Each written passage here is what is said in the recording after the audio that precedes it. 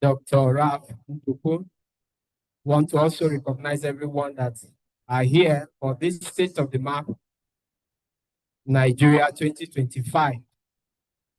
We are very, very sorry that we are taking off late, but we're here and we want to roll on. Want to start with an opening prayer, and then we'll take the national anthem, stanza 1, then be able to call the Vice Chancellor to give us a opening remark.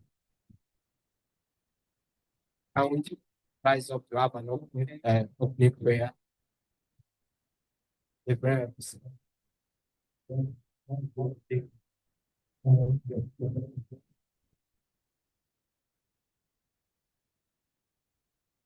Shall we?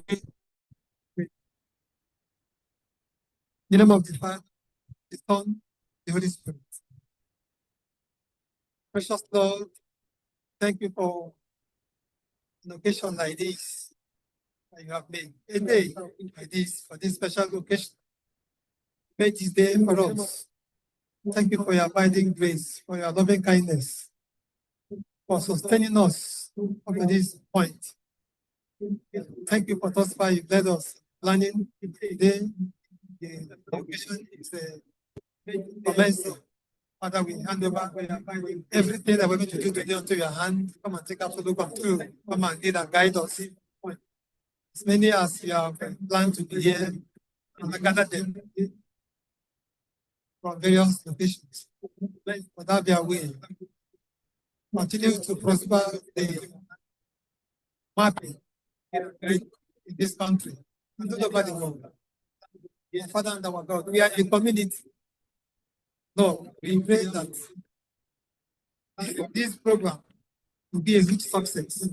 So at the end of the day, your name alone will be glorified through Jesus Christ, our Lord. Amen.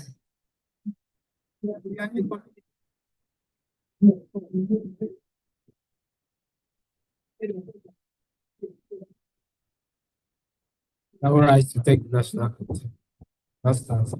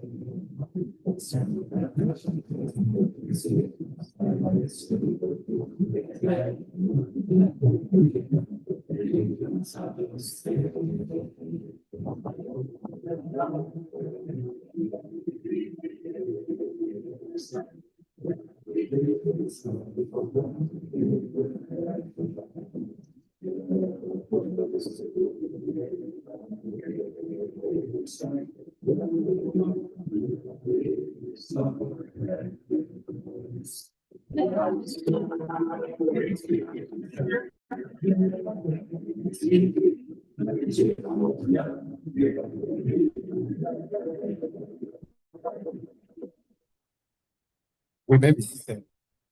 Want to call on the Vice Chancellor, heavily represented by the Deputy Vice Chancellor, Enugu Campus, Professor Josephat Uchechukwu Oumere, to give us the opening remark to declare this conference open.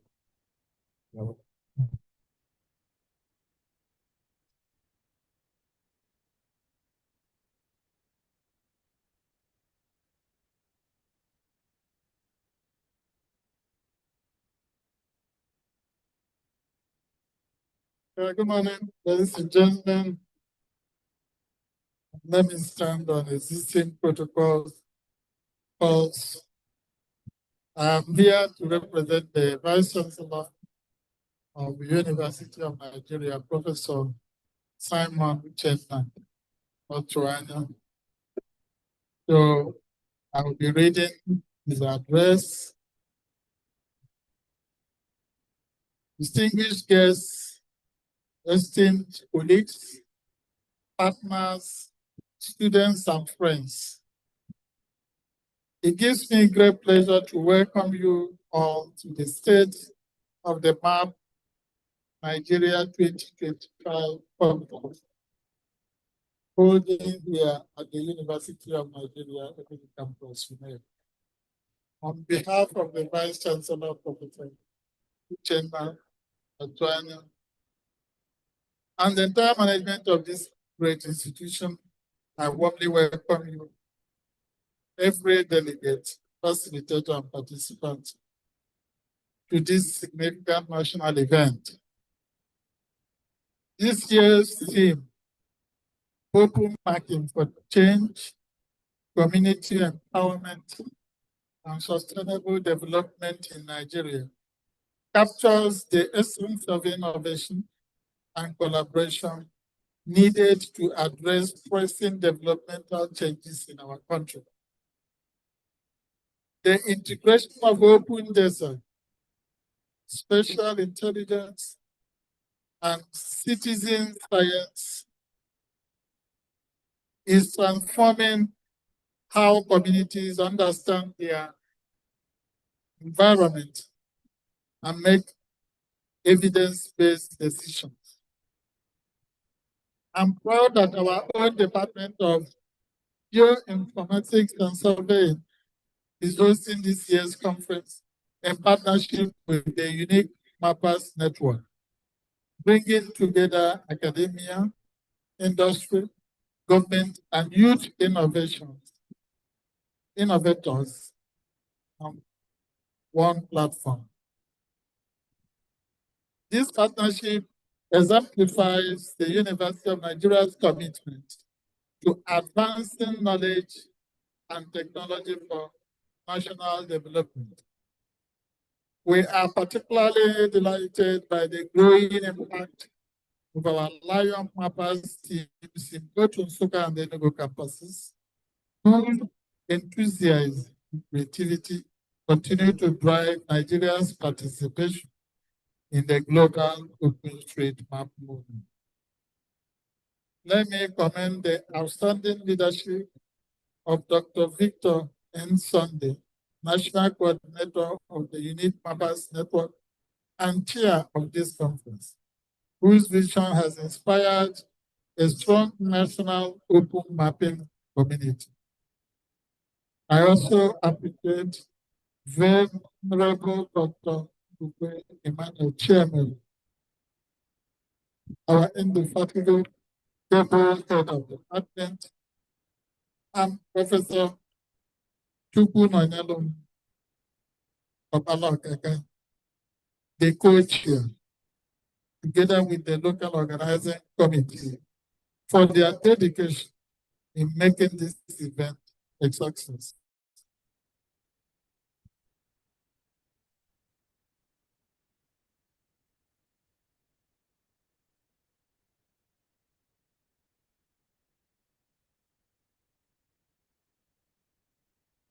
As we open this important conference, I encourage all participants to engage, fully share ideas, collaborate widely, and explore how open mapping can help us build a more resilient and sustainable Nigeria. On this note, and with great pleasure, I formally declare the State of the Map Nigeria 2025 conference open.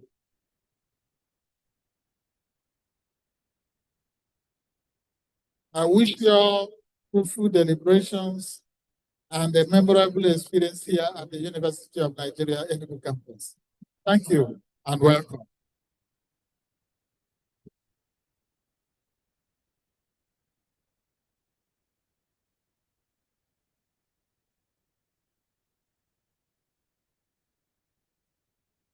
Thank you, sir. Good morning, everybody. So, sorry, before we proceed, I think we just quickly take a group picture before you leave, sir. Yes, sir. Thank you.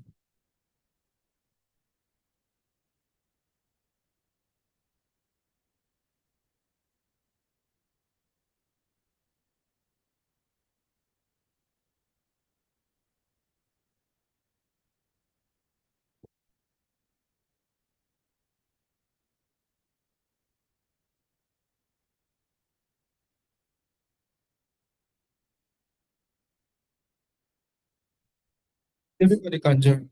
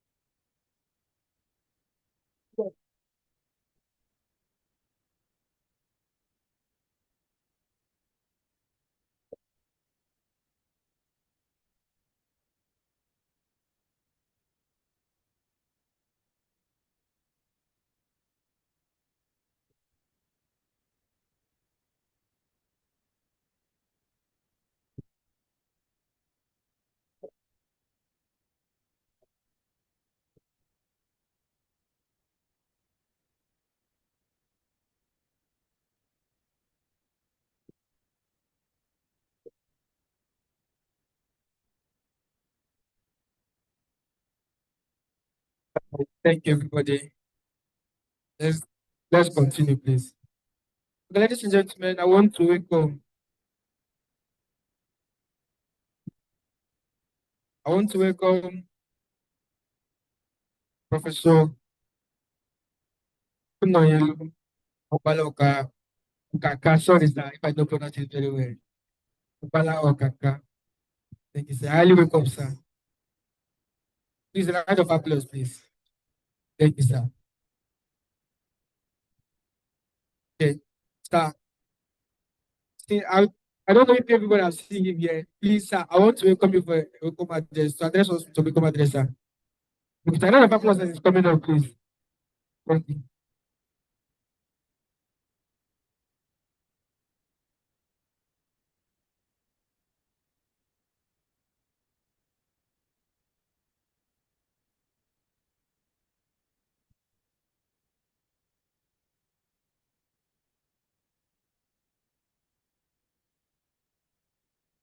Hello, I want to get the intelligence rest on the existing protocol.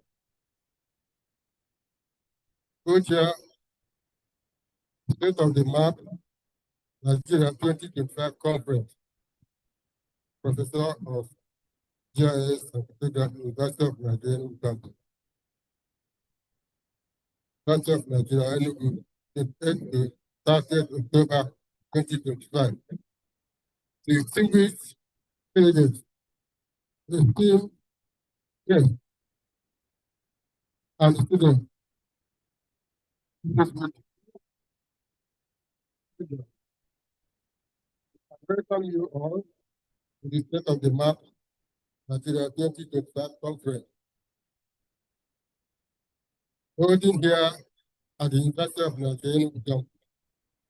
Most of you will recall that as part of the preparation for this conference, I sent a short video message praying for your safe journey.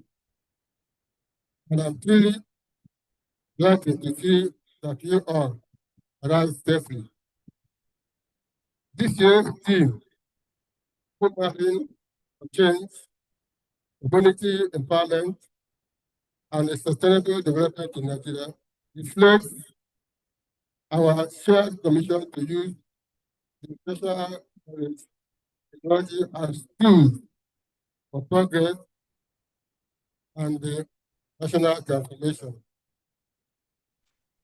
As a scholar of geographic information science and cartography, I am particularly proud to see how open mapping has evolved from an academic idea into a national movement. I recall with deep satisfaction that Dr. Henry Stanley, national coordinator of the unique mapper network and chair of this conference, was the PhD vice to oversee and mentee. His research and the passion for OpenStreetMap provided the international foundation for Nigeria's open mapping community at this very conference series. During his doctoral program, he also established reliable mappers in both Mugeha and the Emmanuel campuses, which continued to drive as pillars of youth-driven social innovation. Looking forward, I remain optimistic to use this opportunity to respectfully call on the Deputy Vice Chancellor and the university management to consider the long-standing proposal for the Department of Cartography, which awaits Senate approval. This initiative, once actualized, will strengthen geospatial education research within our university. I believe that our partnership with the Big Partners Network and our corporate sponsor, Special Matters Limited, will play a vital role in realizing this vision and position Nigeria as a leader in mapping science and spatial innovation.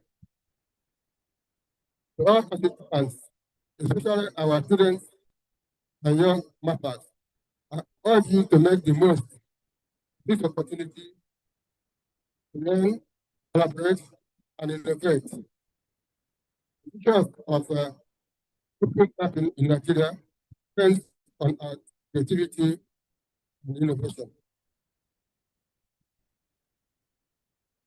As we begin this important conference, let us strengthen us, urge you to make good learn, innovate, and innovate. So, as we begin this important conference, let us strengthen partnership, exchange ideas, and continue building a vibrant community that uses maps to empower people and transform lives. We welcome the state of Nigeria, Nigeria 2025. We welcome to the University of Nigeria, Enugu campus, Professor Chiemelu, co-chair and state of the map 2025.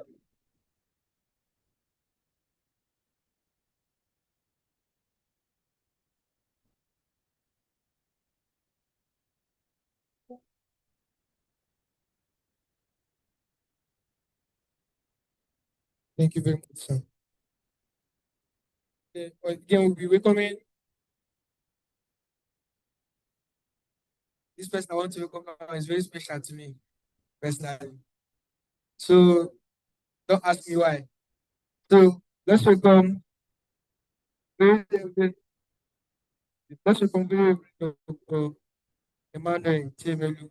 He's the HOD of Geospatial and Survey. Please a round of applause for him. Yes, sir.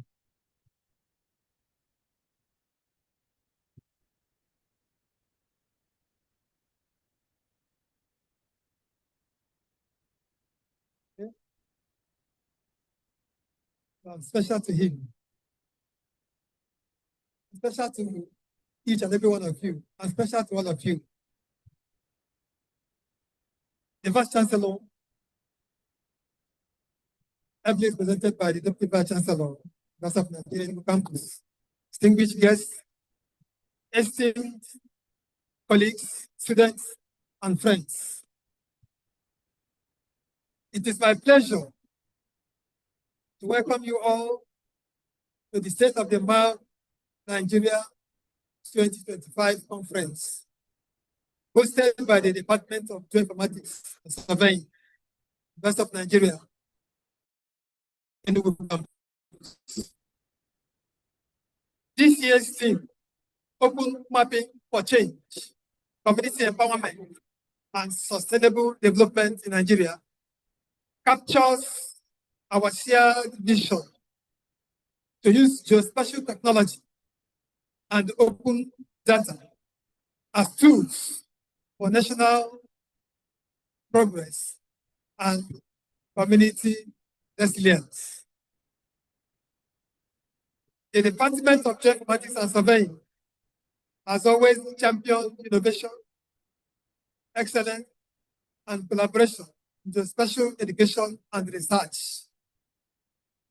Through our partnership with the unique Mappers Network, our staff and students, especially the Lion Mappers team of Nsukka and Enugu Campus, have actively contributed to national and global open mapping efforts, promoting citizen science and sustainable development. On behalf of the department and the university, I sincerely appreciate our partners, the unique mappers, the local organizing committee, and our corporate supporter, Spatial Matrix Limited, for their invaluable efforts and support. To all participants, I say a warm welcome to UNEC.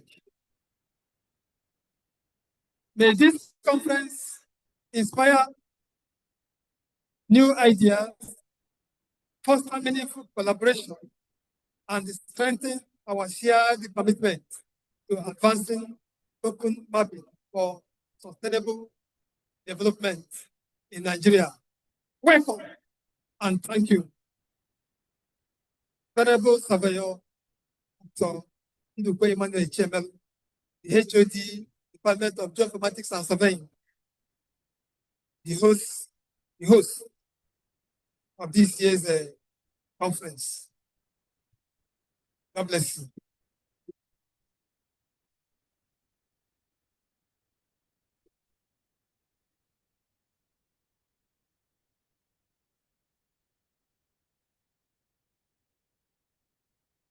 Thank you very much, Sam.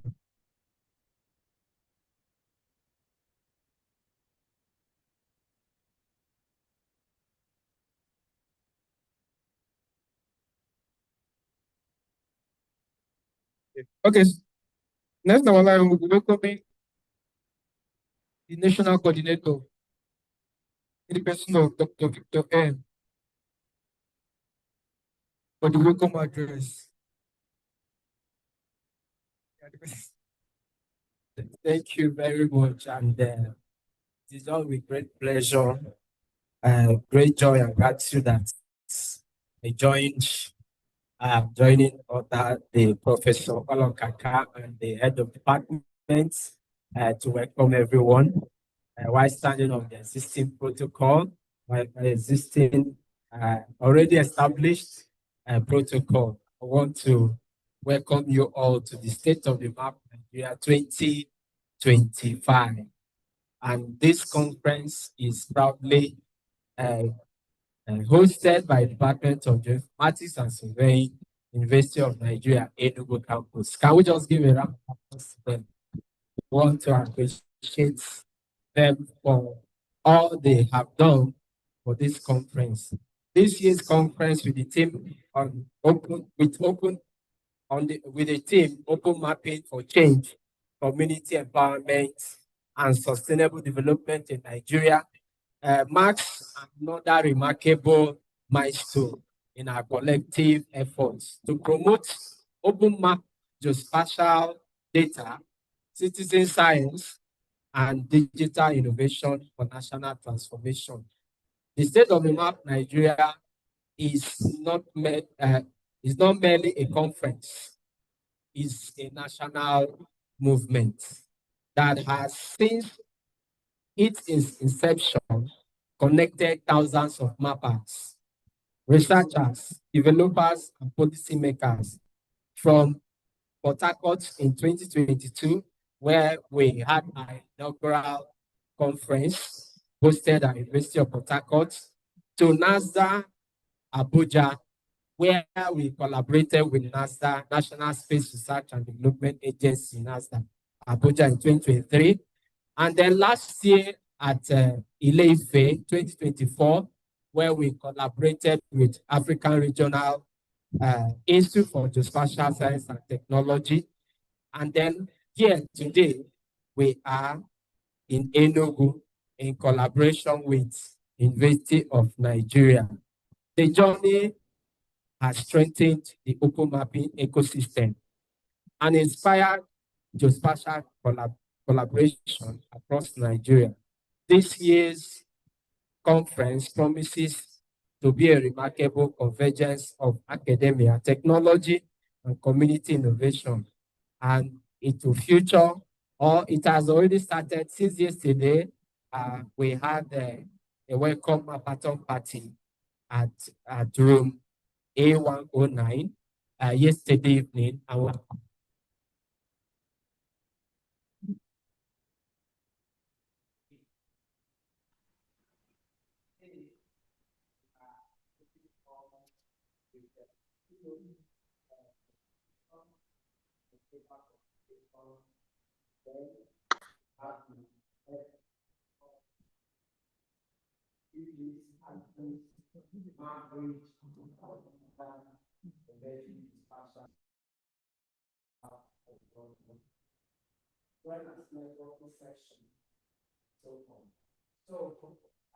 We are particularly invited to partner with our host, and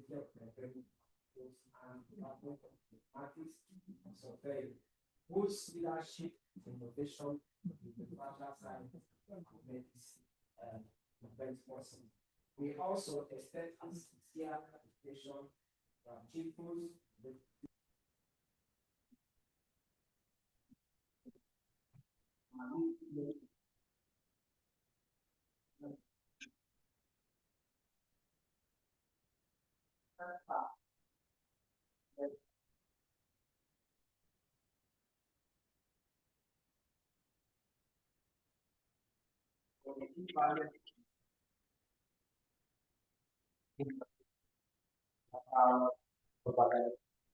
Nigeria. So our students, the unique mappers OpenStreetMap community in Nigeria, and the Lion Mappers team of Nsukka and Enugu, I celebrate your energy, your creativity, and passion for citizen mapping. You are the heartbeat of the open mapping movement in Nigeria, and the engagement continues to position Nigeria as a continental leader in open geospatial innovation. I want to let you know that currently, if you check the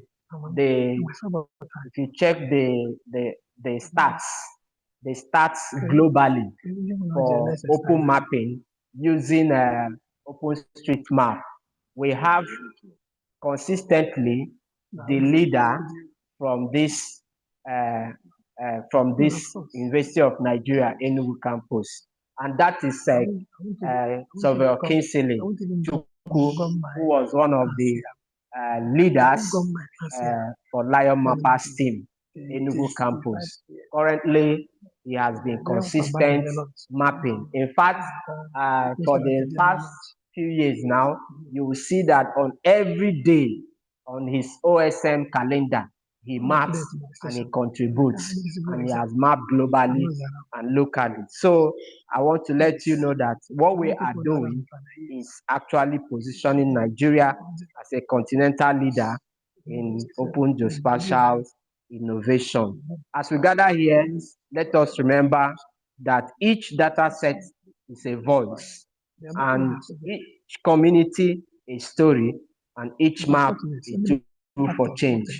Through open mapping, we are empowering communities to make informed decisions, respond to environmental challenges, and promote sustainable development. On behalf of the Unique Mappers Network and the local organizing committee, I warmly welcome you once again to the State of the Map Nigeria 2025 Enugu. And I also want to convey the greetings from OpenStreetMap Foundation that also is in support of this conference, and we'll be having one of the board of directors speaking to us. So let us connect, collaborate, and chart new paths for open mapping, spatial intelligence, and inclusive development in Nigeria. Welcome and thank you. Can you take it? No, take it.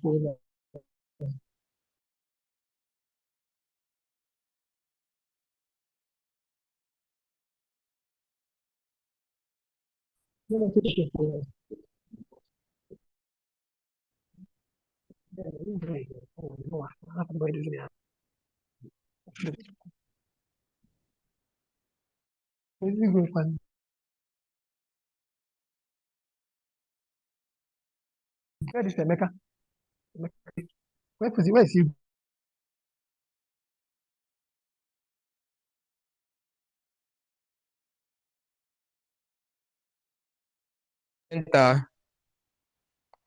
Like I said earlier, he's special to me, and I'm saying it again.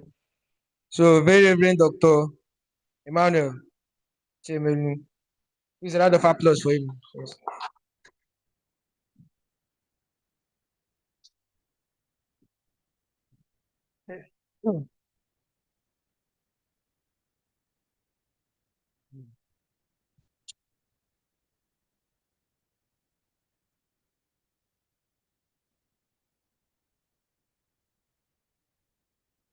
Keynote address on open mapping for change, community empowerment, and sustainable development in Nigeria from a geospatial perspective. Presented by Venerable Associate Professor Ndukwe Chiemelu, the head, Department of Geoinformatics and Surveying, University of Nigeria Enugu Campus. The Vice Chancellor, University of Nigeria Nsukka, ably represented by the Deputy Vice Chancellor, University of Nigeria Enugu Campus, distinguished guests, esteemed colleagues, and participants.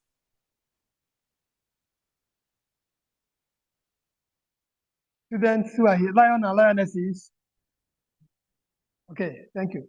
I'm deeply honored to deliver this keynote address on a topic that holds immense potential for transforming Nigeria's future.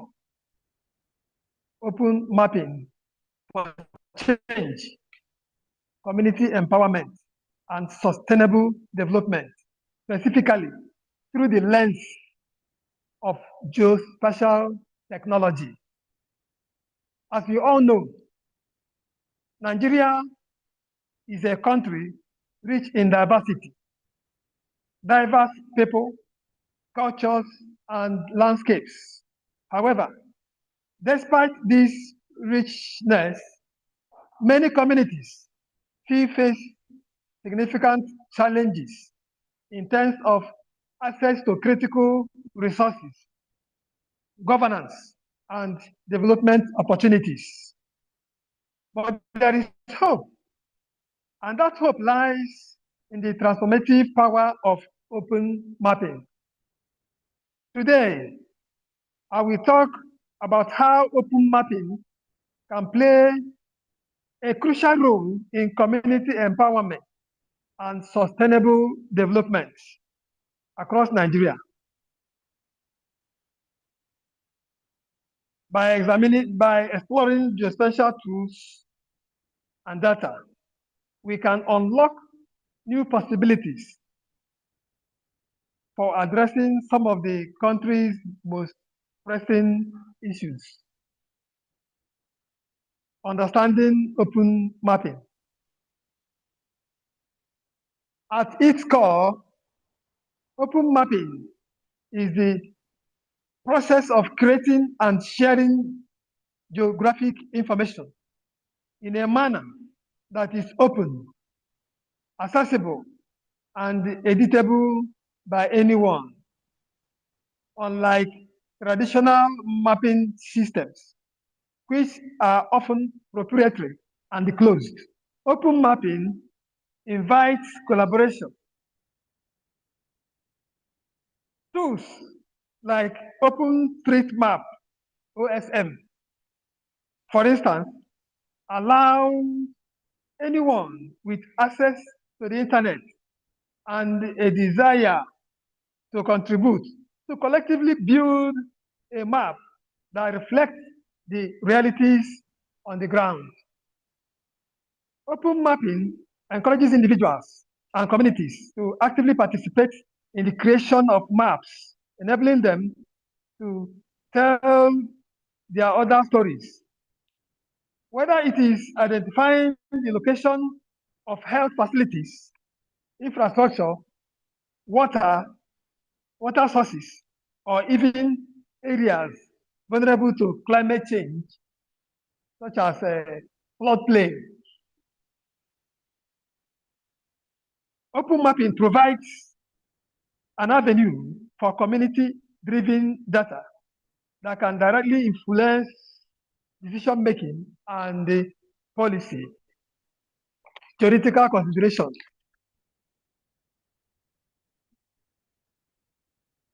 Open mapping theory states that a subjective bounding linear operator between Banach spaces map open sets to open sets.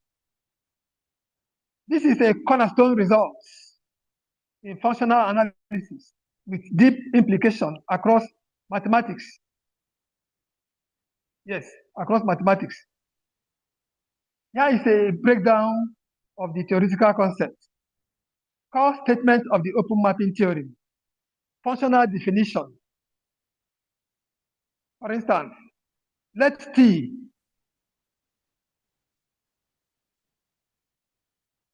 a function of x to y be a bounded, that is continuous linear operator between Banach spaces x and y. If T is surjective, that is surjective onto, then T is an open mapping. That means for every open map, U is equal to a subset of X. The image TU is a subset of Y, is also open. The theory behind open mapping theory is rooted in the interplay between topology and functional analysis, particularly in the behavior of linear operators between Banach spaces. Theoretical foundation, Banach spaces. These are complete normed vector spaces. Completeness ensures that limit of Cauchy sequences exist between the spaces, which is critical for the theory. Okay, since we are not projecting,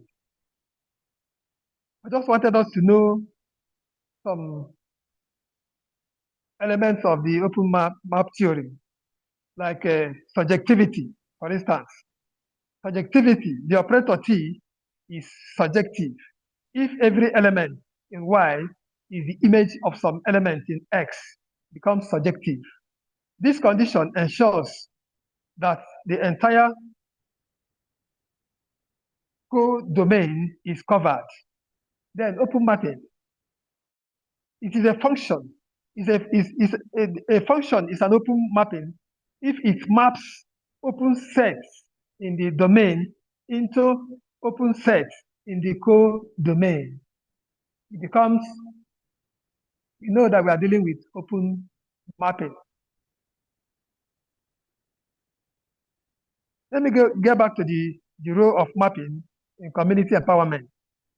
Open mapping has an undeniable potential to empower communities, particularly in marginalized or underrepresented areas. In Nigeria, many rural or undeserved communities face challenges due to the lack of up-to-date, accurate geographical data without reliable information. Without reliable information, it becomes exceedingly difficult to plan for critical services such as healthcare, education, and infrastructure. Here is how open mapping can change that. Number one, increase access to data. Open data provides real-time updated geographical information that can be freely accessed by local communities, NGOs, and even the government. For example, local communities can map out the locations of essential services like hospitals, schools, water points, and the markets. This access to geospatial data can significantly improve community awareness of resources in their surroundings. Number two, improve advocacy. With accurate and detailed maps, communities can advocate for their needs more effectively. They can present data-driven arguments to local authorities and international development agencies. Pushing for resource allocation where it is needed most. Mapping can also highlight areas with limited access to services without directing attention to regions in need of urgent support. Mapping can also highlight areas with limited access to services, thereby directing attention to regions where we need urgent support. Number three, citizen participation. Open mapping fosters active participation. It fosters active participation. Local residents, through simple mobile app or web tools, can mark the location of local features or challenges they face. Yes. This participatory process not only helps build trust, but also gives people ownership of the data and the solution that follow. It provides an opportunity for grassroots organizations to leverage mapping in addressing local issues, whether it is the need for a new road, health center, or educational facility. Number four, enhancing disaster response. Nigeria, like many other nations, is prone to natural disasters, flooding, drought, and sometimes even outbreak of diseases. During such times, mapping becomes a vital tool for disaster response. Open maps can help emergency services and humanitarian organizations. Open maps can help mapping services and humanitarian organizations locate affected areas quickly, assess needs, and track resources for efficient aid distribution. Open mapping and sustainable development. Sustainable development, as outlined by the United Nations 2030 Agenda for Sustainable Development, requires holistic and inclusive solutions that balance economic growth, social inclusion, and environmental protection. Open mapping is a vital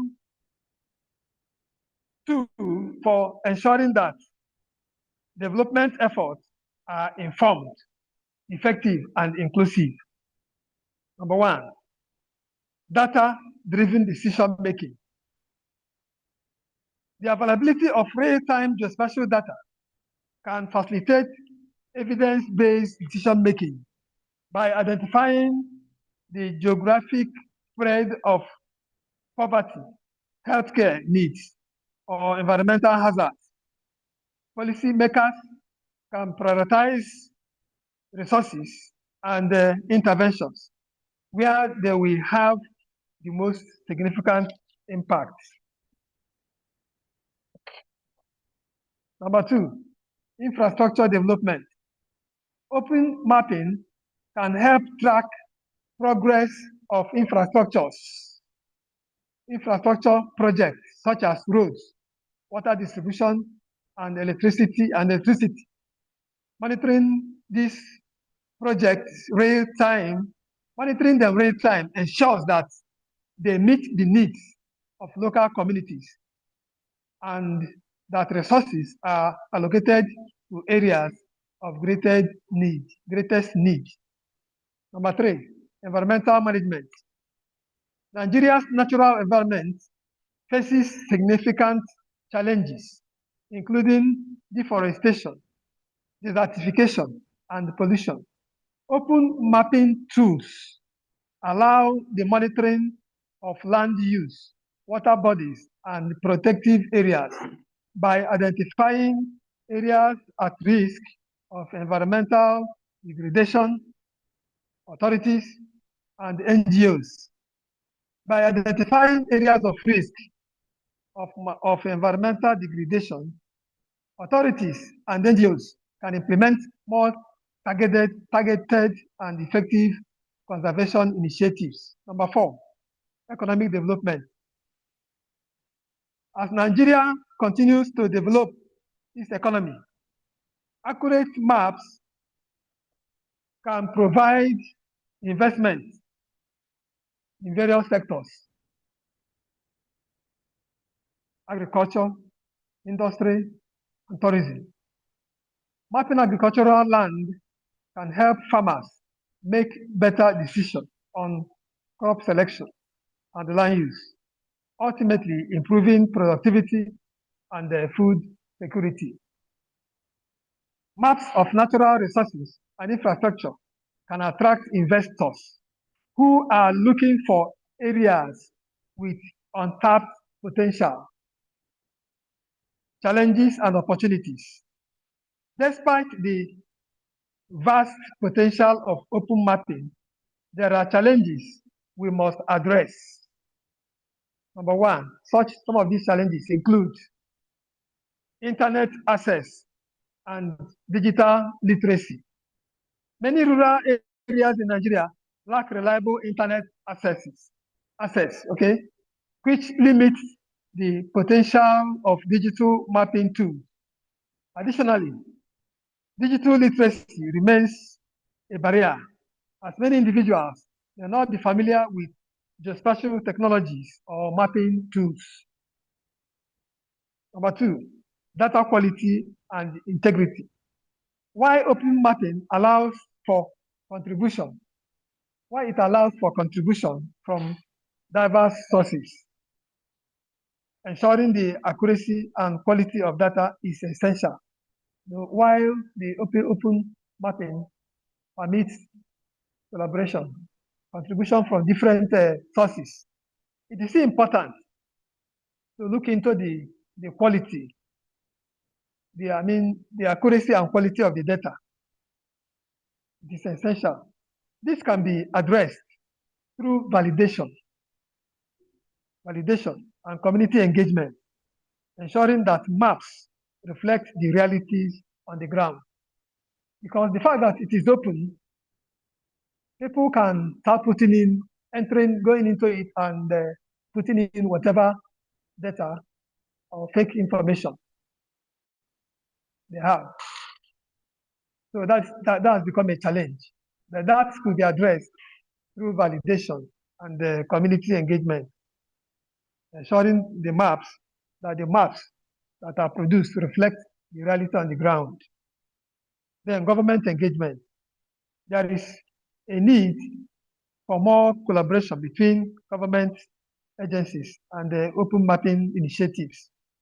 Government support in terms of data sharing, policy frameworks, and even funding can significantly amplify the impact of community-driven maps. However, these challenges are not insurmountable. With a concerted effort from local communities, government, and international organizations, we can overcome these barriers and unlock the full potential of open mapping. Conclusion.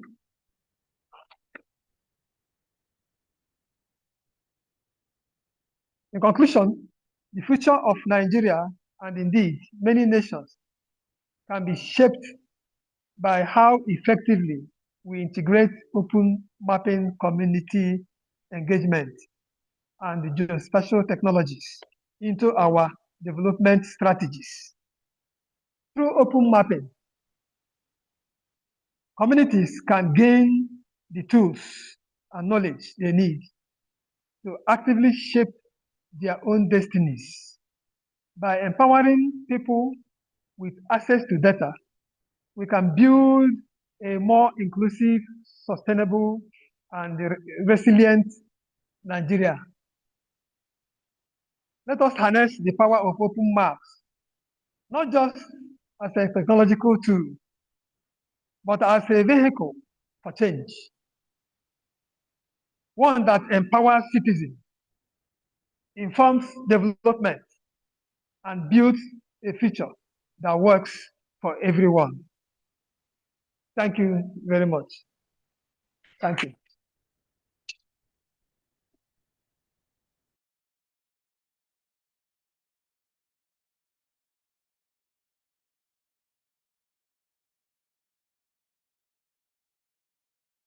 Is there room for discussion?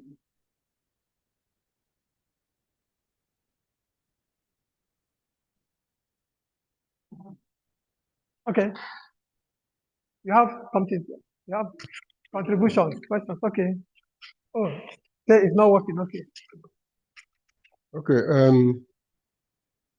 In your disadvantages, you mentioned this is working. You mentioned the quality of the map. Okay. And you suggested validation. Do you go into further research on the type of validation and who are doing that? Are there maybe cartographers or geographers, surveyors that are responsible for the validation?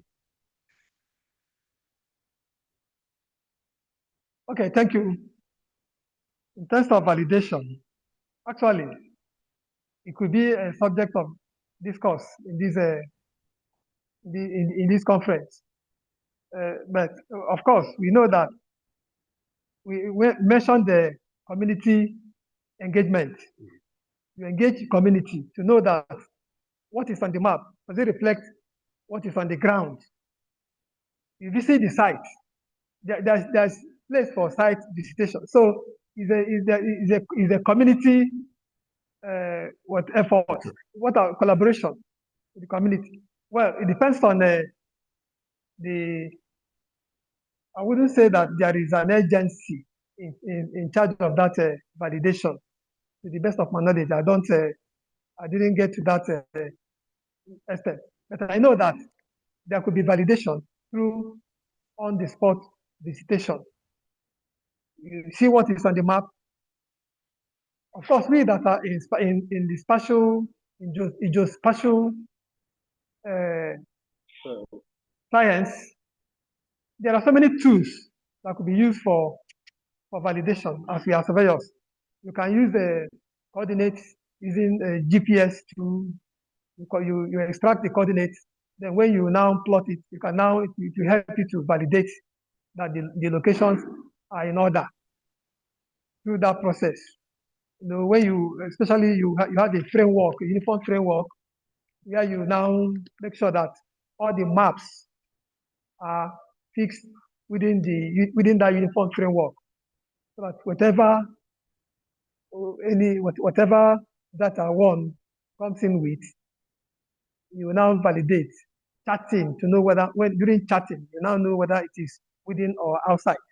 Well, there is, like you ask whether there is agency or whether people doing the validation or the extent of validation to assure of the quality. That is what I say will be part of the discussion we're going to carry out in this workshop. Yes, for more detailed response. But of course, the special tool will let you know that you can easily gather data. And under the special science, we have a way of having data and metadata. When we talk about metadata is data of data. So we always encourage people who want to come into community mapping to have metadata.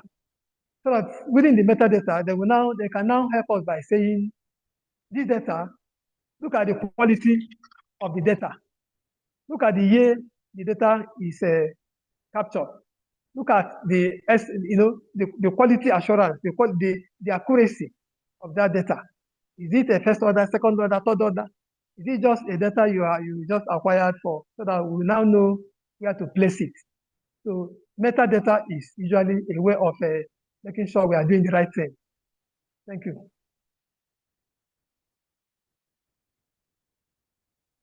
Sorry, to contribute to your discussion, in terms of validation, usually that is why it's called local communities. And when you say you have local community, you should have local knowledge of what you're capturing. I think these are part of these issues about validation. Actually, it is the responsibility of the local community to know that what you're pushing out, it's actually what you are mapping. That's what I okay. Think. That's it.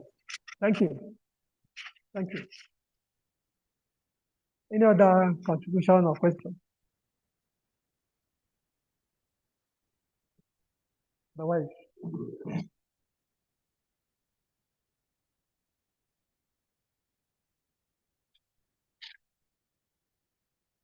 Okay.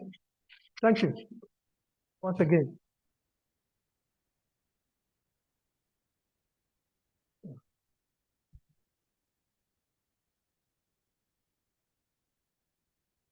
Okay. Thank you, ladies and gentlemen. Moving on. Next speaker we have is, it will be online, Dr. Samantha Lavender, Managing Director, Pixalix Limited. Dr. Samantha Lavender to be an online speech. Hello. And I will share my screen. Let me know if there are any problems.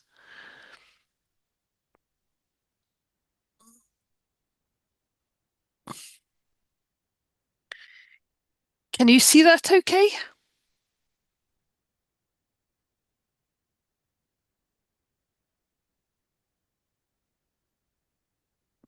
Yes, we can see. Thank you very much. I'd like to say thank you very much. I feel very honoured to be presenting remotely at your event that you're organising in Nigeria.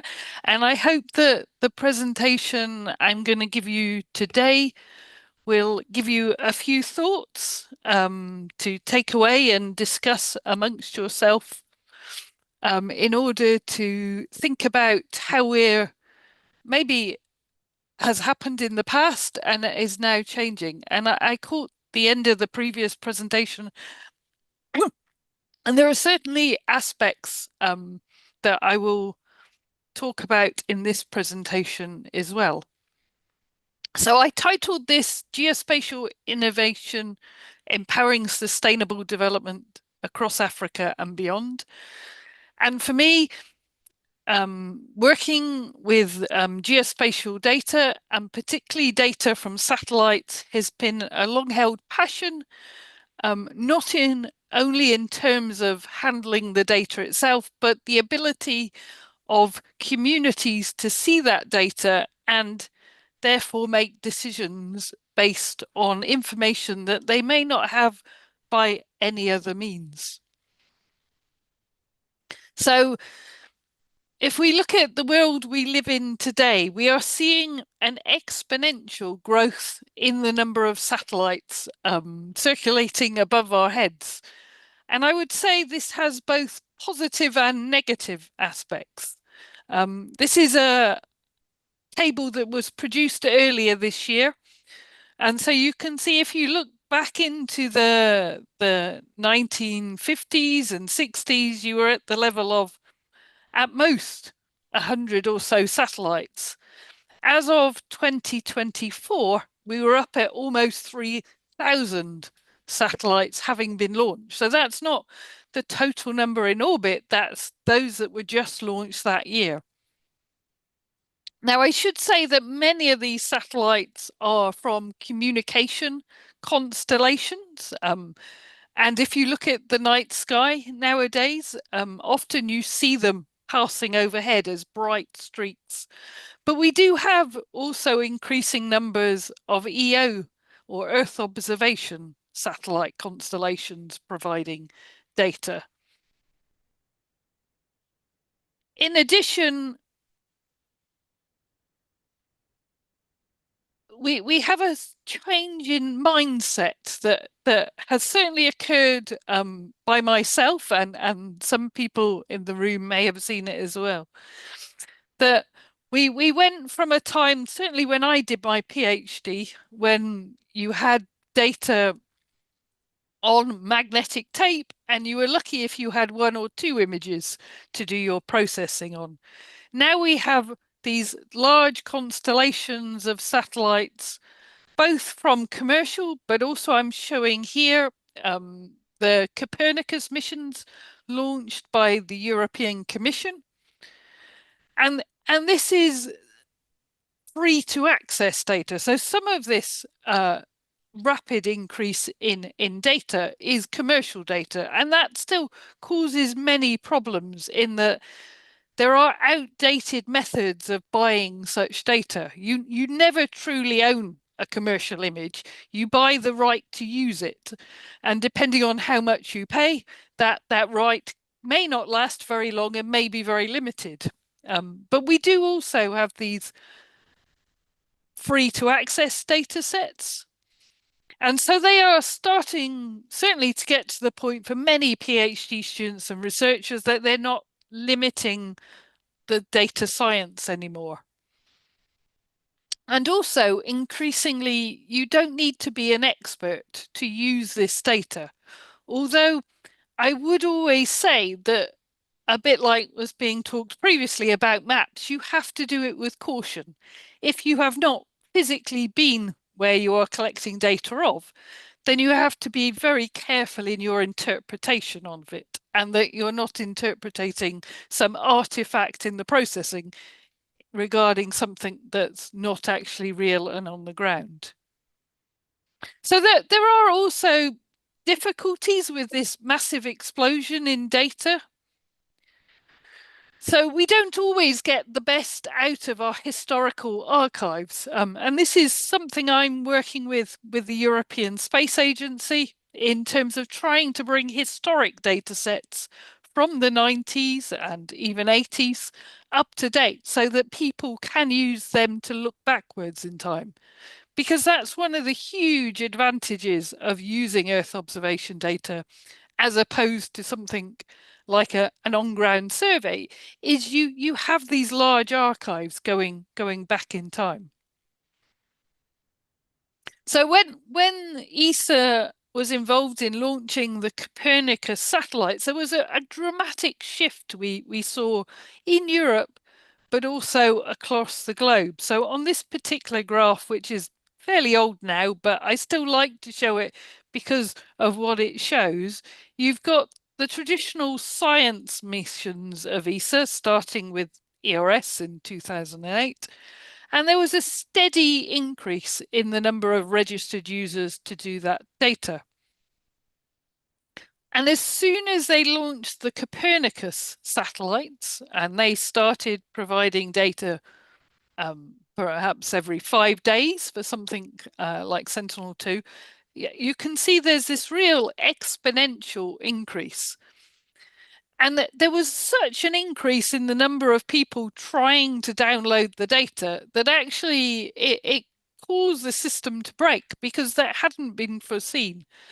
And there has been a shift in focus as a result of that, from trying to persuade people not to download the data, but instead take their processing software to the data and use the data in the cloud rather than on your PC, where you've got to use the internet to download it, which can cause a lot of problems when you don't have a stable or high-powered internet connection, because these files can be gigabytes in size.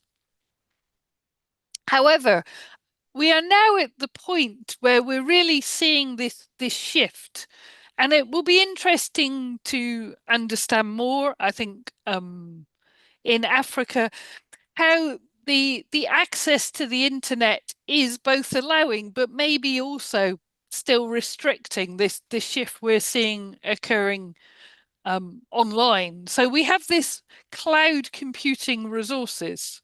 So instead of having the data on our laptop, we can have it in the cloud where we access it.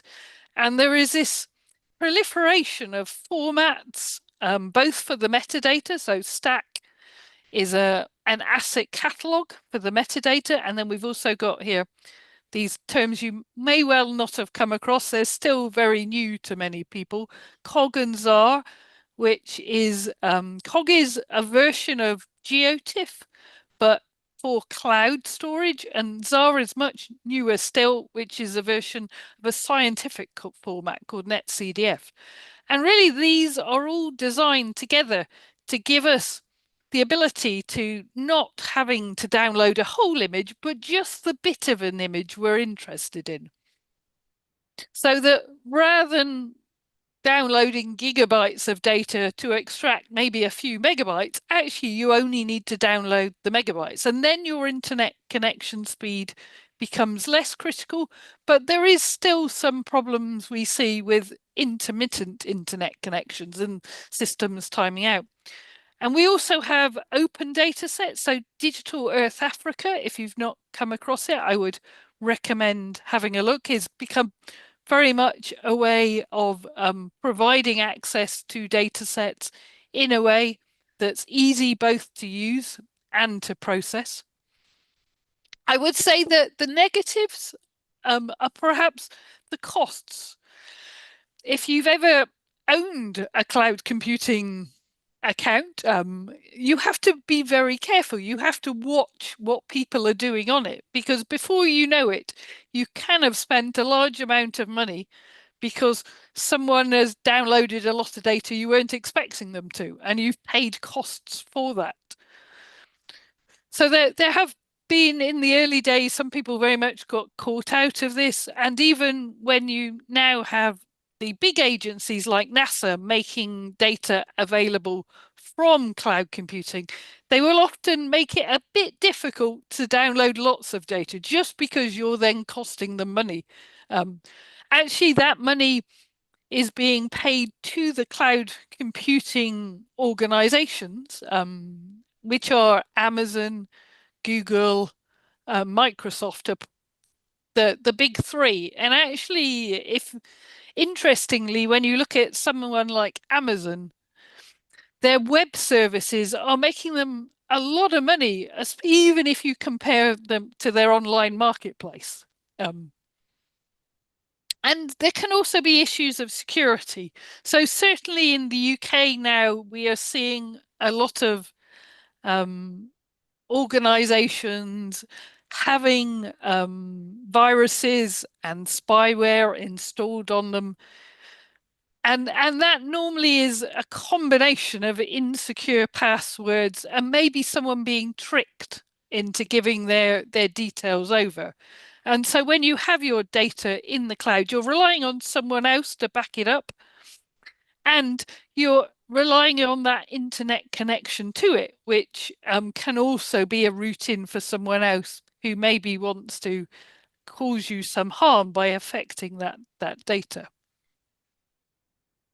So this is really the power of the new formats. And I'm giving you a format here that is extremely new. It's really only come into its own this year, called EOPF-ZAR, which has been developed by the European Space Agency. And it's really to give people much better access to the Copernicus data. And I'm showing a couple of Sentinel-2 scenes here at the bottom. But actually, the big power now of these new data formats is, unlike the current data, where you will have each different data set from each satellite sensor in a slightly different format, in a different map projection, not with the same pixel size, in a different band configuration, which causes a lot of problems for people when they try and bring them together. In these newer formats, that all gets taken away from you. And actually, whatever complexities there are of the data set, when you're querying it, you have a single interface for all the different data sets, and then that makes your processing a lot easier. And that really means that all the effort you put into trying to get the data into a format that you can use can now be put better into actually analyzing that data and using that data. And so the third stream that we're really seeing the fundamental change in is artificial intelligence. So I'm calling it a statistics journey. And this is maybe because I've been around too long. And for me, when people talk about artificial intelligence and machine learning, actually, in many cases, they are still talking about statistics, but by a much more popular name. So I started my work in 2006 by using approaches called generalized additive models. And then by 2008, I was using neural networks. And now I'm using neural networks and random forests as well. And this is a particular piece of work I published where I was looking for waste.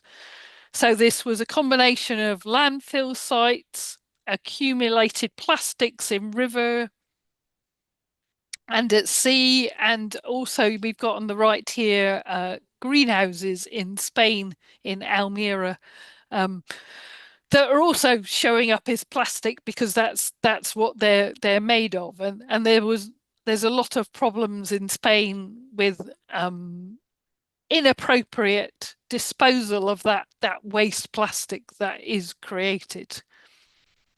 And we ended up actually developing this software and running it in many different countries for different applications. So we were looking in South Africa for locations where people were dumping tires so that they could be recycled. So for me, this is one of the questions that also often comes up. Am I going to be replaced by AI? And there is certainly some aspects of that. It is very much more powerful than a human at handling large data sets. However, I would always argue that we as people have our own strengths, and those strengths are different to computers. So actually the most powerful system we have is a system that combines humans and computers. And we use our intrinsic knowledge and insight to actually interpret what the computers are able to process and generate for us. And it's really by that human insight that we can make important decisions related to policy. And for me, geospatial data is really about giving that information to people to allow them to make those important decisions. So I'm going to finish off with a project that I was actually working on in Kenya.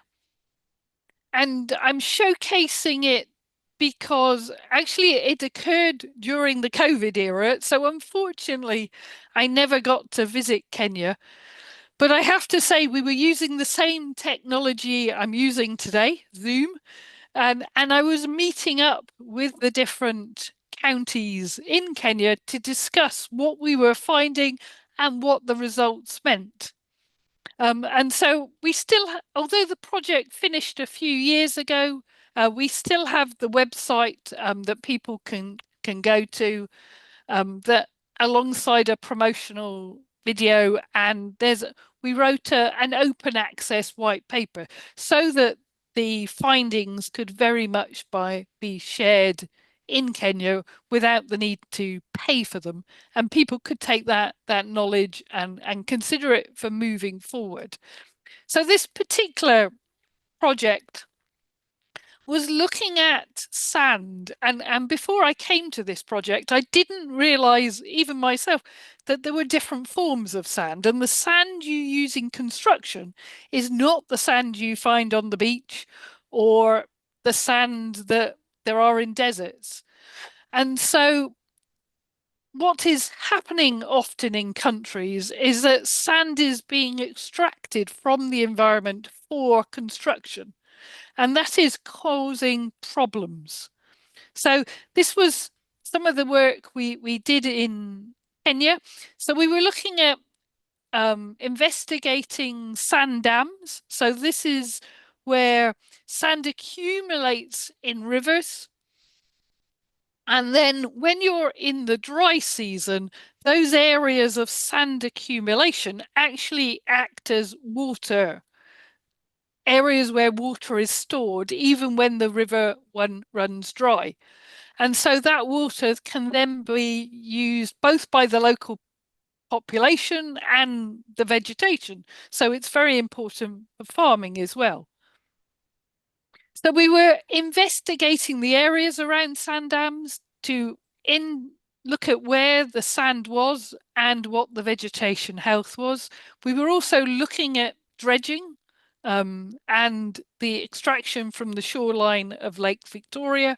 And we were looking at on-land mining of historic deposits of rock and sand.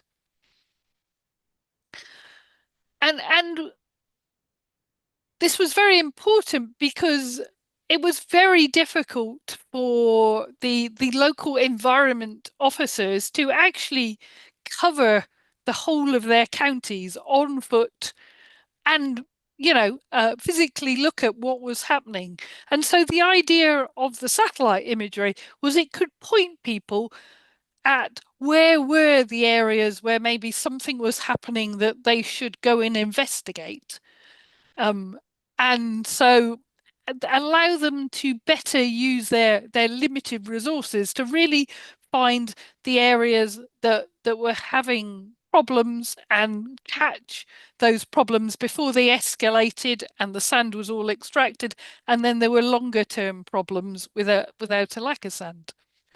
So looking to the future, the questions were not only about sand, but environmental questions could be asked about drought impact and sustainable agriculture as well, and water quality. So these are all topics that I often get involved with, and I very much enjoy working with people to understand what is happening within their local environment, and giving them the knowledge to allow them to make the decisions going forward. So I hope you've enjoyed this run through and my thoughts, and I will stop there. I've got a final one where I've just got some of my images that I generate, which I always think are stunning in themselves. But thank you very much for listening to me, and I will stop sharing because I can't see anyone at the moment. And then at least I can see people if there are questions.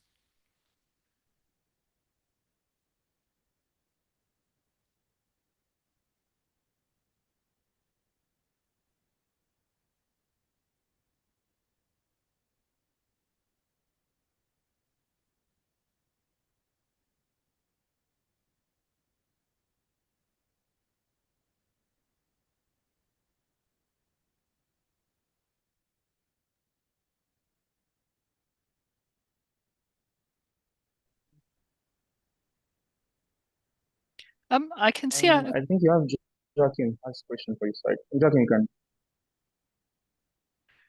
Yes, thank you for that interesting presentation. My interest is especially on the satellite data.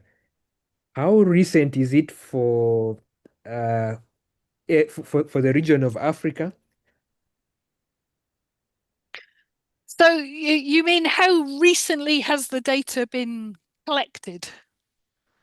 Yes, as in if let's say I want to extract maybe data from 3 days ago, how recent is that? How recent do they update the information? So you will find data probably from 3 days ago. It depends in part on the satellite. So different satellites have different orbits, and they collect different amounts of data as well. So something like the Copernicus satellites, Sentinel-2 would give you optical data at 10-meter spatial resolution. And each of those satellites will collect data every 5 days, but it will be obscured by cloud. So if it was a cloudy day, unfortunately, you see the top of the clouds and not what's on the land. But if it wasn't a cloudy day, then you would be seeing the latest satellite image from a few days ago. If you want to avoid the problem of cloud, then you can use Sentinel-1, which is a radar image, and we currently have 2 in operation for that.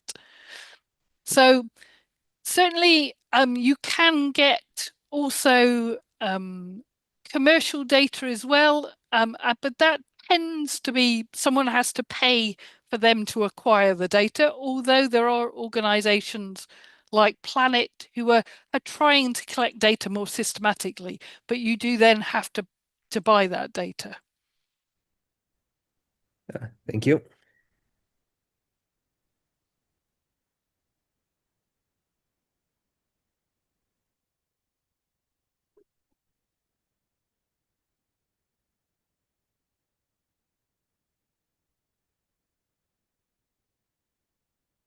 Okay, I think let's see.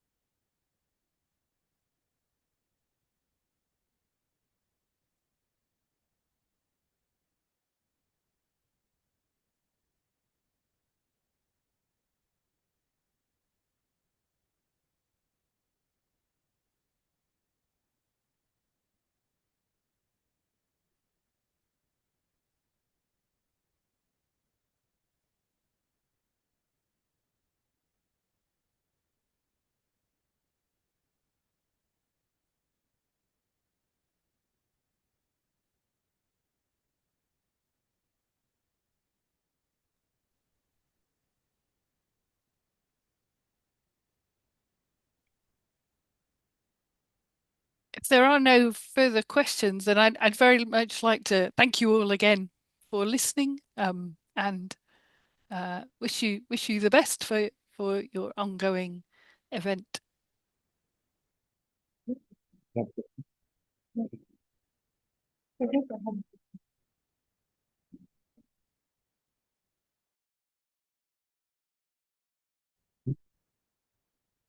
I think she suggested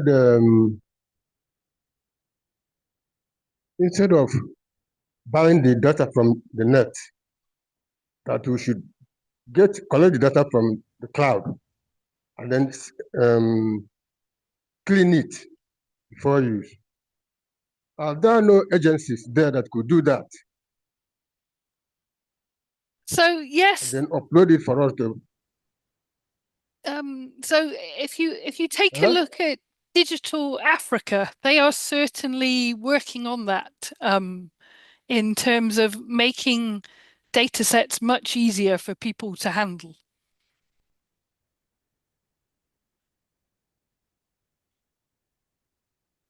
Digital Africa. Yep. Are you familiar with that? Huh?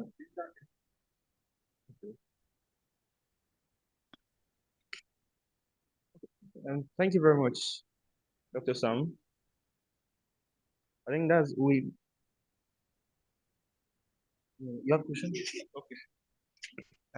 Please, I want to get clarified. Are you saying that we don't have any agency that can host analysis ready data over Africa?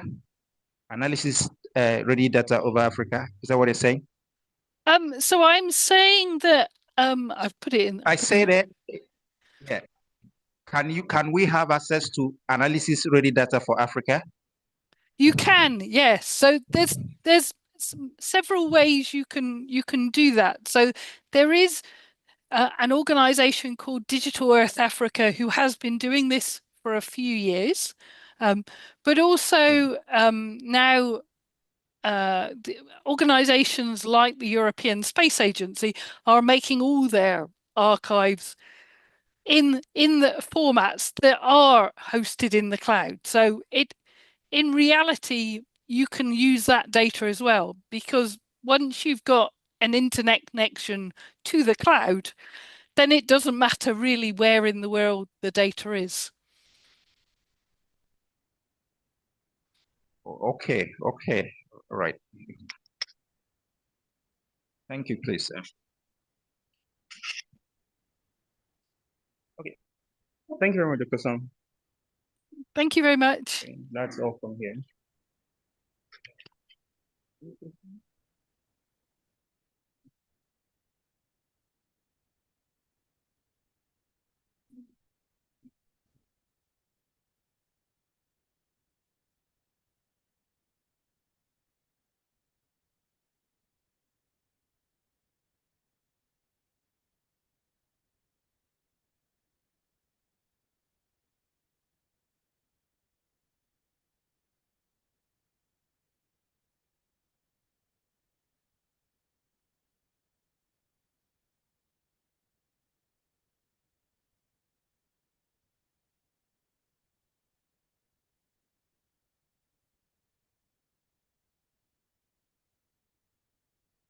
Okay, Dr. Julia, if you're with us, we could have you now.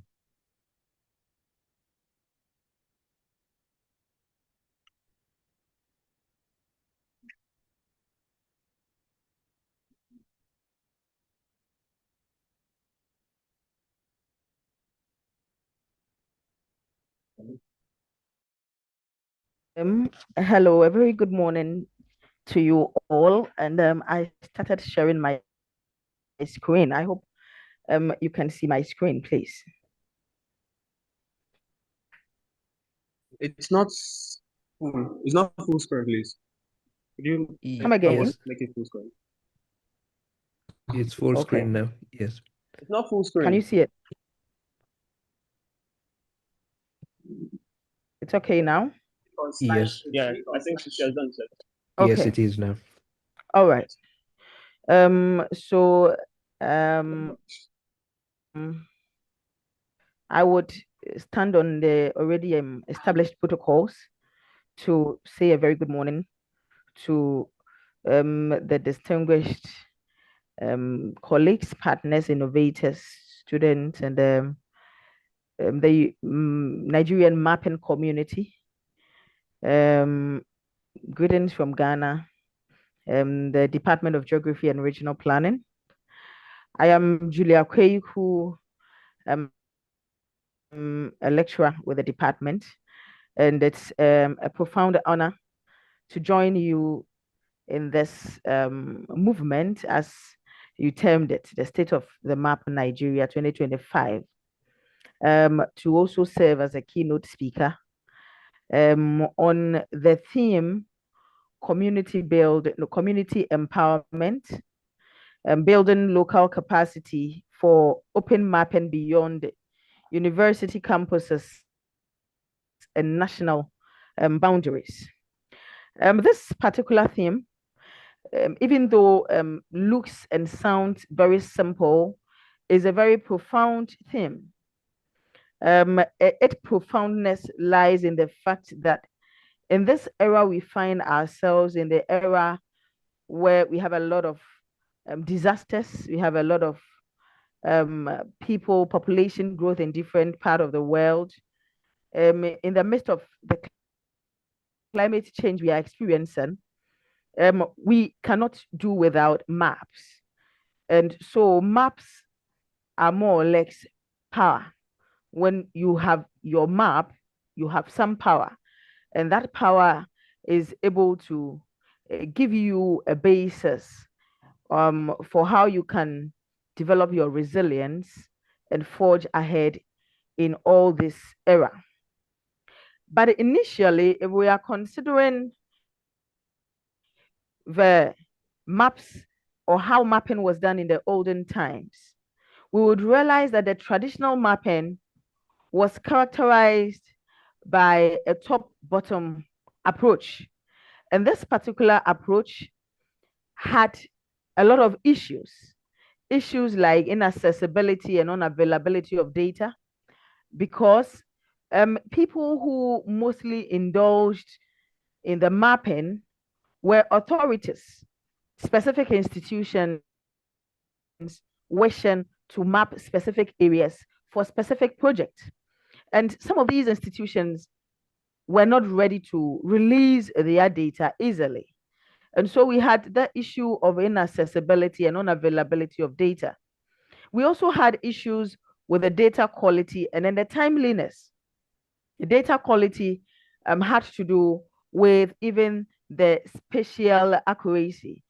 You might need data for a particular region, and that particular data may not be in existence.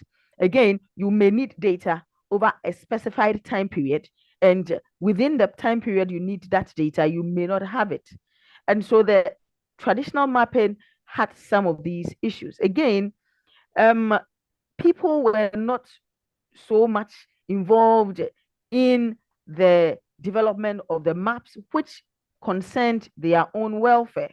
And so we had the lack of public participation and then the lack of public engagement. And all these came with the problems, the challenges with respect to how these maps could be used and the issues that these maps could address. And luckily enough, since the 2000s, we have shifted from the traditional authoritative mapping to the open map. Now, instead of mapping being a top-bottom approach, we have mapping from a bottom-up approach. And the relevance of this open mapping has been that data is now open and largely has the free access. So when you need data for any particular area, it is very likely that you can have it because of the open mapping era that we are in. Again, this particular strategy now has been able to develop event-based dynamics so much that the specific information that you need on a map most likely is being represented, because people are mapping details of specific areas. So if you have geographic data like roads or bridges or water, you have these heterogeneity in the data that is being collected by open mapping. And we have a lot of people, the general public, who are now participating in the production of these maps. And so the key aim for this particular approach was that the open mapping was to ensure the completeness of data, where if I want data for any region in Africa or any region across the globe, I should be able to have access to it. And that is a major goal of open mapping. Again, in terms of the timeliness or the spatial accuracy, specific regions over specific time periods, we should be able to have that particular data. And this shouldn't be done within a short time. It should be sustainable. So as time goes on, the maps are being updated and people have access to timely data. And that is it about the sustainability. And again, the goal of open mapping is for widespread integration where the data which has been collected can be used in different formats. And so we can talk about the interoperability of the data that is being collected through open mapping. Unfortunately, there are certain challenges which are more or less befrought with the open mapping. So some of these, to a very large extent, have not been achieved because the data quality and then the consistency has been a problem, where a lot of people are participating in the mapping. And so we have heterogeneous data. The quality has issues. There are no standardization protocols which are being observed. And some areas are being mapped more than certain areas. We also have issues with the user engagement, whereby users do not have direct access or direct link with even those who have collected the data to be able to know much about the data and even the dynamics or issues that they would want to raise. Again, nonetheless, there are issues with the project sustainability. So people have been collecting data based on certain projects. So if it is just about floods, they use the open mapping platform to collect data on flooding. And then when the project ends, the project is unsustainable. And so these are some of the issues, as well as the technical and implementation hurdles, which has to do with the issues with the internet, with the issues with the format in which they can come, or how people are easily able to adapt to even collecting some of these data. Then we have issues with the institutional barriers, legal barriers, and then the ethical barriers. Because of these challenges, that is the main reason why we try to transition to what we call the community empowerment through open mapping. And that is why this theme is very, very relevant. Now, the open mapping, since its inception, has more or less been monopolized by institutions like the universities and some few other open access institutions. So much that now the knowledge has been more or less restricted to some of these areas. And because of that, we are not able to achieve the main goals that the open mapping, more or less philosophy, aims to achieve. And so if we are going to talk about community empowerment, then we are looking at community empowerment as a way of embracing knowledge democracy, whereby we are transitioning from that framework of knowledge monopoly to where we recognize that knowledge is power and that we can create this power through co-creation, where institutions and the universities and the communities come together to co-create the knowledge so that the community is empowered. When projects have ended, people are able to continue collecting the data to ensure that the sustainability factor, which is an essential part of the open mapping philosophy, is indeed achieved. Now we look at the fact that if we are embracing the knowledge democracy, then we want to empower the community, because if we empower the community, it is more or less the basis for endogenous development. The endogenous development here simply means that the community members themselves become active members in developing strategies which best fit their community needs. And so they are going to consider their culture, they are going to consider their resources, they are going to consider their unique problems. And by utilizing some of these available resources, they are able to develop their community from their own perspectives. We're able to gear towards this particular path. We realize that it is going to ensure sustainability, because when projects are ended, the community members themselves are able to continue with the collection of the data and then updating of the information that has already been collected. And so if we are talking about community empowerment, we can look at community empowerment as being consistent of 4 main pillars. We can talk about the fact that if we are going to empower the community through open mapping, it simply means that we are now going to let community members move from being only recipients to being leaders. And so we look at active leadership. If we are able to use open mapping to empower communities, communities become active leaders, and they are going to be active contributors in towards their development. Again, we are also going to at least help the community members to use their local knowledge to at least utilize their whatever is already existing in their communities to solve their local problems. It is also going to help to address the root causes of challenges, because initially government institutions who have been collecting these data have just been sitting in their offices and then utilizing whatever information is available to come up with suggestions or recommendations or proposals to more or less solve local problems. But just like what Prof. Lavender emphasized, if you are not physically present, then you have to be careful with the interpretation.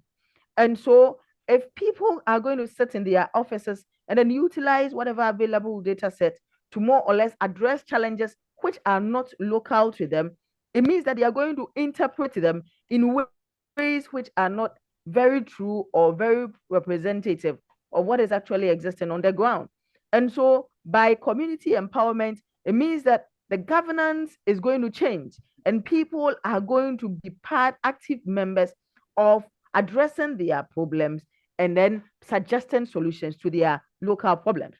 By so doing, we're going to have the sustainability or ensuring the long-term development of communities and then the achievement of our sustainable development goals. And so if we're talking about community empowerment, it simply emphasizes that it is just an approach to transform marginalized communities, to transform remote areas, to transform places which are not easily captured on maps or places which are left outside the decision making, to be able to come on board, to come in the light so much that their capacities will be increased, and then they are also able to pertaining to their own problems. Now, if we are looking at community empowerment beyond universities and even beyond national boundaries, then a very critical aspect that we have to take note of is what we call shifting from the methodological nationalism, where people just look at situations which work best in their nations, and it more or less confines them and hinders them from moving beyond borders. And so if we are thinking of moving beyond national boundaries, then an essential aspect that should be incorporated in our community empowerment, it should be the platforms, the digital infrastructure that are available to us. And I'm happy that Prof. Lavender made mention of Digital Earth Africa, because this is a very important platform which tries as much as possible to create the opportunity and help in making data available and in fact easily available for users. It also comes with a lot of analytical platforms where basic analysis for specific areas can easily be run. So you go onto their dashboard and then you are able to at least click in any area of Africa and then come up with whatever is of interest to you. It helps us so much because now Digital Earth Africa has been a platform which has been able to mobilize a lot of the data sets, which normally we don't really have access to. And so by the utilization of such digital infrastructure, we are able to make these moving beyond scale, beyond national boundaries. And so you are able to look at issues related to Nigeria and compare such issues to any other area within Africa or even across the globe. Afrigis is a partner of the Digital Earth Africa in Nigeria, and they are also really able to help in utilizing some of these platforms. Then we can also talk about the Savannah Sahel Observatory. They also more or less utilize the Digital Earth platform, and then they also focus on the Sahel Savannah so much that when you need any data in this particular area, they are able to give you those specified data. And so there are a lot of platforms that we can utilize to move beyond our national boundaries, even though we still talk about community empowerment. So if I'm going to summarize issues about the community empowerment, I'm just going to say that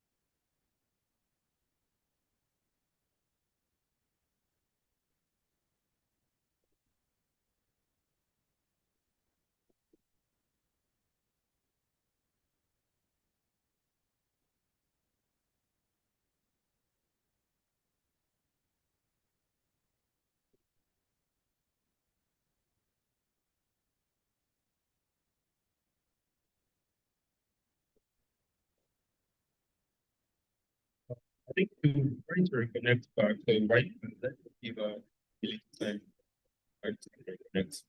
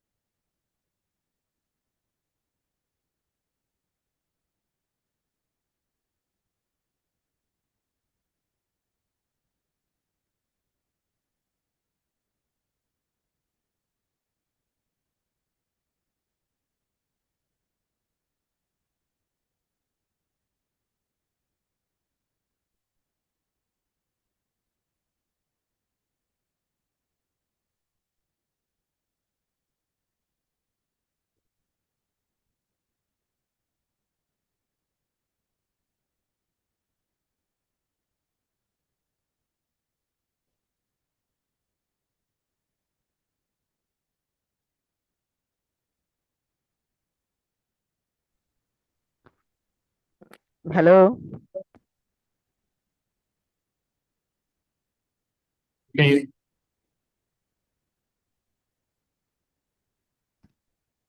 Can you hear me, please? Yes. Yes, we can hear you. Oh, sorry. I lost you along the line.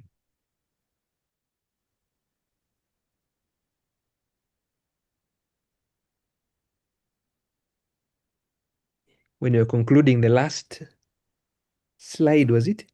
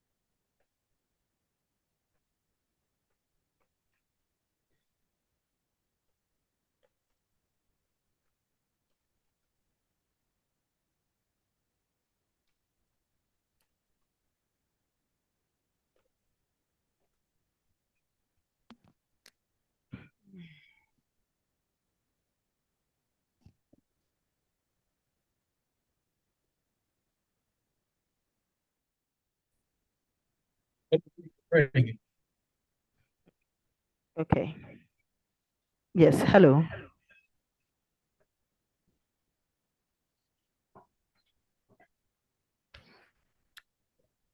Um, please, am I audible?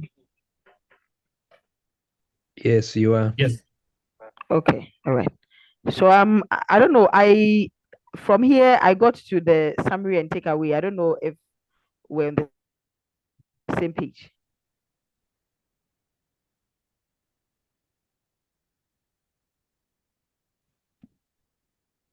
Can someone confirm for me, please?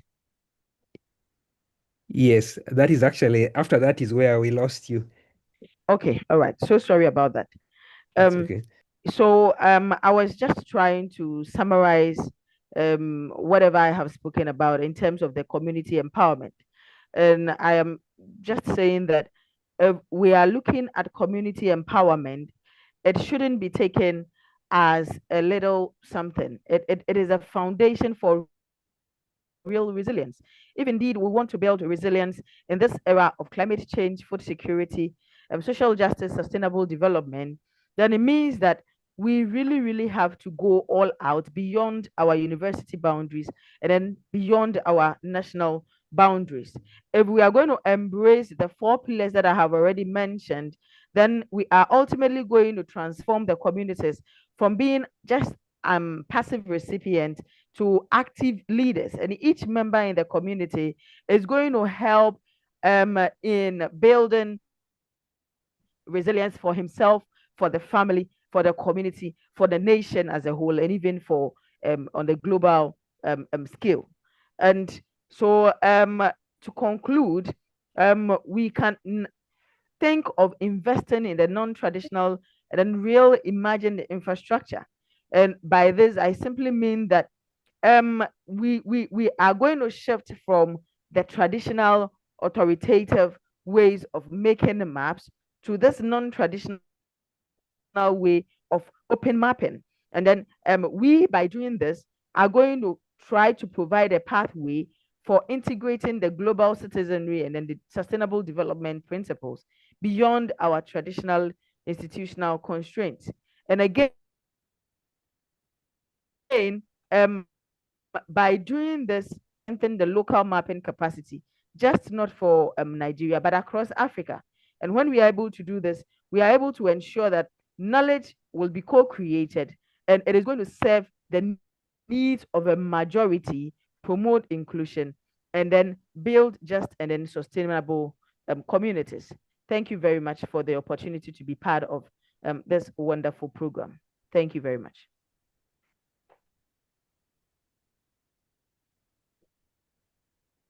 Okay. Thank you very much. Let's throw up if there's any question for our from the in-person session before we go to virtual. Okay.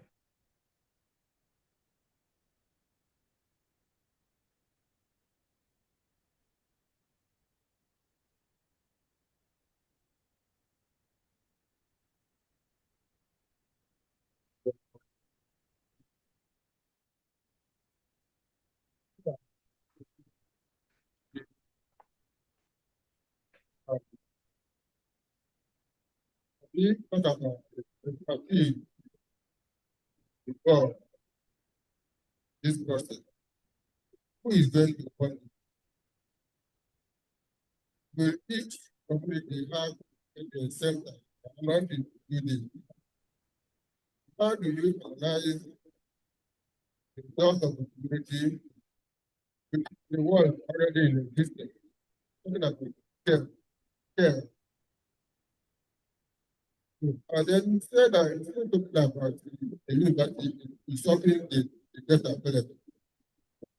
And I don't see anything wrong with that. Because those in the university are everywhere. They know what they are doing, they know what is called human. OpenStreetMap, that is what they are doing. So, back to the meeting panel. How do you solve this process? If it actually exists, or if it's going to be organized?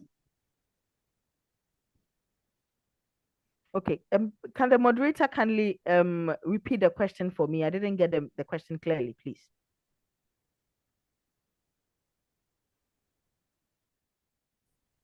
In case we are talking about community empowerment, right? Community empowerment, yes.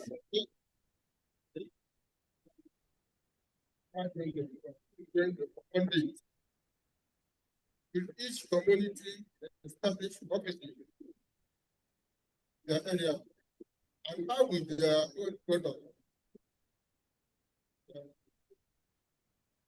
carry with the present world with regards to the scale of the map, scale. How do you compare the scale of one that is and the one already in existence?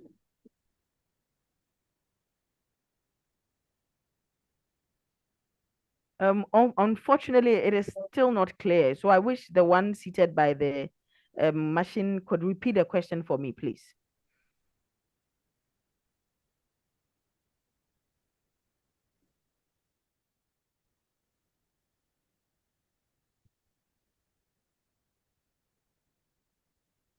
Dr. Sunday, please, could you help me with the repetition of the question?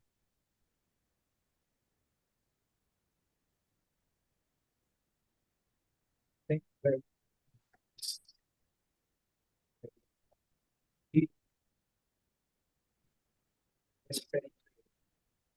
much. The map, the existing one, and the one for the existing skill, and the one you are using or you are mentioning about open data. don't know if that's clear.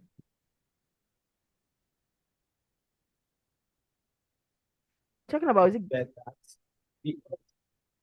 yeah, the scale of the map for the existing map that you already have, and then the scale of the map for the one that you are proposing or you are mentioning open maps. Yeah. are you talking about the traditional mapping and then the open mapping that I'm proposing? You map, how do you compare them with the open map data state produced or that you have already addressed?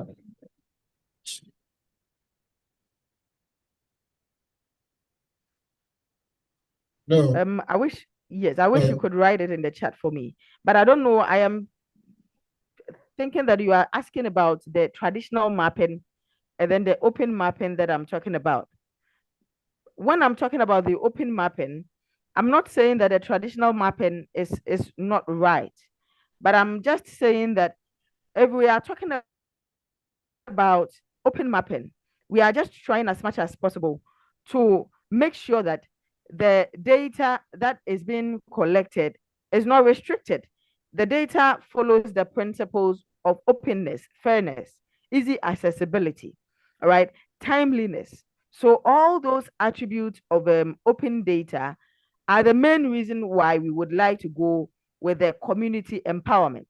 Now, the open data or open mapping has always been done mostly by institutions. So now that we are even having this SOTM Nigeria, you realize that it is the mappers from the universities who have gathered to discuss this. But what I'm saying is that if we are talking about the embracing the open mapping approach or embracing the community empowerment, we are going to move beyond the university borders, and we are going to have a lot of people in different areas. Most of the time, I don't know for Nigeria, in Ghana, for example, I'm with the UCC Youth Mappers. And if there comes a problem to be solved, for example, flood vulnerability, we just pick a small community and then do the flood vulnerability for that area, and then it is done. But we are thinking of now empowering the community members so that even when we are done, the community members themselves are empowered with how they can collect data on flood vulnerability. And once they are able to collect the data, then they are able to update. And then we are going to get the updated version of the data. So it is not a matter of the traditional approach being wrong. The traditional approach is very costly, like we know. The traditional approach is authoritative because it's people in specific institutions who are interested in specific geographic attributes go in to spend to get that particular data. And in several cases, when you need that data, because the company has spent on that data, they are not ready to easily release it to you. And so we have, based on that, moved to the open mapping, and we want to go a step further by involving the citizens and then the other communities so that all these maps that we are going to talk about and then the overall goal for going open will be sustained. I don't know if what I've said actually answers the question you posed, because I didn't really get it well. Hello. What about the funding? That's the money, the community market, community funding. Okay, I think your presentation is quite excellent, but he is also worried about funding the communities that you are engaging. Now, you have a vulnerable community that you identified, and you go with your team of mappers, you collect data. Then, since it's participatory mapping, you've empowered the community members to collect data, and then you want them to sustain this data collection. Now, with these community members continue to sustain it by volunteering, or you are going to engage them to sustain it by funding these community members. Do you get that? Yes. Yeah, because Yes. for Okay. your team, we have the unique mappers, we have the lion mappers, and currently we are mapping one of the vulnerable communities in Benue State. And since there's crisis there, we are remotely mapping that. Now, if we go there to collect data, and at the end of the day, we train the community members to sustain data collection over there, and we leave for them to sustain it for the next 6 months or 1 year so that we can update our data. So he is worried. How do you motivate them in sustaining that data collection so that you can update? Okay, I think it is very clear now. Yes, thank you very much. So you see, the basis of what we are doing is not for the researcher. When you are going into the community to engage in participatory mapping with the community to collect data for making maps, like I said initially, maps are power. So a community who has been mapped or which has been mapped has the power. Look at the communities which have not been mapped and how they are excluded in policies or even in the sharing of the national cake.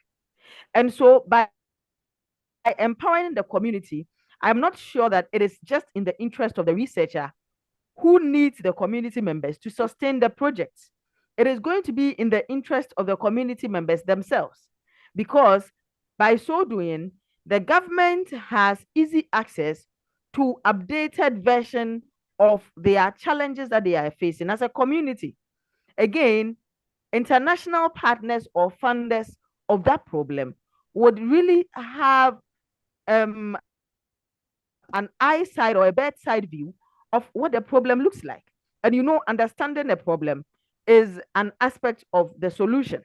So I think that even though we are going to collaborate and then empower them to know how to sustain this mapping agenda, we are only helping the community to have a fair share in the resources which otherwise they wouldn't have gotten because they wouldn't be on the map. So I don't know if this is clear, but I think that it is going to be in the interest of the community members themselves to update their maps, to sustain their maps, to get resources directed towards resolving whatever the issues that they are mapping. I don't know if it is clear. Thank you very much. Thank you very much. It's quite clear. Thank you. Thank you, Julia, for that wonderful presentation. You've really done a great job. Thank you. And we look forward to seeing you next year in Nigeria. And since you're not able to come in this year, thank you so much for joining us. I'm very grateful. Thank you. Okay, so let's find out. Do we have any question from those joining us, virtual participants? Any question? Or Julia before she says.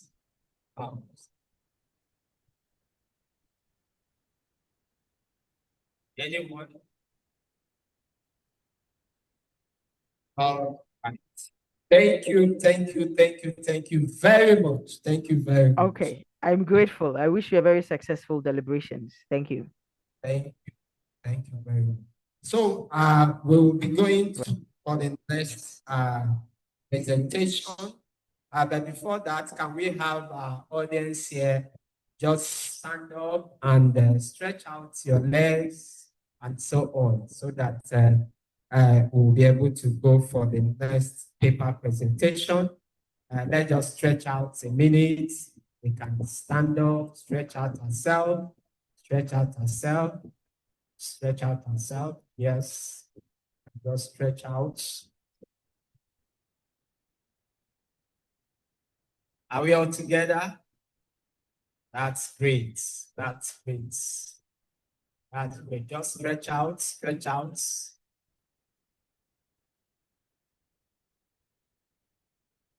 Thank you very much. So we'll be having the next presenter, Captain Dr. Tobi Sowole, and I am so excited that he is with us here this year again.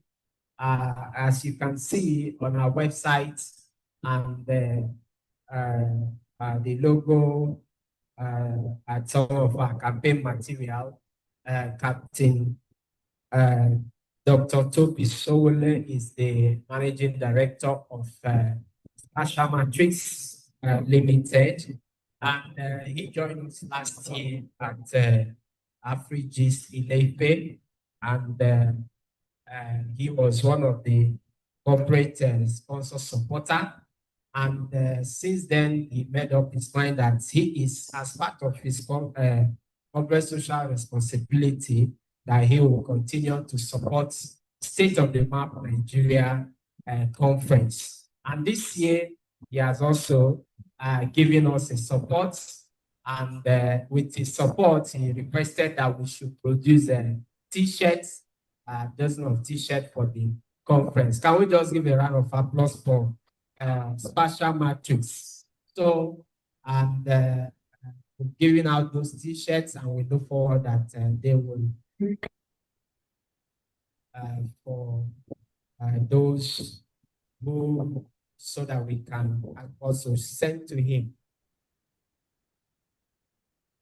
So he will be giving us a presentation on the keynote paper from data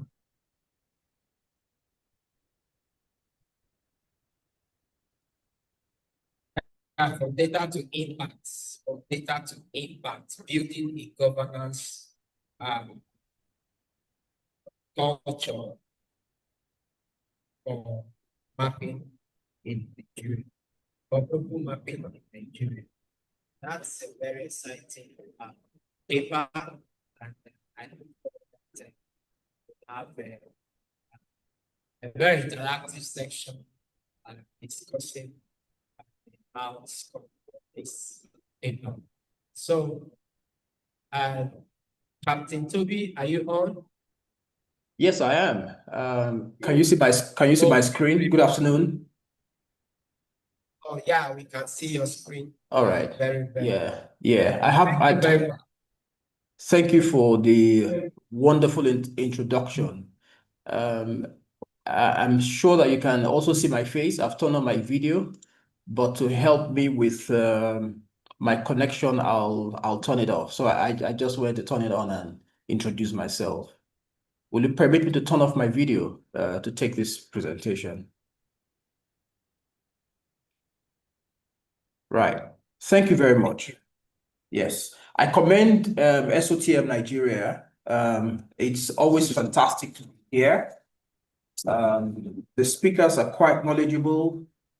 I will be glad to send Julia a box of chocolate for the really amazing topic and her presentation. She touched on a number of things, and my presentation today would answer a number of questions and then maybe expand on a number of things that have been taken on by previous speakers.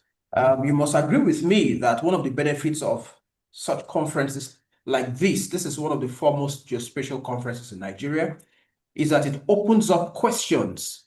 The questions and these conversations must be ongoing. We can't provide answers to all the questions here, but we must stimulate these questions. Mapping so far in Nigeria has been sporadic, and that is not the way we should proceed. It should be systematic and integrated into national planning. When that happens, then a number of questions about funding, sustainability, integration of open mapping communities, will be answered. Anyway, let's go ahead. And I look forward to an exciting time with you. My name is Tobi Sowole. I'm a member of the Nigerian Institute of Town Planners, a registered town planner. I'm a fellow of the Certified Geographers in Nigeria, and a member of the Chartered Institute of Directors. And I'm a Christian. I'm proud of being a child of God. So please join me as we discuss from data to impact, building a governance culture for open mapping in Nigeria. I'll be guided by, this presentation will be guided by a very brief outline. We're going to analyze the current ecosystem. All right, we'll be looking at the mapping landscape, stakeholders, existing initiatives, and this helps us to understand the foundation upon which corporate governance and data governance culture will be built. We'll identify some governance gaps. I'm simply contributing to this body of knowledge. We'll recognize challenges and weaknesses in the current governance framework, if any, and then look at how this hinders the effective utilization of the tremendous capacity of open mapping for national development. And then, of course, we'll propose an impact roadmap. And this is, of course, like I said, NASDA is doing a fantastic work. However, the community must continue to make contributions to what NASDA is doing, as this affects all of us in the industry. All right, who are the key stakeholders in the mapping ecosystem in Nigeria? We have the OpenStreetMap Nigeria. As Julia and many other contributors have said, volunteers are creating and maintaining free maps. We also have a very innovative group called the Geoladies of Nigeria, who are empowering women and encouraging them to participate, learn and participate in geospatial services. We have academic institutions such as UNN and several other institutions in Nigeria whose main thrust is research and capacity building. And then there are research centers who develop innovative solutions. We have government agencies, you're familiar with them. We have NASDA, we have OSGov, we have the NBS, we have tons of NGOs, the local NGOs, and then there are international NGOs. And of course, there are very many other international partners, the World Bank, and then the humanitarian HOT. These stakeholders come together to form an integral part of the open mapping community in Nigeria.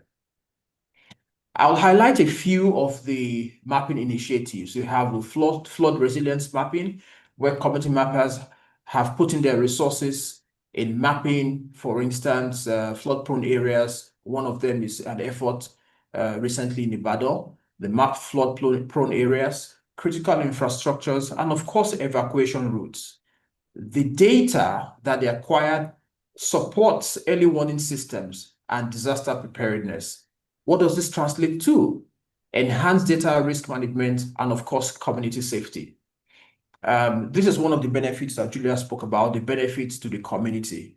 I will, however, take that a little further, that in the presence of, prevailing economic situations, the selling point to communities is simply not being mapped and put on the map and hoping that this translates into something.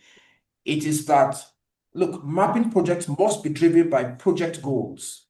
Mapping must be an integral part and a source for data, for planning, for development, for homeland security. So as government looks at various policies, mapping should provide feedback, not just data that rests in the hand of international organizations, freely available there and all of that, but must also be a channel to provide feedback for agencies responsible for reviewing the governance framework. All right, so we also have the health facility mapping. This is quite extensive in Nigeria. There are agencies and there are NGOs who do this, and their impact is tremendous. They're mapping communities across and health facilities across Nigeria. It's used for vaccination campaigns and disease surveillance.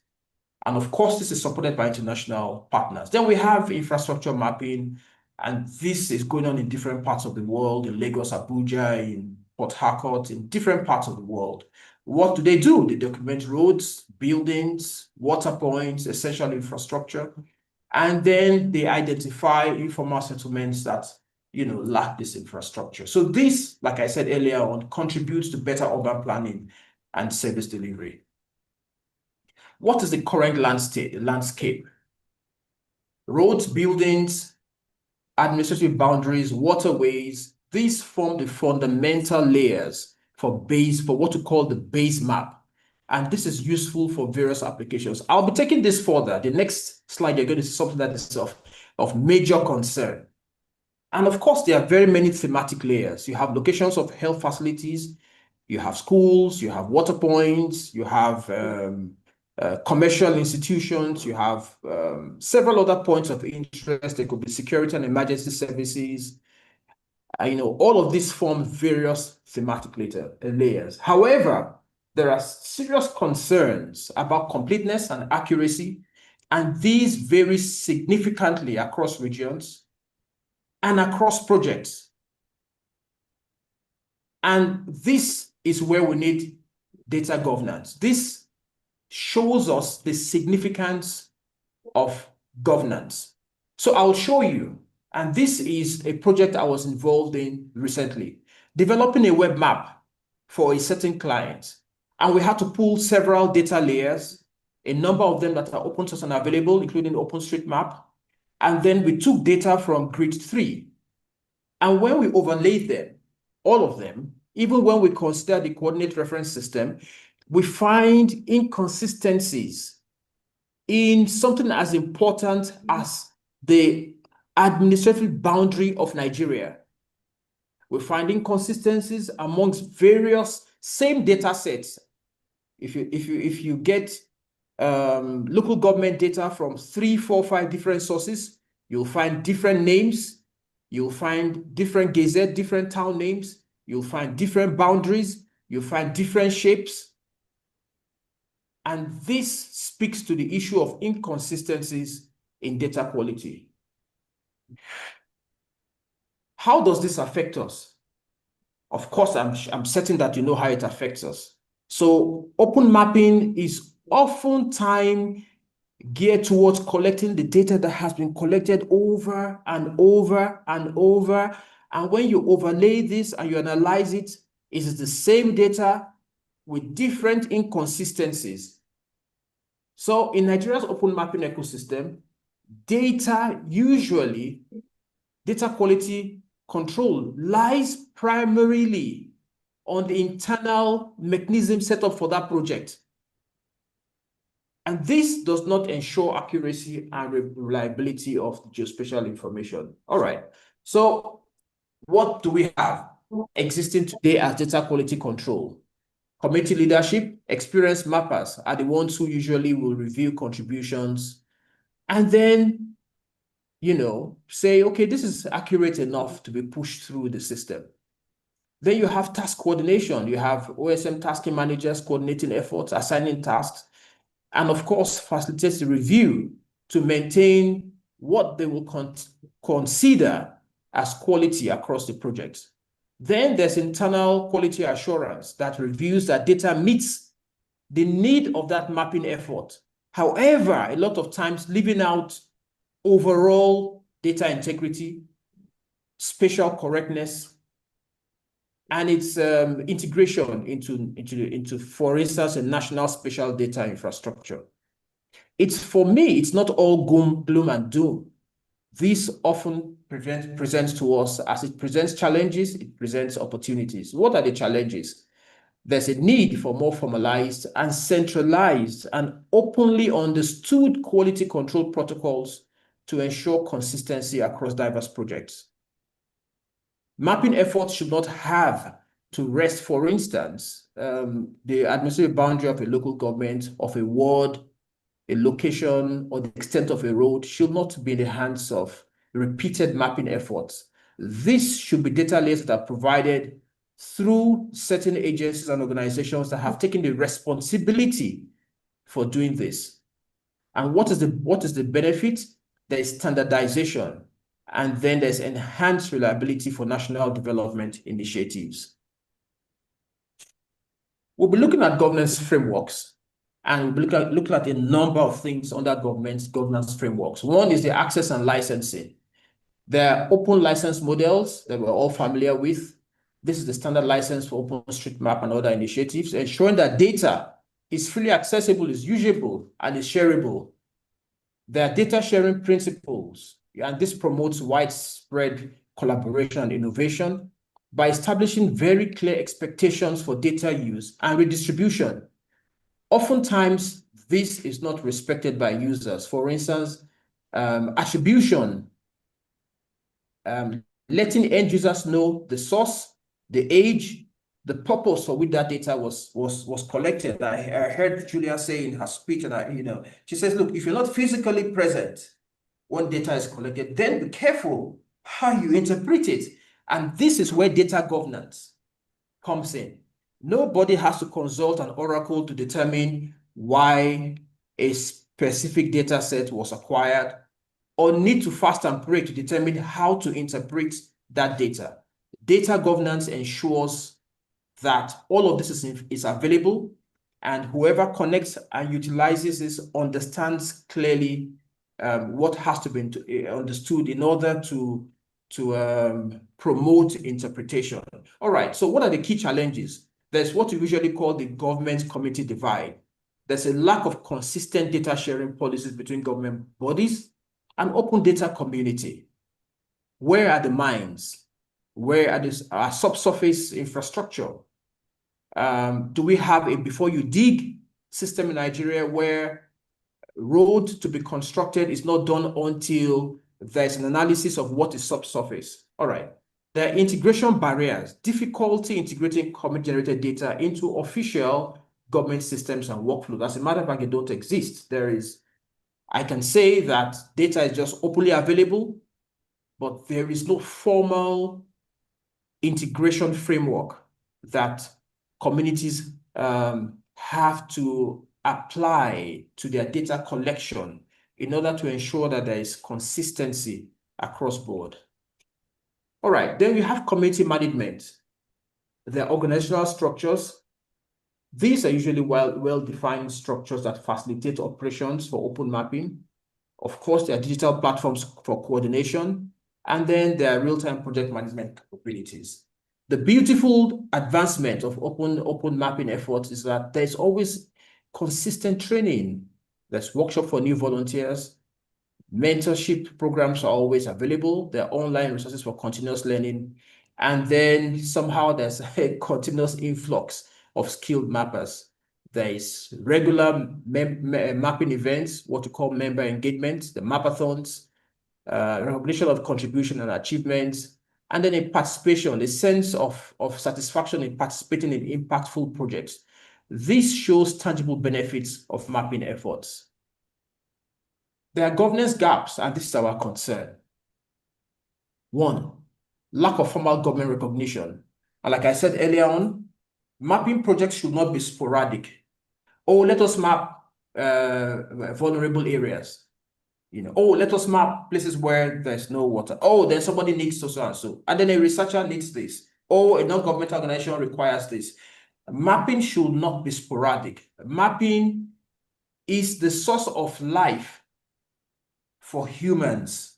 What is where? What is going on there? What is the impact of that activity? How long will this activity go on? And then, it should be systematic and integrated into national planning. So open mapping initiatives today operate without formal recognition or integration into government planning processes, leading to the underutilization of valuable data. There's a digital divide that limits participation. There's disparities in access to internet. There's oftentimes very poor data literacy. Okay, talking about data governance, you also want to be sure about what to call data lineage. Where's data from? Who created it? What is the responsibility of the agency? What is the extent of its use? What is the life cycle of this data before it is refreshed? Do I expect to find an update soon? Who is going to update it? What is the margin of error? How is this going to be fixed? So data literacy is absent. Then we have a problem with digital literacy. And then, of course, technology creates barriers to participation, especially like other users have said in rural and undeserved areas. Then there's inconsistent funding. Open mapping communities rely on volunteer efforts and sporadic funding, and this often makes results in difficulty in sustaining operations. And of course, large-scale projects become difficult. Then there's data fragmentation, the lack of standardized formats. There's the absence of interoperability protocols, which leads to fragmented data sets. This makes comprehensible analysis and decision-making quite challenging. These government gaps represent significant barriers to effective open mapping governance in Nigeria. What are the strategic opportunities that we should be talking about? One, formalizing partnerships. There should be a clearly established official memoranda of understanding between mapping communities and government agencies. We should legitimize community contributions and provide access to government resources. We should ensure that there's integration of open data into public sector workflows. These enhance data credibility and resource sharing. There should be national development integration. Incorporate open mapping data into national and subnational development plans. Governments agencies on all levels should respect the use and make compulsory the use of geospatial data for planning. We should integrate these methodologies into urban planning, disaster risk reduction, and public health strategies. Elevate the importance of open mapping and secure necessary resources. What is the key benefit? There will be evidence-based decision-making at national level. And of course, the adoption of mobile technology, either developing or adopting there are several tools available, user-friendly mobile application data collection and validation. This will lower barriers to, entry-level barriers for community participation and expand participation beyond traditional mappers to include a wider population. What does this mean? There's going to be increased participation and data accuracy. Then, of course, there has to be policy integration. First, stakeholder collaboration. This promotes and facilitates seamless cooperation between government bodies, the academia, private sector, and civil society in open mapping initiatives. Then we have to look at interoperability, creating technical standards that enable different data sets and platforms to work together, breaking down silos that currently exist between initiatives. Then very clear standards, clear guidelines for data quality, data accuracy, and reliability to ensure open geospatial data is fit for purpose in decision-making, and encourage data sharing. Develop clear protocols for data sharing between government and open data communities, and maximize and utilize community-generated data. So we have some suggestions. It's an actionable roadmap. We don't claim to know it all, but like I said earlier on, SOTM provides a platform that stimulates questions, stimulates thinking, and these conversations must be sustained till the next conference. And then we're going to come back again and review the progress we've made, and of course, ask more questions. So, actionable roadmap, the foundation phase, establish formal partnerships between mapping committees and government agencies, fast track. We've been on this for so long, and NASDA, this current government in NASDA is making so much progress, and that's really impressive. We must celebrate them. However, there's a need to fast track the development of a national geospatial data infrastructure policy. We must create and make these standards openly accessible, create data quality standards and interoperability frameworks. Look, commercial doesn't necessarily mean the very best. And we know this. As Special Metrics, we love open source. We love QGIS. We love GeoServer. We love all these frameworks because it reduces the cost, the overall cost of mapping, and it promotes growth. All right, so then we have the capacity building phase, which is one of the roadmaps. integrate open geospatial data into national development plans, establish consistent data sharing policies, and of course, develop mobile applications to broaden participation. I have at the bottom of each of these recommendations, agencies and institutions that may be partners in doing this. And of course, we measure impact and sustainability phase, which requires the constant review of 1 and 2, okay? Transitioning from data collection to decision making, and then we start all over again, we rinse and repeat. Of course, there has to be clearly established sustainable funding models, and then create evidence-based impact assessment frameworks. What are my conclusions and what are the next steps? Open mapping offers powerful tools, really powerful to address challenges, and I don't have to preach to the choir. The experts here who can take the benefits of open mapping further. There are diverse stakeholders, including community groups and government agencies, and international partners that are actively contributing to Nigeria's open mapping ecosystem. However, governance gaps, including lack of formal recognition, inconsistent funding, and data fragmentation limits the impact of open mapping initiatives. There's the opportunity for strategic opportunities to formalize partnerships and integrate open data into development plans, and of course, leverage the ever-improving mobile technology. What are my recommended actions? 1, again, fast-track partnerships, fast-track and develop the national geospatial development, our policy, and of course, integrate open data, explicitly incorporate open mapping data into national and subnational development plans to elevate its importance and secure necessary resources. Thank you very much. It's an honor to be here. Thank you.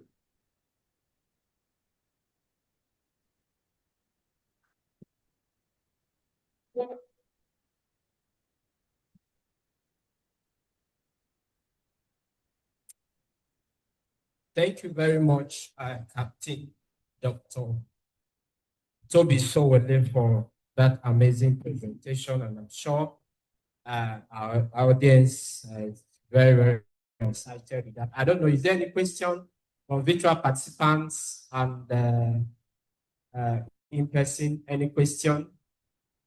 Yes, any question, any contribution, comments? Any contribution, comments?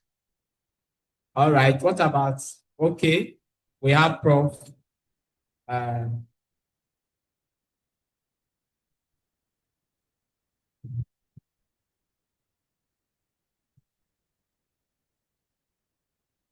Hello. You talked about inconsistency in the maps you produced. And I think you mentioned a number of factors that lead to inconsistency in map production. My question is this: have you ever been subjected to any situation whereby you produce a map from a smaller scale to a larger scale? I don't know whether you got me. Hello? Yeah? Yes, I'm here, sir. I can hear you, sir. Yes, I said I appreciate the fact that you listed a number of factors that will lead to inconsistency in map production. And I'm saying, have you ever been involved in producing a map from a smaller scale to a larger scale?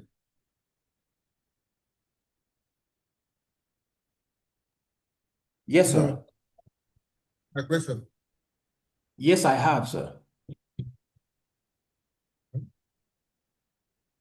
I have been involved. I have been involved in such. Yes, sir. Why? Oh, well, across the country, especially on a state basis, we've had projects in Ogun State. We've had projects in several other parts in the South. Sometimes most of the projects are for private companies that require this for decision support. And like I did say earlier, when we have to now depend on data that we have sourced openly, there would now begin to, observe certain inconsistencies. In producing maps, like many other projects, data acquisition, the purpose and the scale of the map are considerations. Again, in Nigeria today, we have, 3 coordinate reference system, 31, 32, 33, cutting across Nigeria. And then you'll find that a number of open mapping efforts are simply done in WGS 84. So in some instances, when you require data and certain levels of accuracy, maybe measurements, etc., you will find that you have to put this into consideration, and then you let the end user know that, look, we are not able to vouch for this because this came from this source. However, this gives some data for you, gives you a map, at least there's some light in the dark. You can go ahead and get started. Yeah, so yes, we have been involved in various in mapping efforts and the production of maps on various scales.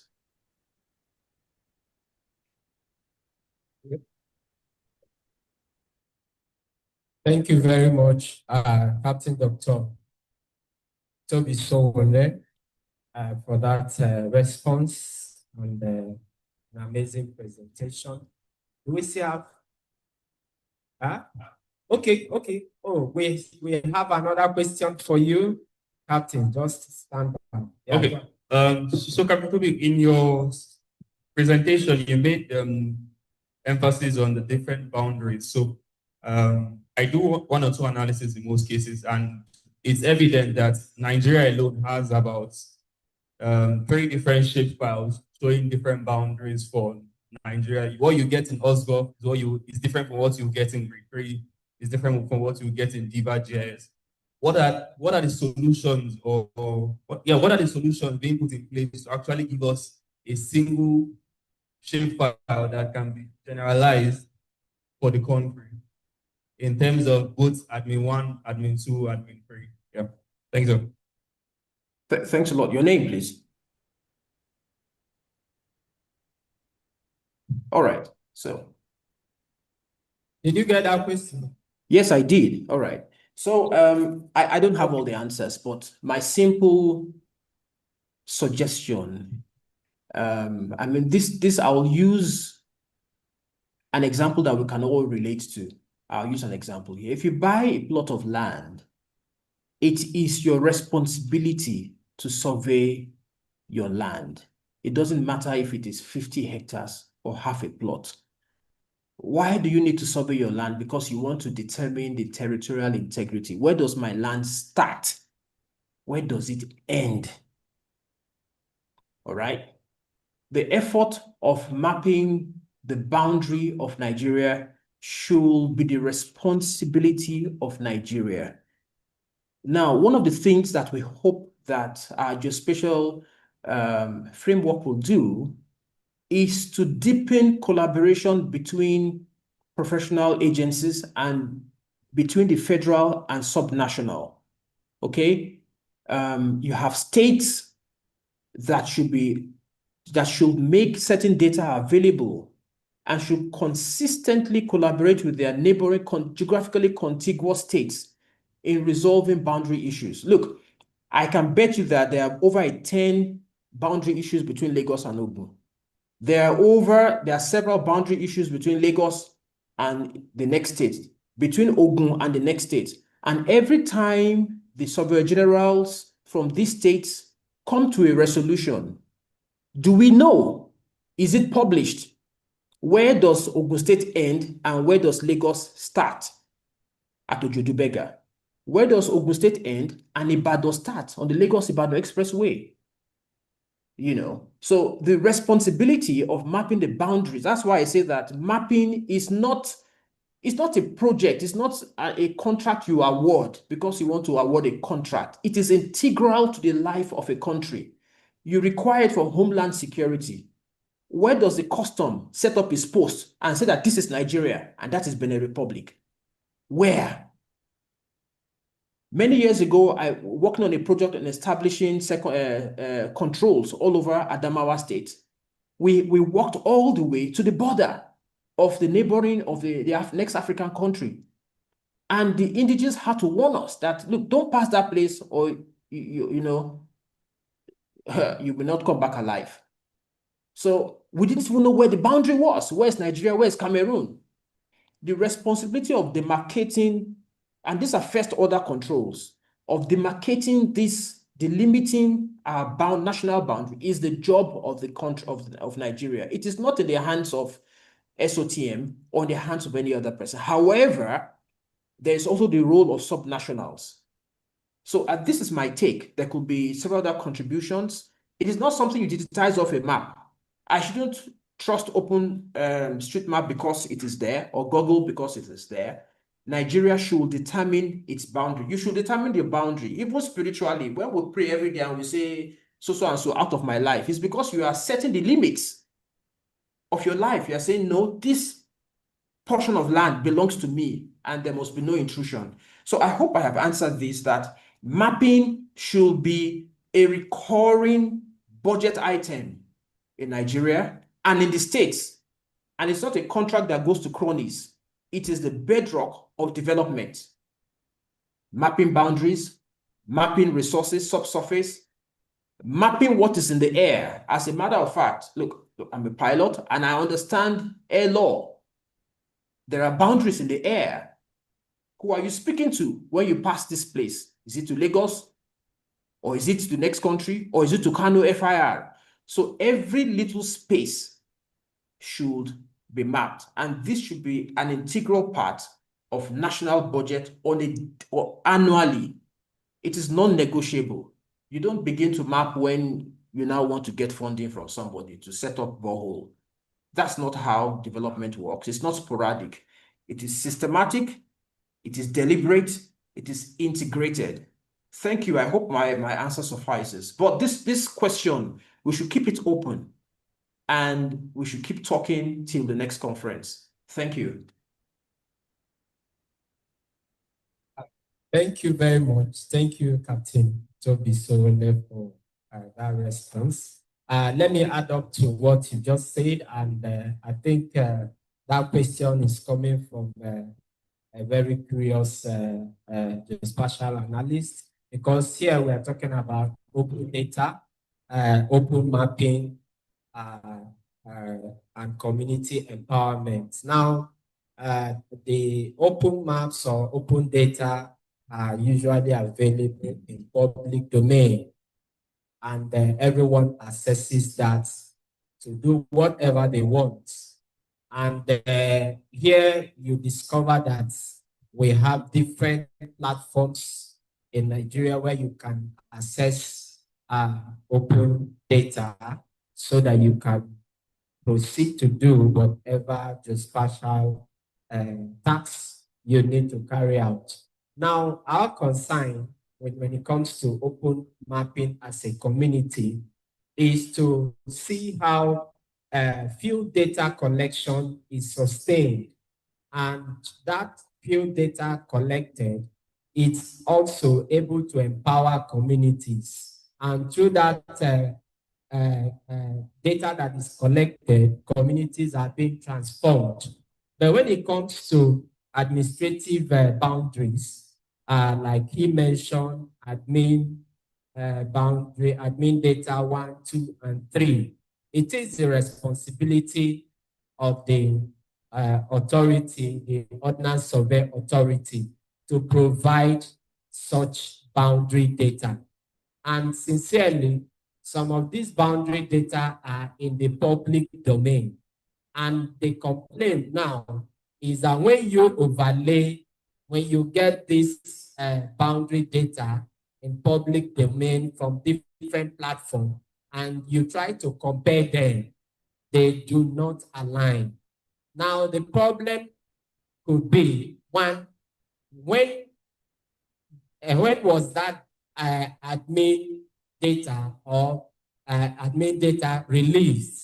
For instance, I took time to research on that during my master's program, and Professor Chukwu Okaka was the external examiner.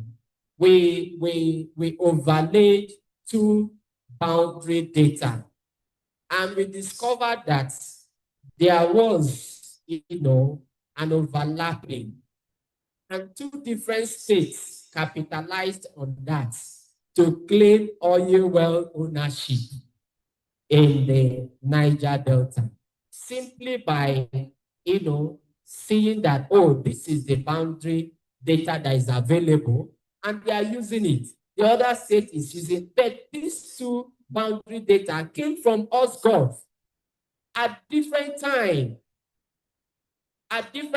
So Bayelsa used their own, and they were claiming about 100 oil wells. And Rivers State was also using their own to claim. And at the end of the day, when you overlay it, you discover that the area of conflict was just as a result of the boundary line, which is caused by these shapefiles. So how do we address that? When was this boundary data, boundary shapefile released? At what year? And then this one at what year? Those are ways to address it. And we should also understand that open mapping communities do not deal with boundary data. They are not authorized to go to the field to demarcate boundary on the actual ground.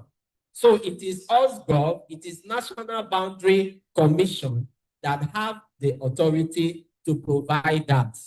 And you also know that even at a point, when Google discovered that there's a conflict with those boundary data, they quickly removed their boundary data from Google Map. So you won't see it. You won't see national boundary, those states admin too. You won't see it at that moment because there's a conflict, so that you don't put Google Map.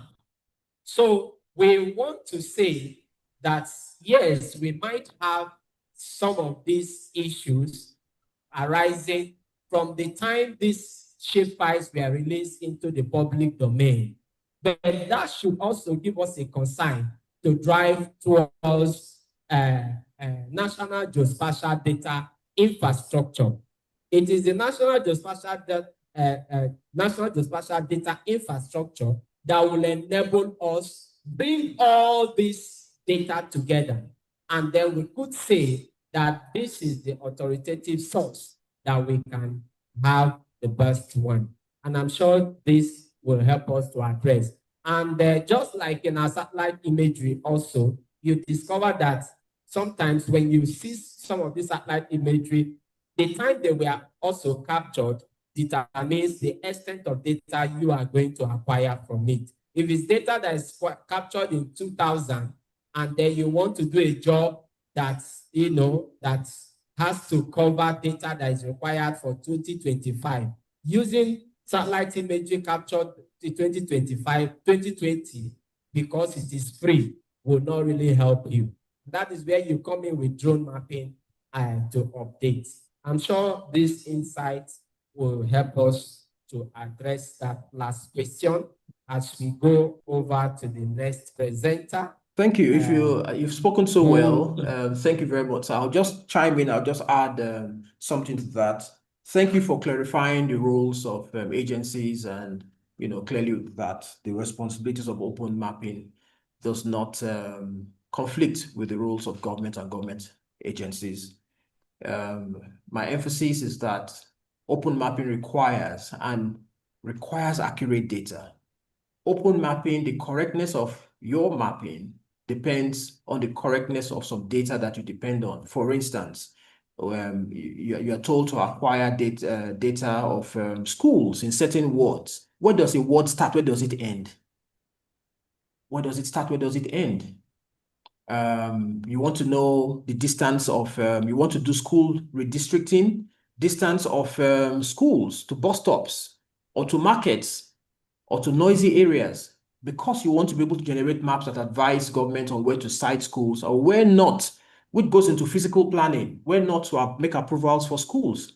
How do you determine the distance? How is it correct? How is it dependable? So open mapping, the conclusion for what we're saying here is that government has to step up its game. And then you'll now see how open mapping becomes very rich. Government can't be everywhere, okay? And that's why there's a need for formal government recognition and partnership, and then solving these issues of data fragmentation. Thank you very much. You've spoken so well, and I thank you for inviting me. Yeah, I think we still have another. Is it a question or comment contribution? Oh, from, okay. Yeah, Dr. This must be a very interesting topic then. Yeah. Yeah. Sorry, please, I want a bit of clarification. And when you talk of open mapping, do you really consider the scale at which you are mapping and the use case? How do you reconcile these two things when you're mapping using open source or open map? That's just, I just want to get some clarification, because it's like we assume anything. You don't assume the scale you're capturing your data when you're picking up the data. Okay. Tobi, are you responding to that? Yes, I will assume that I heard you correctly. And I think that I mentioned this as part of my response to the first question. Again, because there's poor data governance, which is the thrust of my paper here. Data governance is the bedrock. It helps you understand. Look, I go to Grid 3 and I download certain data sets, and I know absolutely nothing about it other than the names of the field officers. And I can see some fields to refer to. So the rest for me is left to inference. So I'm walking in the blind just like you. However, there is a scope, okay, and purpose to mapping. So these are things you define when you're going to start a mapping, and then make that available when you're sharing, so that tomorrow, if somebody else connects, you understands clearly, oh, this is what we're mapping for. This is the scale, this is the level of accuracy we're considering. These were the tools that were involved. This is the age, etc. As it is today, none of that is available. We simply just go to Grid 3, we download this, and then we go on and make our own inferences. We're all native doctors and we're all speculating. And that is what my paper is about. Governance, data lineage, purpose, details, all of those things. It must exist in a framework that is centrally developed and shared, periodically reviewed and made available. I mean, if this exists, why on earth should two official states in Nigeria not understand their boundaries, if not for mischief? Or, well, of course, they are depending on data that is publicly available. So data governance, okay, geospatial data governance solves this problem, at least contributes to this. There may be human factors afterwards, but I believe that data governance helps to resolve a number of these factors. So you're very correct. These are considerations in mapping. There are also considerations when you're consuming data from any of the sources. Thank you. Yeah, thank you very much. And we should also bear in mind that whenever we mention open mapping, we are concerned with maps that are globally accessible to everyone once the data is captured. And that is what makes it open, because at that moment, as you are capturing your data, you are making it freely accessible to everyone. If your map is not freely accessible to everyone globally, then it is not an open map. Now, that also means that such map should be interactive, dynamic. It is digital. Unlike the traditional map, that you take time to decide, am I producing a small scale or a large scale map? And then before I go to the field, and this is what I have in mind. But now we are talking about, we want to make sure that at any moment in time, you could have at the finger of the tip of your finger, the number of schools that are available here in Enugu State. Where are they? So you have a map that could identify that. We have geographic information system, geographic information agency of Enugu State.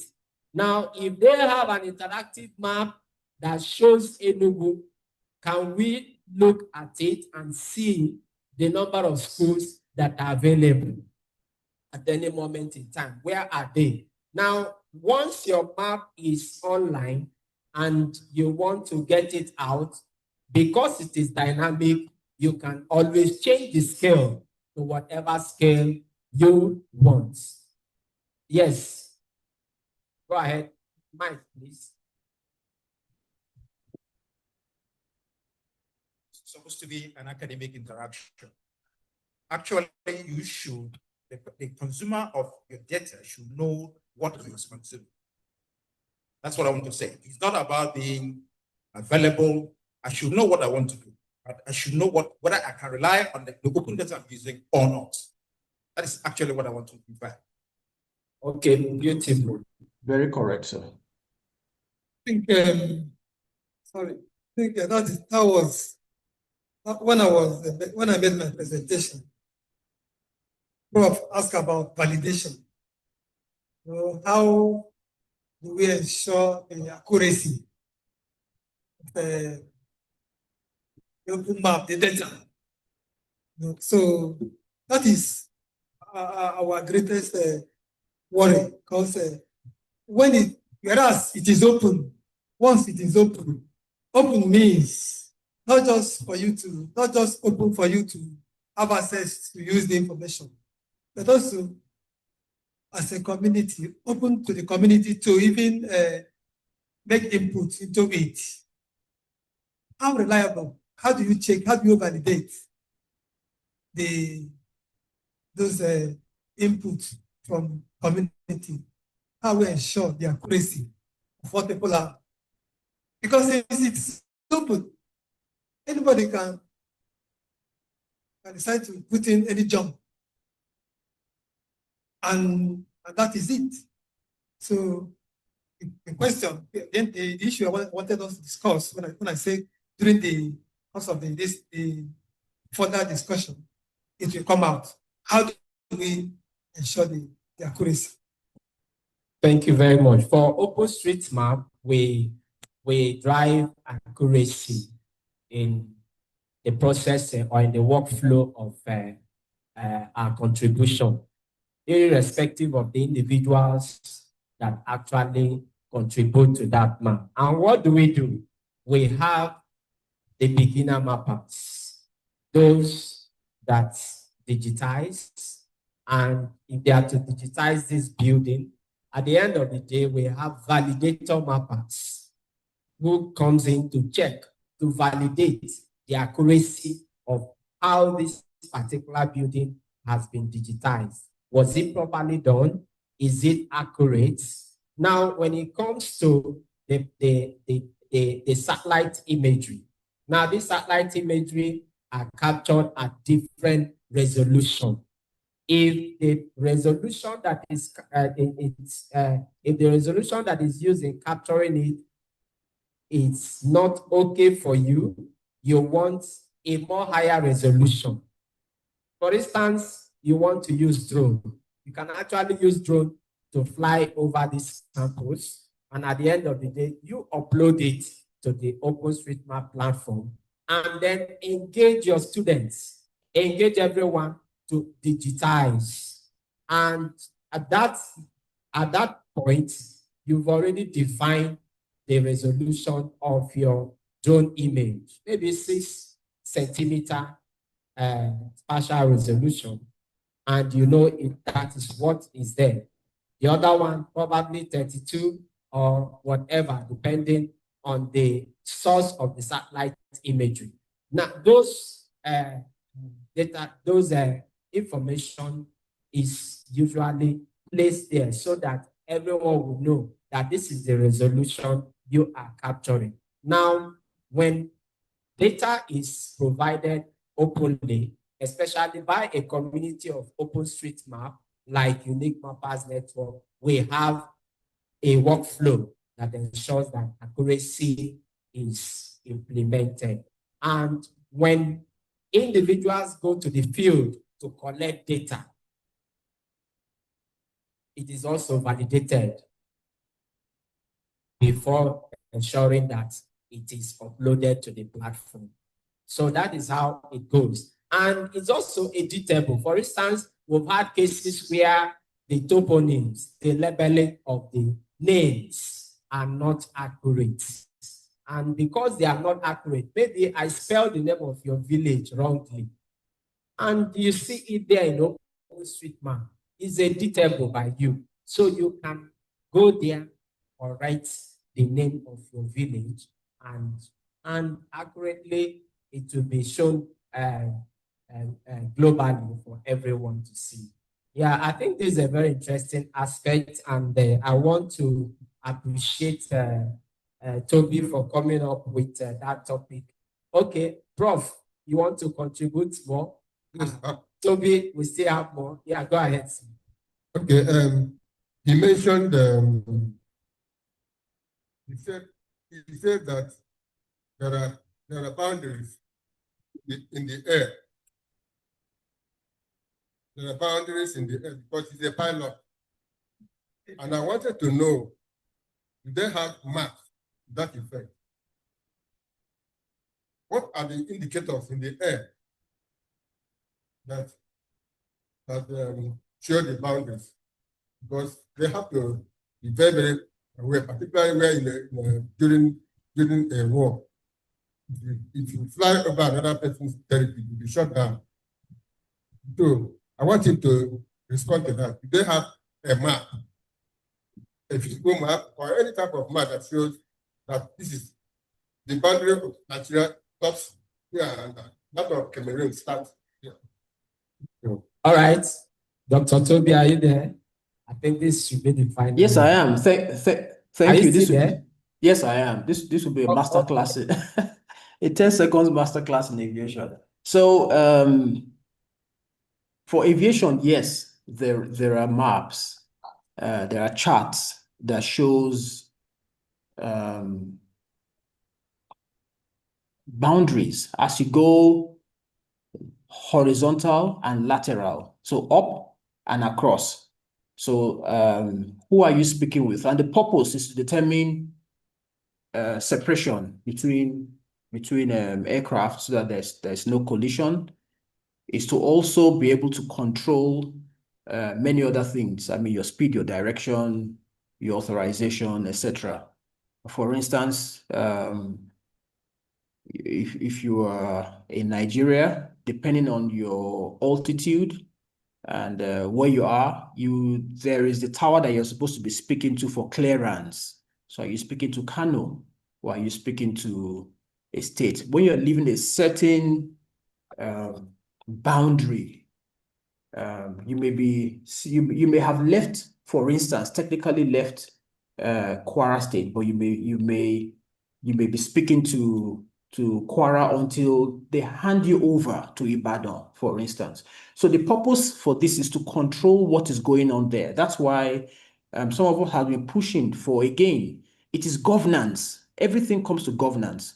Do you just go to the market and buy a drone and put it up because you have bought it? No, the moment you leave the ground, it lifts from the ground, you need to be speaking to somebody to say, oh, I want to map between so and so at 400 feet above ground level, and I'll be mapping between 1110 and 1115. And then what in aviation, what they will do is that they will put out what they call a NOTAM, N-O-T-A-M, a notice to airmen, that there's going to be a small aircraft doing mapping in so and so place between this time at this altitude. So yes, there are maps covering those places, but it is not maps that determine the boundary of nations.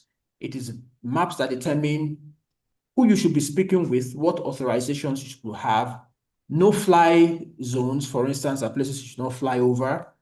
Also telling you what activity is going on in the air at what time so that you can avoid, for instance, a mapping effort for maybe surveillance, military action, etc. So this is good. Maybe you're going to have to create other breakout sessions where we can carry on these conversations over the next couple of weeks. Thank you very much, sir. Thank you very much for that explanation. I think, are we done? Is there any other person? Oh, okay, there's a hand there. You should see there. Chineye Kalu. You have a question?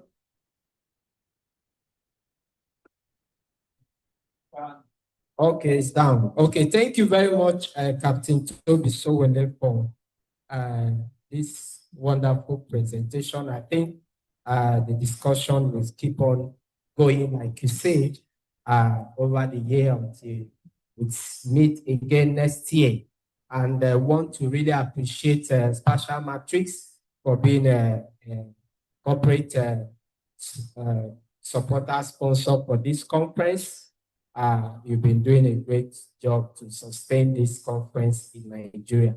Thank you very much for your sponsorship and for your keynote presentation. So we go over to the next presenter before we go on break and have our lunch. I'm sure she is there. She is the director, a member of the board of directors of OpenStreetMap Foundation, the UK, and as we know, OpenStreetMap Foundation is the organization that is responsible for the OpenStreetMap, and she is going to, Laura is going to make a presentation on the topic OpenStreetMap growth and expansion, building local capacity for open mapping in Nigeria.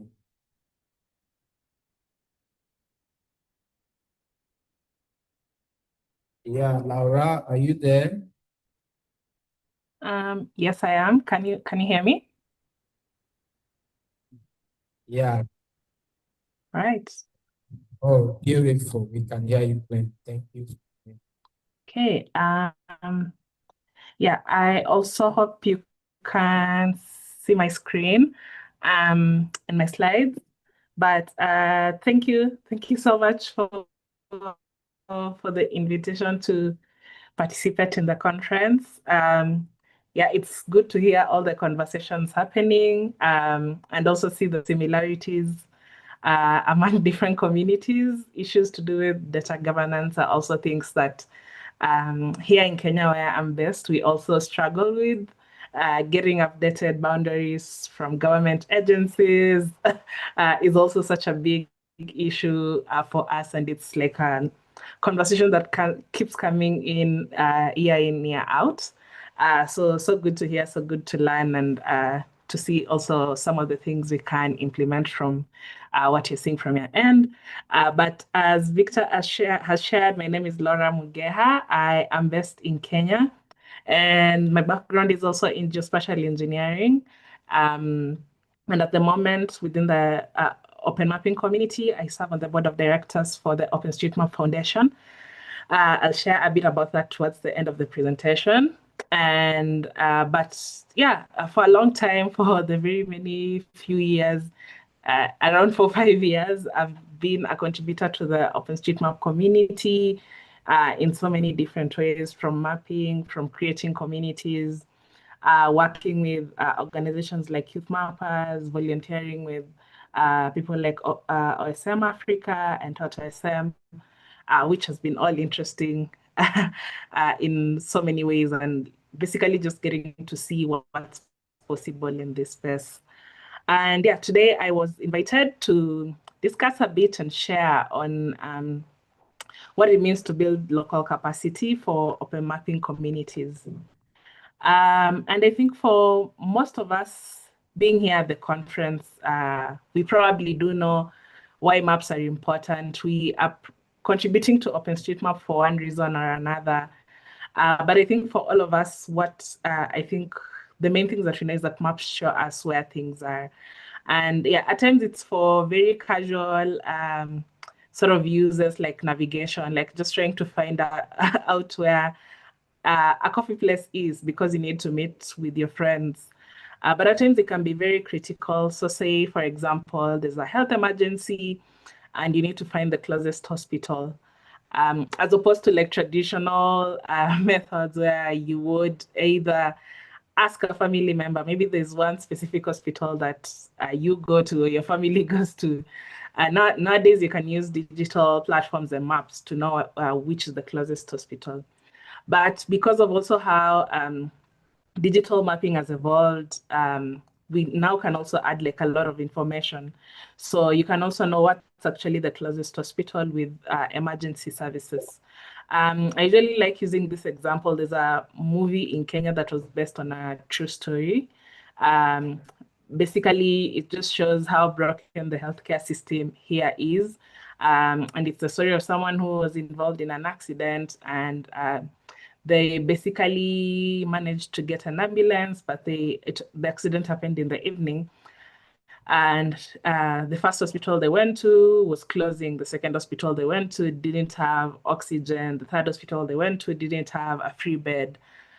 So they ended up going to like 3-4 hospitals. And at the end of it, the person ended up dying just because the people involved didn't have the necessary information. But now when it comes to think about digital maps and things like OpenStreetMap, if we fully map things and add all the necessary attributes, we can have all this information. We can select and find the closest hospital and get the fastest route to get there, and make sure the hospital that we go to actually has everything that is needed. And but we all know the problem with maps. There's this quote that the map is not the territory, just because maps have tended to represent what a map maker is thinking. Basically, it's how we see the world and how we map. And for like a lot of commercial options, example like Google Maps have tended to focus on maybe things like cities, urban places, because of the commercial benefits and basically business opportunities that the company gets. Because of that, at times there's a lot of misrepresentation in terms of a lot of rural places are not being mapped. Things like informal settlements are not being mapped and therefore end up being left behind. And this can be very critical when, say, people like government agencies use this data for planning. Because, say, for example, if some places do look like blank spots on a map, then it can signify or it can be assumed that there's no life and therefore they're not included in how maybe things are planned and developed in different countries. And when you're thinking about development and the sustainable development goals and trying to achieve them, we all know that data is very integral. There's this quote that I once saw at a GIS conference that was saying that all problems are location-based, therefore all solutions must be location-specific, which just means that at times we try very much, but again, also because of minimal resources that we do have access to, all of us are within the African continent. Definitely when you think about finances and money, it can be such a quite limited resource. So it might, at times it's very easy to come with a general solution and try to blanket it in an entire country, an entire continent.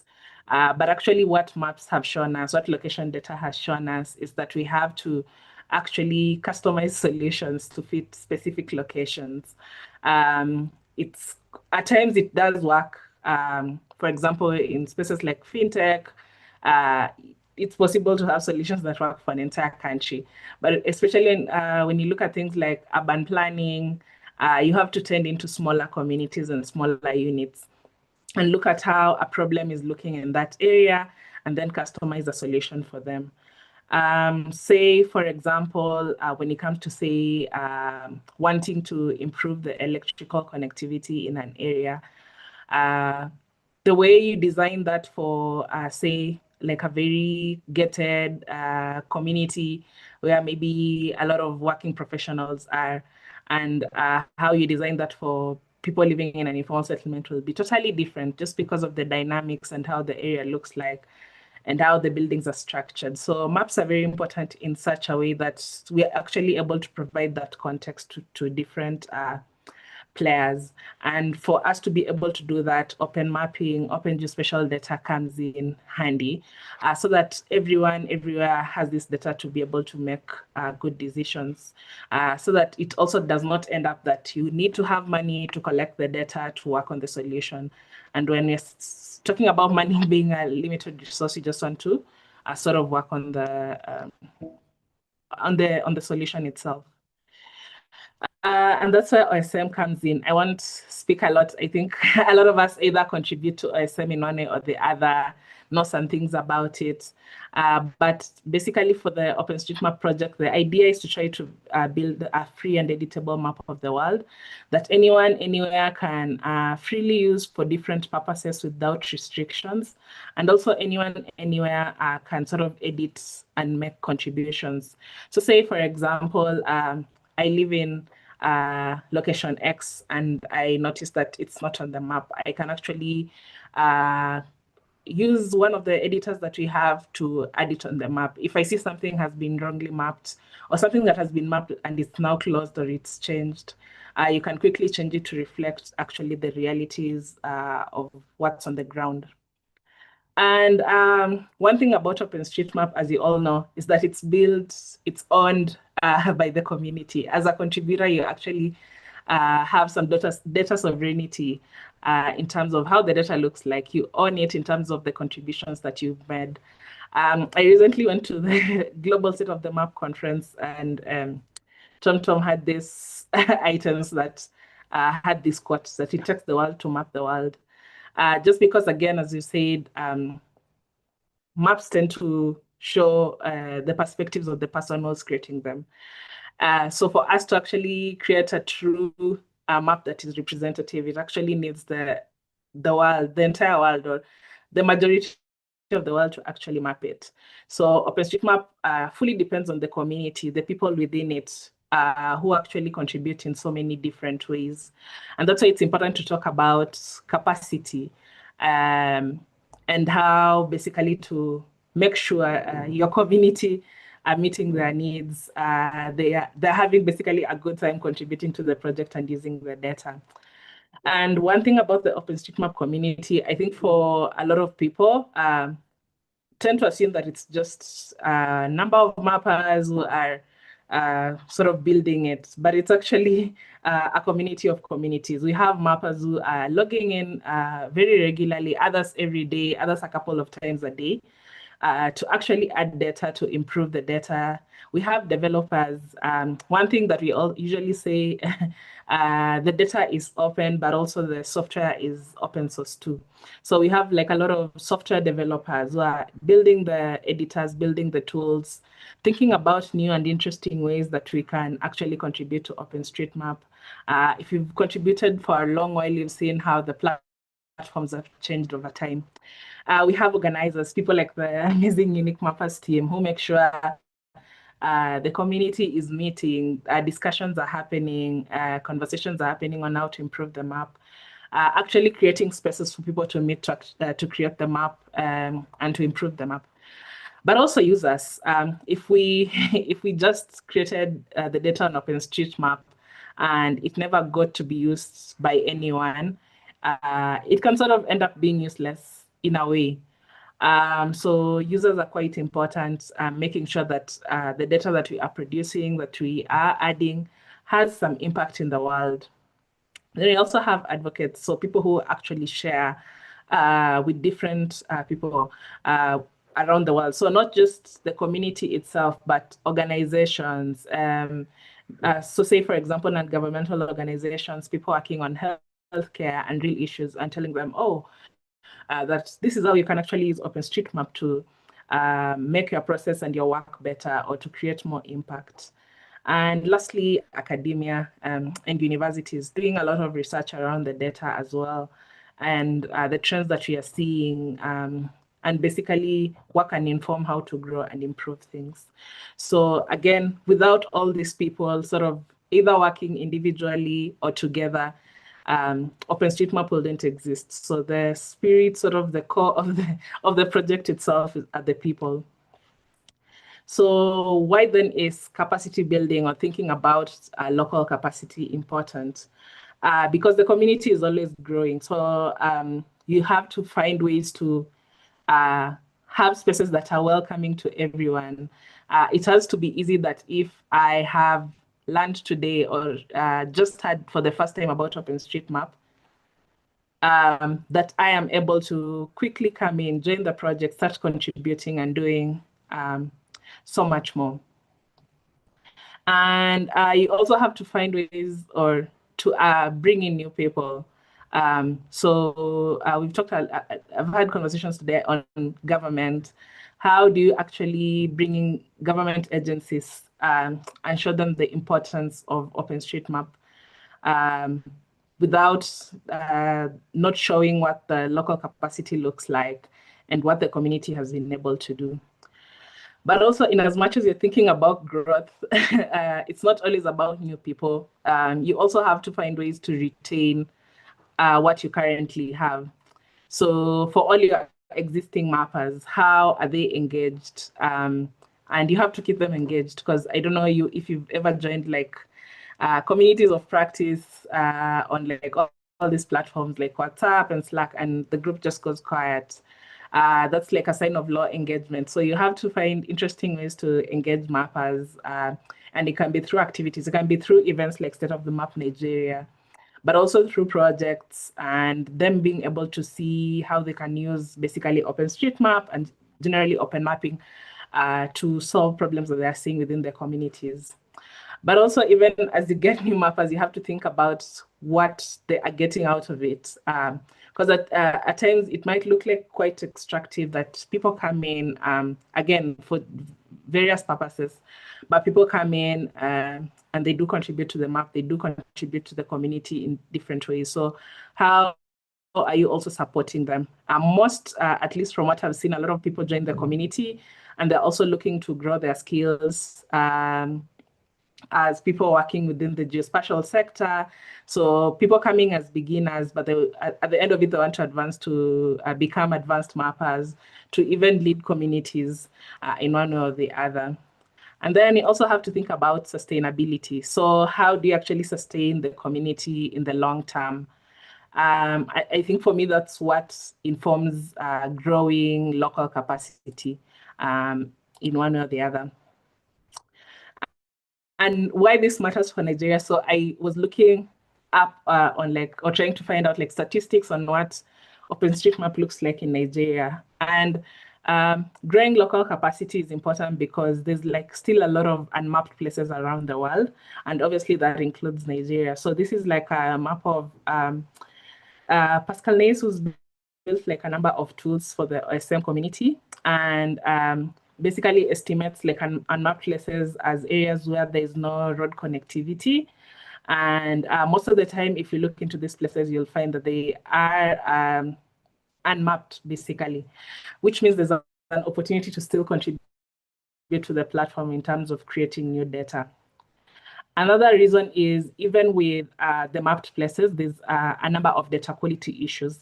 The thing with data quality is that it's not just errors that are present on the map, but they do also affect how people use the data. For example, if roads are not correctly mapped, it affects how routing happens. So apps like Uber, which uses OpenStreetMap on the back end, have a difficult time basically to use the data.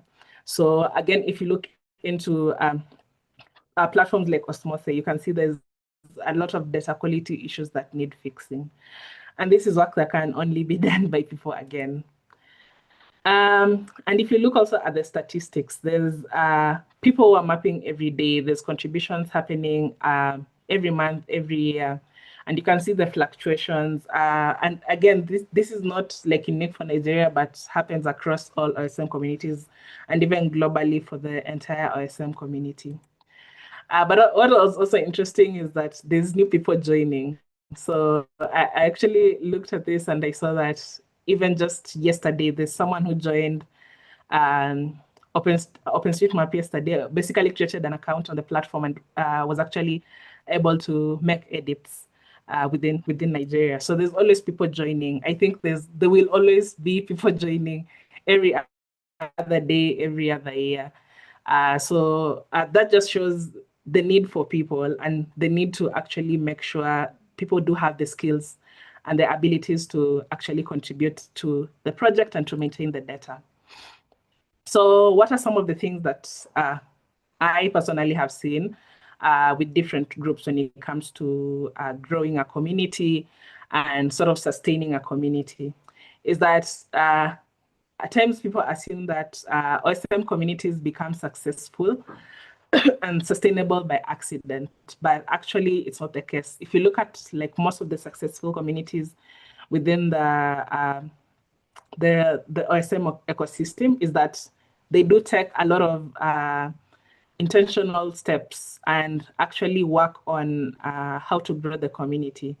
So one of the things that I've seen is localization. So how do you make sure that what is available globally actually meets the needs of the of your local community?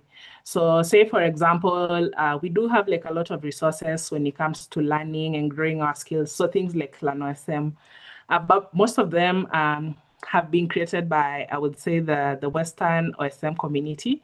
So looking at that, how do you localize that? How do you break it down into and use maybe examples and applications that could be relatable to the local community? I'll also give an example of a project we did here in Kenya like a couple of years ago. We actually went out to introduce OpenStreetMap to high school students, and we partnered with a high school here in Nairobi, and basically they gave us an hour for every week for a year to teach their students about OpenStreetMap. So initially we looked at what was available online, and we found that like there's a Teach OSM curriculum, which is just a website that has like a curriculum that teachers in the US can use to teach students or kids about OpenStreetMap. But when you looked at the curriculum itself and how it flowed and the examples that they were using to show on like things to map, none of those were really relatable to the context. And also the school that we were teaching at was in an informal settlement here in Nairobi called Kibera. So what we had to do is, yes, look at the flow of the curriculum, and we like the topics that were being covered, but I had to sort of rework the content entirely to meet the needs of the students that we were going to engage. And that can look similar to even a community at a national level in terms of things that you want to prioritize to map. But one thing that's also usually interesting is that people look to see how the map actually impacts them. So you have to look at what's important for the Nigerian community. Is it flooding because it happens every year, every few months?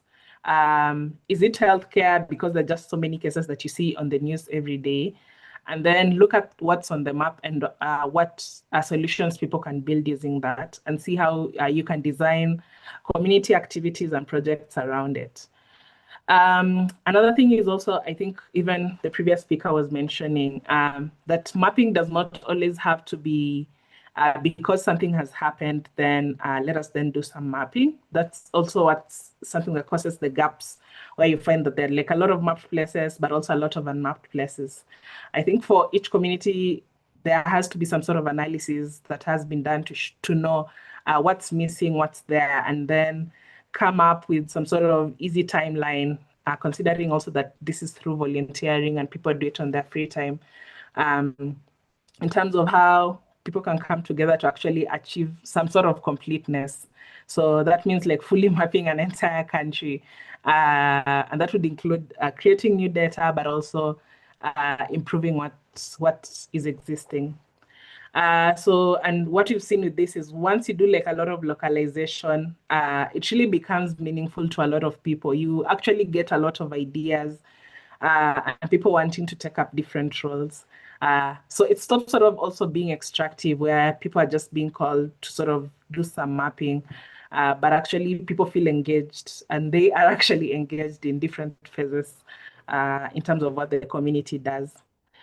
And then the other thing that I've seen working is having different or various entry points. So one thing, as we shared earlier, is that not everyone is contributing to the OpenStreetMap project in the same way. There are mappers, there are developers, there are leaders, there are people who like writing instead of mapping.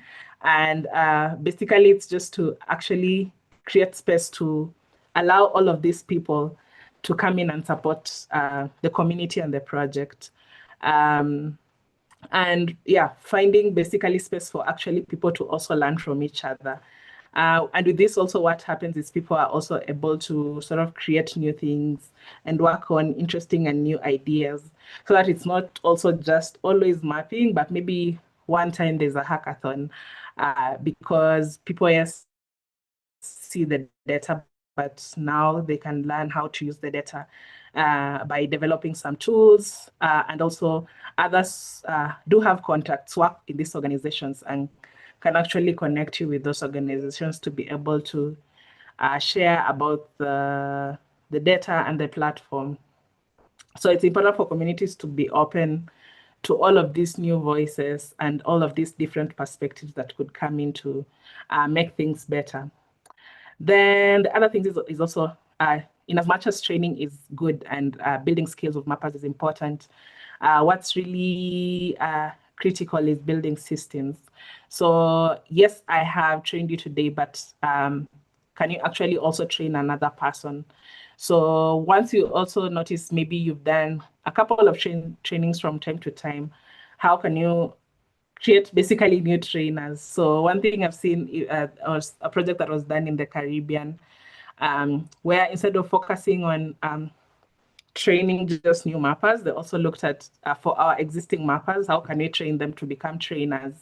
And then they can now also end up creating and sharing with more people, as opposed to maybe dependence on one person or a few people to always do and run these things.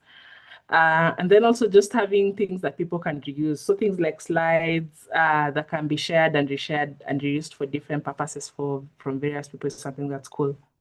Then last thing is celebrating people for all the work that they're doing. Yeah, so if you have community members who are doing amazing projects, you can either feature them on social media, you can share about their work. If they have done any research, you can share about their research papers online and also with the global OSM community on things like Weekly OSM and also on shared platforms on Discourse and all of that. And another thing is also to stay connected. So I grouped this into three. So the first thing is people to stay connected with the geospatial industry. So in as much as we are an OSM community and open mapping community, we are still part of the geospatial community as well. And some of the challenges that we do face within the OSM community, especially in the African region, is things to do with imagery access. But what in the community, at least in the region, drones have become more and more accessible. Obviously, we are not at the best level when it comes to operational regulations and all of that. But I think it's important to start thinking about how we can use drones to also have like independent imagery that's of good temporal resolution so that we do not always depend on what's freely available. Yes, the satellite imagery is good, but at times it's not just usable in some cases. So how can we work with the drone mapping community in your country to acquire drone imagery that can support all our open mapping efforts? And even when it comes to things like street level imagery, I think all of us now have smartphones. How can you also sort of have campaigns that are around also just collecting street level imagery that we can then use for mapping? and improving how the data looks like. Again, this also provides new and interesting people to join your community, but also new ways for your existing members to start contributing. When it comes also to data creation, I think a lot of us do more of remote mapping. Some of us also do field mapping. So what are the interesting ways we can use also to create data? It's not just always these two methods where you either are mapping using a form app like ODK or Kobo on your phone, or using any of the editors, but at times it's also thinking out of the box in terms of what are the new interesting ways we can actually use to create more data, or to create data more easily.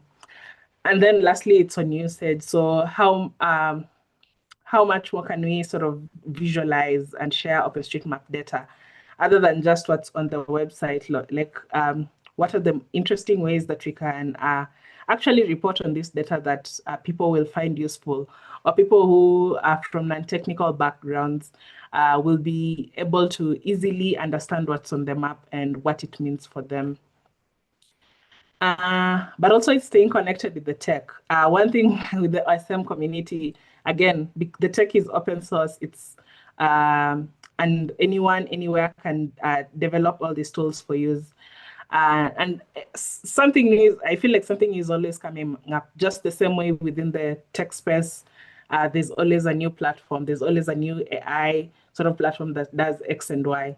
So it's also quite important to make sure your community is keeping up with what is happening. So say, for example, if you see HotSM has launched the Field Mapping Tasking Manager, what does it mean for the Nigerian community? Is it something, a call that needs to happen separately for your community members to know what's happening? Is HotSM actually themselves hosting something, and you need your community to also join and learn? And then probably someone who joins might actually say, oh, actually, this is something that we do face, or this is a gap that we do have, and this could be useful in one way or the other. But it's also people who have skills and might contribute to these projects in one way or the other.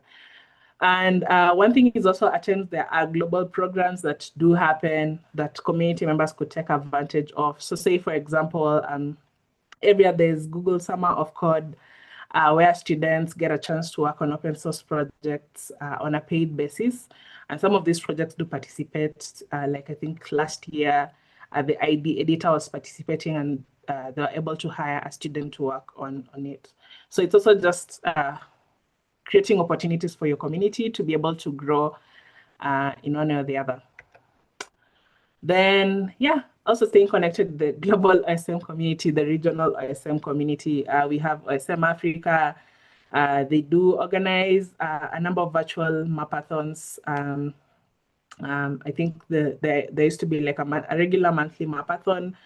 And again, all of it was volunteer-based. So a number of volunteers leading the mapathon, joining breakout rooms to actually facilitate the trainings. But also the global STEM community is organizing. So how do you also interact and contribute and meet people and share and learn? But looking at things like academia, you have youth mappers that support students, because at times, probably for a national community, you're thinking about the data at a national level and how to grow it. And you have different kinds of people, but students might need more support. Students might need to interact with other students, and Youth Mappers provides the space for that. It also provides resources to learn and grow as a student. But also one thing Youth Mappers did this year is that they opened up their academy, which was previously only open to students, but now anyone, anywhere can access it and take all the courses that are there. We have the humanitarian OSM community. So when you think about organizations like HotOSM and UN Mappers, whose focus is mainly on like humanitarian issues, so things like disaster resilience, conflict and peace. So if these are things that are regular within the Nigerian community, how can you tap into these two networks to be able to grow sort of humanitarian OSM use within the country? But also both organizations also provide like a lot of training resources. For example, UN Mappers, I know, hosts a monthly mapping event, which usually focuses on one of their projects. They also do like a Mapper of the Month feature, where they share stories of some of the various community members. But again, just opportunities to work with each other and connect with these organizations in ways that could enable the Nigerian community to be able to also propel how OSM is used in different or specific thematic areas. Then you have the OSM Foundation, which governs the OSM project, maintains the infrastructure. From most years, we would say that I don't think you've ever gone to the OSM website and it's down, except for last year when OSM went down for 3 days. But most of the time, you will go to the website at any day, at any time, it's always up. And the OSMF usually does that. So OSMF has working groups that people could join. There are also at times a number of opportunities that people could apply for. For example, this year, the engineering working group was running a microgrants round and people submitted ideas for funding. In other years, there's been support at the community level, and we're always working to see and try to raise much more so that we can support communities. So it's important for people to become members, to join these working groups, because you then get to guide how the project actually moves. If you don't like something in terms of how the data looks like, you join the data working group and notice what they are doing and how you can contribute to that. If you have something when it comes to contributions about how local communities run, you join the local communities and working group, and you try to understand what that looks like and contribute to it. So I'll end by encouraging people to join the OSM Foundation. And I'll share the slides which have all the links. And membership comes in 2 ways. You can pay to become a member, but also you can join for free if you have been contributing through mapping. You can be able to apply to join for free. If you have been contributing through non-mapping contributions, you can also apply for that and you should be able to join. But what's more important, I think, for me is just always to make sure as you're joining to contribute to some of the working groups. There are good learning opportunity. There's a good way to advocate for your community as well, as you do continue contributing to the map through mapping contributions as well. So I will stop there because of time, but the key message is just to remember that when it comes to OpenStreetMap and open mapping, it's people who enable all of this to run. Without the community, it's impossible to do what the project has been able to do so far. I mean, more than 10 million registered users, so many mapping contributions coming every day, so much innovation, so many users, so much research being done. It's all people. So it's very important to be intentional about building local capacity, making sure people are actually meeting sort of the purposes they had in mind when joining the community, and always learning basically new ways to improve things and make the community and the projects grow. So I'll pass it back to you, Victor, but also if people have any questions, to be a queue. Yeah.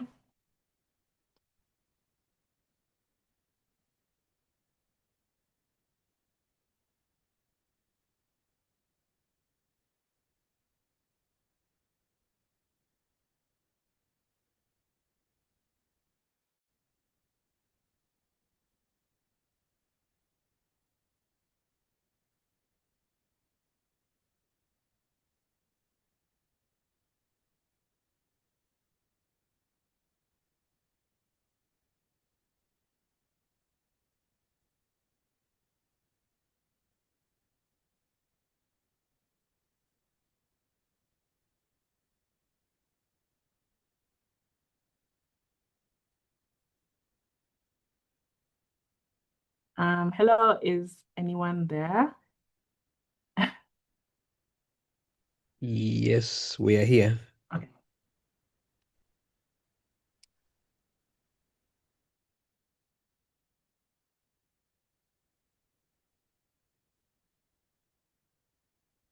Yes, Laura. Okay. Yeah, Hello, I was, hello. I was, Are you there? yes, I was passing it back to the local team. Did you get the question? No, you are muted if there was a question that was shared. Okay. Okay, my question is on how the OpenStreetMap was able to grow to where they are now. Like, I mean, how long did it take to grow, and how was the first 3 years like? Have they always been a structure, or the structure was developed later? Yeah, so I am only able to answer that to some extent. I don't think I had joined the OSM community during the first 3 years. So first thing, for context, OSM actually turned 21 this year, I think in August.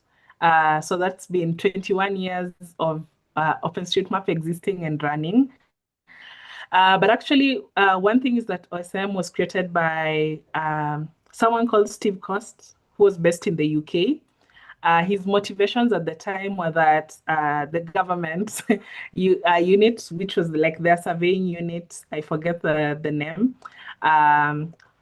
just never shared the data, and when they did share the data, is that it was super expensive. So like a lot of people working in the surveying, geospatial mapping industry, but also people just who needed the data, used to be very frustrated by that.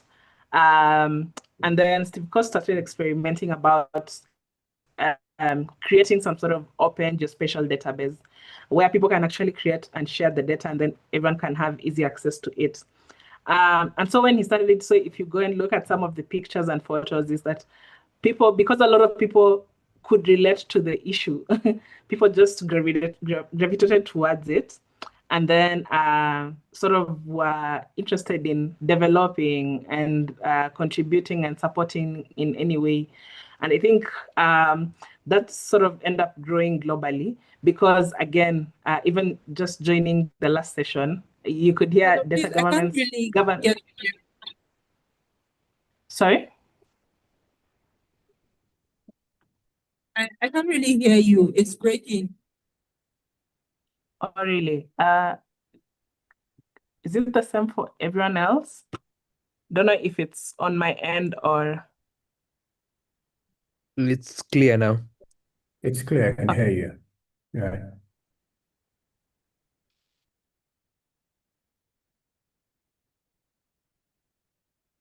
It should be a network issue from your end, but I heard you. All right. Yeah, but I was just saying it's people relating to the problems, and then people seeing the use for the platform and being interested in contributing. But I think also one of the ways that the OSM community has grown has been its use when it came to the humanitarian space. So for example, when a lot of disasters happened and people are trying to find ways to contribute and support, I think some of the biggest that we've seen is usually through financial contribution. But when people learned also about OpenStreetMap and seeing that, oh, I can actually use my laptop to do some contributions and support things around disaster response, then they got interested and started contributing. So I think it's always been being able to relate to some of the problems that OpenStreetMap solves around data sharing, but also around the data uses. But also generally, for the community, it's always been people who've created the OSM communities and gone out to share and bring people in. So people like Unique Mappers team organizing this conference, people in Youth Mappers chapters talking to their fellow university students, people in different organizations sharing about their work and OpenStreetMap. So I think it's majorly those three, relating to the problems that OSM shares, its use and impact in the development and humanitarian space, and actually people just advocating and sharing. I think that's what has made the project to grow to where it is. And lastly, the openness, like that. There's no like bureaucracy in joining and starting to contribute. If you're interested, you can just create your account and you can get started. If you want to use the data, you can build something with it. There's no sort of process into filling this form and talking to someone. There's like a lot of openness and a lot of support for people who are getting started. I'd say those are the main things that has grown the OSM community to what it is. Yeah.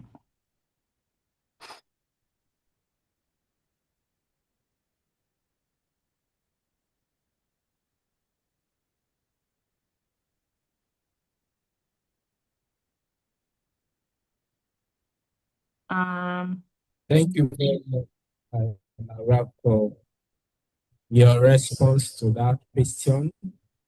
And thank you for your amazing presentation.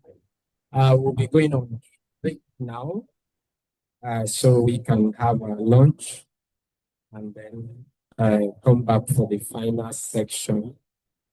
We'll be going, we'll be taking off now. We'll come back in the next 30 minutes. Yeah, please, when we come back, we'll review the papers that are available, or if there's no, we just take a QGIS workshop. Thank you, Lara, and thank you for all the presenters who spoken to us.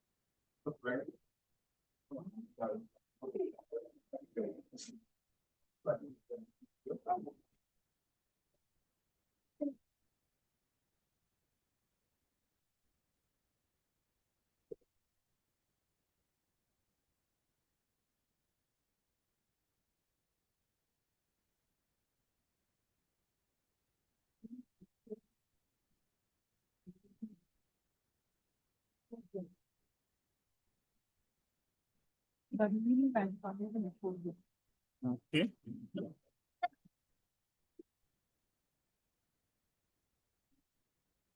Yeah. Not on.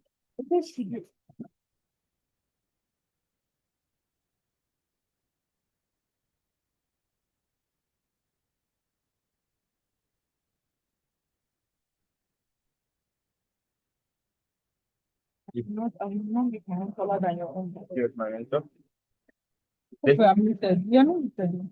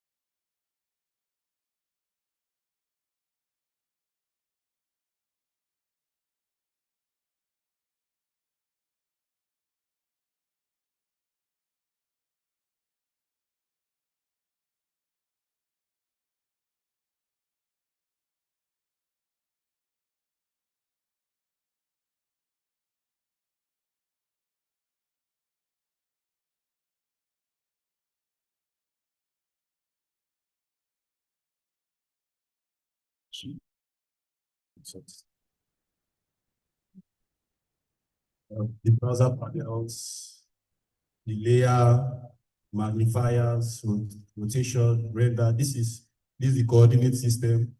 So you could actually change this depending on what you are actually studying. For this Nigeria, we mostly use WGS 84. Okay. Okay.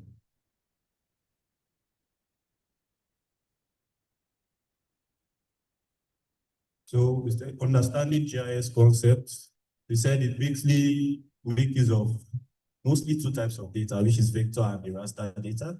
We said the vector data is actually represented by points, lines, and polygons, while the raster is pixels and grids.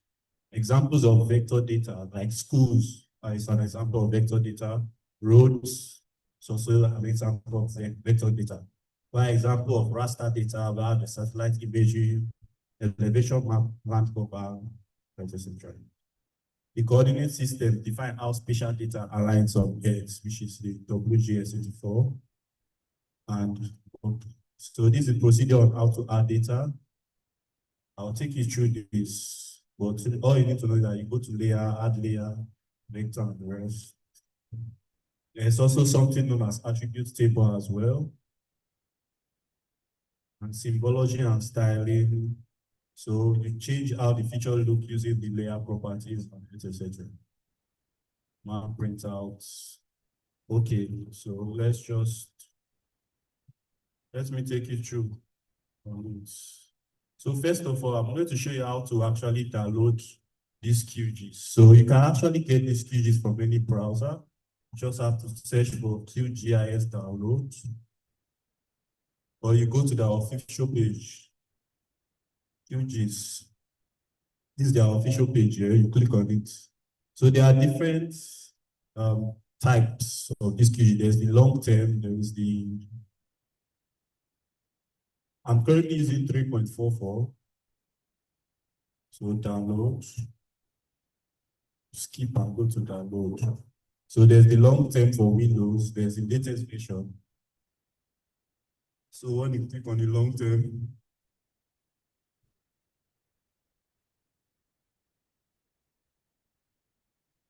as you can see, it has started downloading.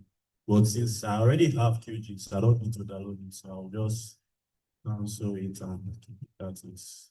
So when you download the QGIS and you install it, you can then proceed.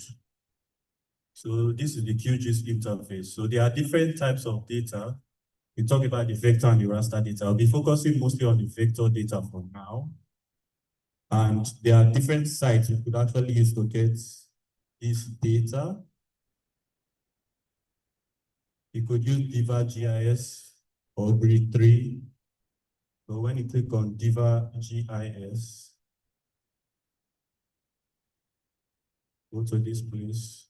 So as you can see, the country, so the particular country that you're focused on, the subject, and what format you want this data to come out. So if you focus on Nigeria, look for Nigeria. This is Nigeria. So the administrative boundary now, they are looked into admin 0, 1, 2, 3, 4. So you can collect, if it depends on what you are focusing on, you can focus on administrative boundary, inland water or roads, railways, elevation, etc. So let's select the administrative boundary for now, then you download it. As you can see, it has been downloaded.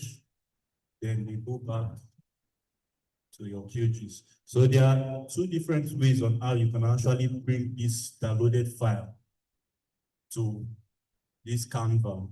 So you can actually go to layer, then you add layer. Since we're focusing on the vector, you say add vector. Then you click on these three dots here. It will take you to file to download. So you go to download. This is it. You click on it, you open. Add. But since this particular file is a zip file, so there are different shape files inside from administrative, that is 0, 1, and 2. For 0 represent the full Nigeria. For 1, each of the states. 5 for 2, the local government. So you can just decide to select one of these, or you can decide to select shape, then you add layer, then add. You can also decide to add another layer. So as you can see, this is the layer. This is what I selected. That is the admin 2, which is for the states, administrative boundaries of each state. Or just remove this one. Or you could decide to go on the browser panel. But since you need to download this thing, maybe you won't see this browser panel. So you go somewhere here, you right click.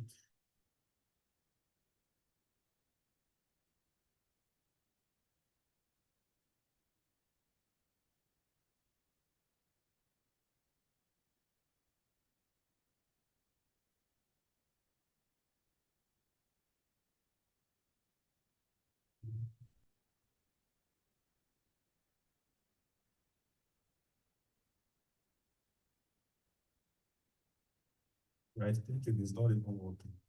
Try.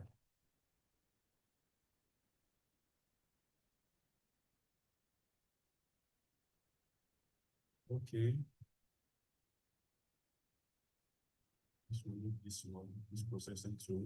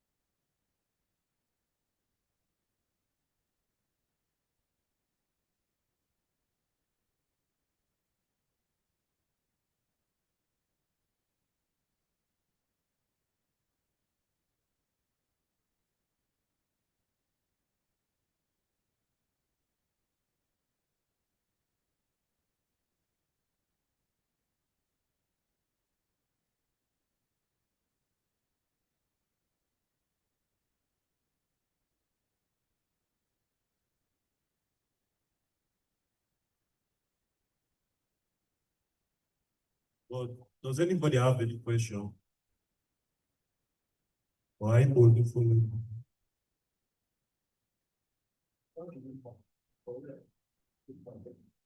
Sure. You can just go to their official sites using any browser. You can use Chrome, you can use Microsoft Office. So this is the browser panel. I could just go to home, then search for download. That's where the file is built.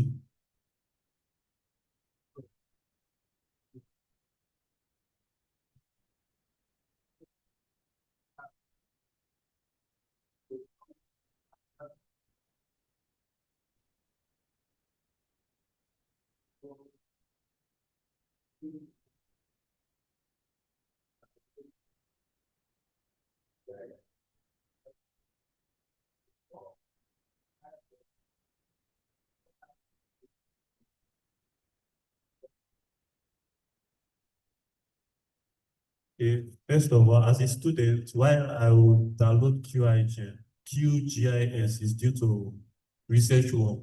Like, let's say, for example, you are working on a project, like I want to collect points on each basis and actually create map, like a study area. So you could actually, this is the software that you could actually use instead of using ArcGIS, which you have to pay some money in order to actually use that one. So you just use the free and non-licensed one, which is the QGIS, to actually carry out that your particular project. So if you want to create a study area, you can use QGIS to create study area.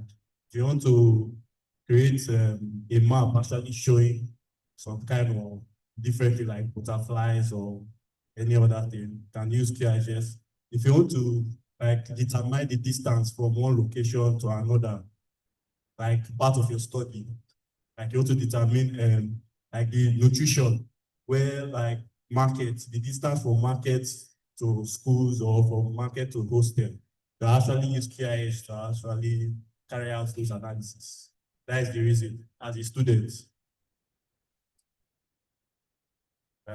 you can decide to go on field survey, like go to different places, collect different points, then actually create like you collect different points of each places, their coordinates, then you create dog on it, then you can actually input it in this QGIS, then it will show in using this map. There are different base maps that I can use. There's OpenStreetMap base map, with other different satellite imaging base map. So we're going in Nigeria,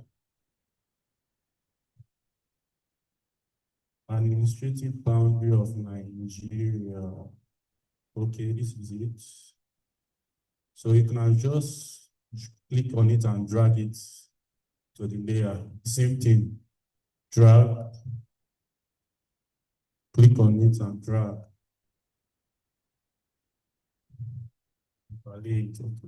Then you could actually change these colors, like the symbology. Just right click on the particular, okay, we're dealing with admin 1, which is your state boundaries. So this admin 1, you can also right click on it, properties. When you click on properties, it will carry you to the layer properties. So the layer properties is where you could actually do the editing of this particular map. There's resources. Resources is where you can actually change the coordinate system of that particular map. There's symbology, that's changing of the color, the labeling, 3D view, diagram, etc. So for the symbology, you can actually change the color to whatever you want. Now it's changed. Also in the symbology,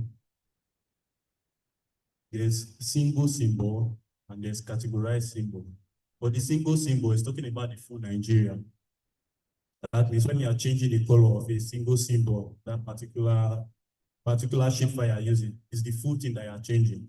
But when you are talking about to categorize, that is each of these states colors that you are now changing.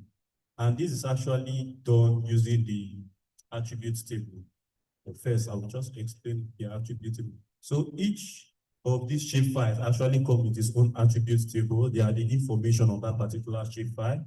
For example, when you right click, you go to open attributes table. So this is the attribute table of this map.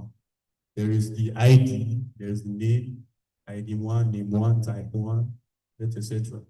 This is Nigeria. For the name 0 is Nigeria, that is the full name. The name 1 is for the each states. And let's say that you don't know this, you can just click on this. And as you see, this state is being highlighted. But let's say you don't know anything about this particular location, like Nigeria, like you don't know any states here. So you can have just gone right click again, properties, label. Click on single label. Okay, we change this to name 1. Since name 1 is the name of the states, each of the states. Name 0 is just, if you click on name 0 now and you apply, you will notice that each of the states now is just Nigeria. It's just one name that carries, just Nigeria. But then, properties, since it's the attribute table, since we know now that this name 1 is just name 0 is Nigeria, while name 1 is the name of each state, you can just click on this name 1, apply, okay. So as you can see, each of the states is being highlighted here. It's being shown. So we can actually select the particular state we want. You can use this tool to select it. That is, we can use the select features or select all features, or we can also use the attributes table to actually select that particular state. But if you want to make your work easier, you just click on this and select whatever states you want to work with here. So let's say we're working River states. Rivers,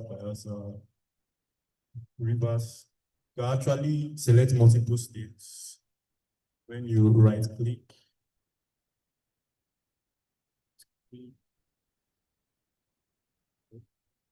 okay.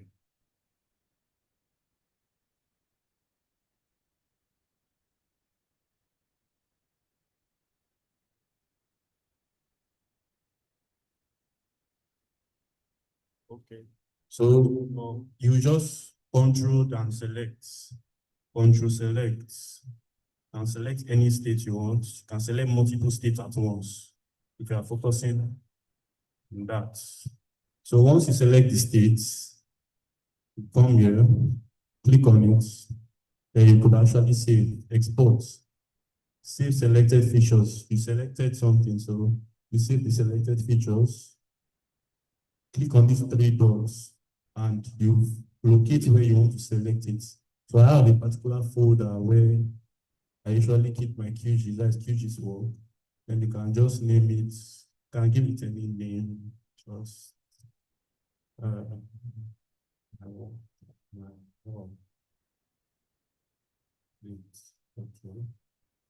okay. Okay, now I'll click this one. So now as you can see, it's only this one left.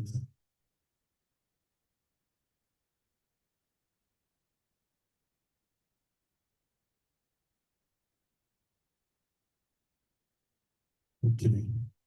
Now this is what we have actually extracted from that particular shapefile. So from this shapefile, we actually extracted this particular area. So you could actually use these maps using the AC and GIS features, and there are different base maps here. There is the Google map, Google satellites. What I usually use is the OpenStreetMap. As you can see, if you want it to overlay on the OpenStreetMap, just click on this my work, then drag it on top of it. So as you can see, on this OpenStreetMap, it has been displayed on this particular base map. So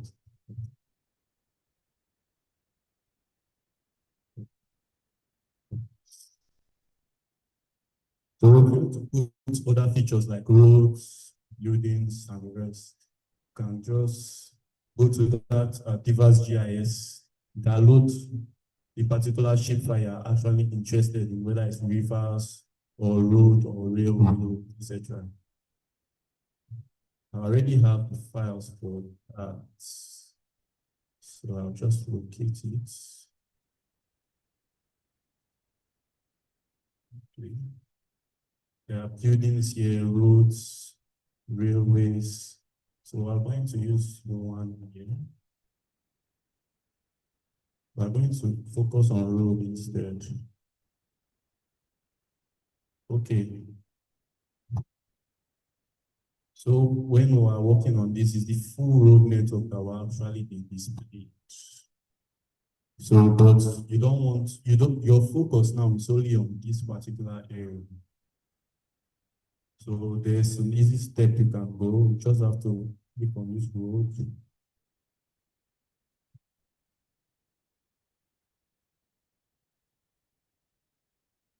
Geoprocessing tool, then you click. So you are clipping these road features and you want to overlay it on my work.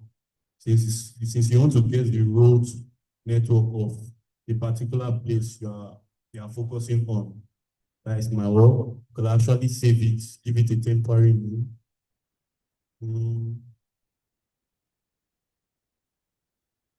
Just if I can actually road network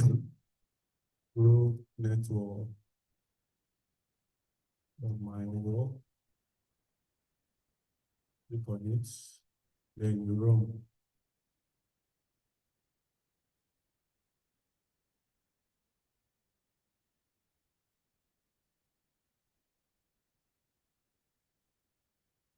Okay, it's loading.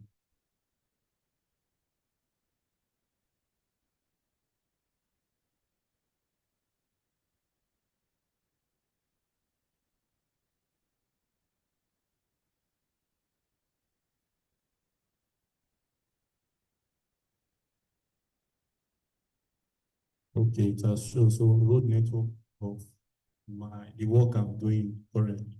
So as you can see, it's a different color entirely. So you could actually keep this word, then you overlay it. Okay. Then you can remove this one. Remove layer.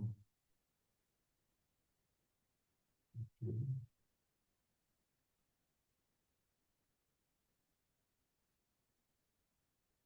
Okay. So as you can see, this is now the road network of this particular location that I actually selected. So it's very simple. Once you get your data, the particular data you're working with, whether it's road or rivers. Let's do another example. Let's use waterways, for example. So this data that I downloaded is for the full Nigeria.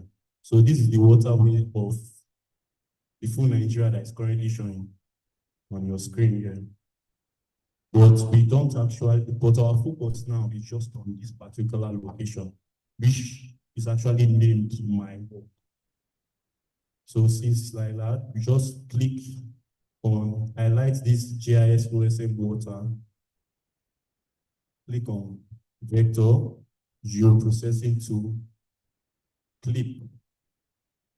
The same thing. The input layer will be the GIS, the waterway. Why the layer you don't overlay it on? You want to overlay it on your work. Depends. You can save it as whatever you want to save it. But you want to overlay it on your work, and you can temporarily save it as say file, waterway of work. Click on it, run. The same process. You can do it for each of these vector data.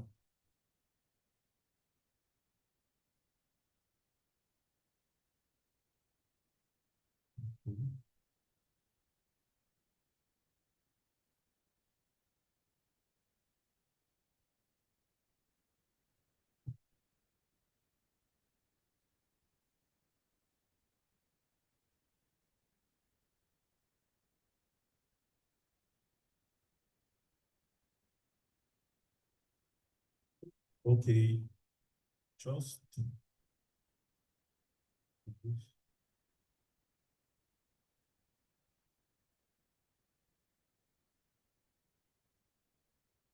Who have any questions? Just shoot.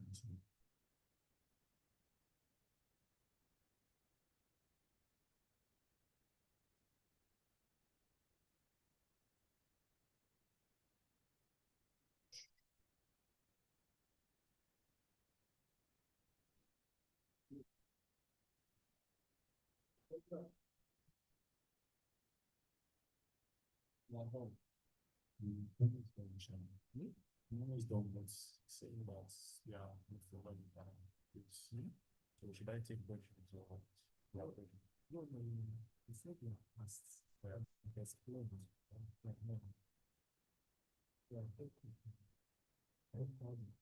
okay, so that's it for QGIS.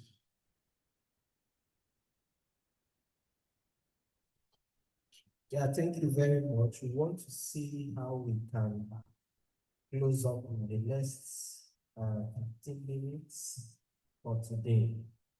And tomorrow we will come for the final lap of this conference. And that will be using A109. A109, including the other way. So that's where we are using tomorrow. And we want to start on time because we have more presentations and we also have practical section, especially practical section on map grid, how to map electricity, network. And then we have another training on map charts, how to use your WhatsApp to map. So want to see that this conference captures that because it is called a conference and a training workshop. And you know, most of our conventional conferences, we are only focused to having people, participants present paper and everybody go. But for this, it's a localized conference, and we are doing the same thing that is done in other countries. In fact, we are supposed to have more things from this conference. We will have more intensive training workshop so that everybody will have something to do with. So tomorrow we want to see how that will be taken. And I know that probably the way we are taking it, we might be a little bit fast. But it's because of the timing. Ideally, for our training workshops on GIS, we do have training participants, trainees that goes in from QGIS section, and then those that goes in from ArcGIS section. And then we'll have at least 1 hour so that in your class, you'll be able to get done. And at the end of the day, you can at least have the technical knowledge to produce your study area map, your site sample map, and so forth. So at this moment, we want to appreciate this very good for running us through very duties.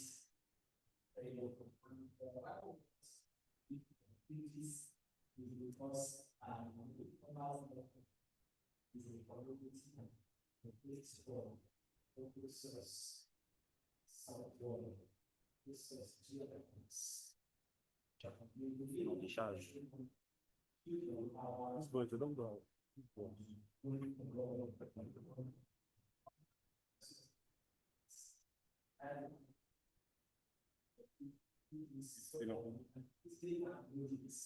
We don't pay for this. But we give you patches of the variety software, and you need to buy license every $40. $50.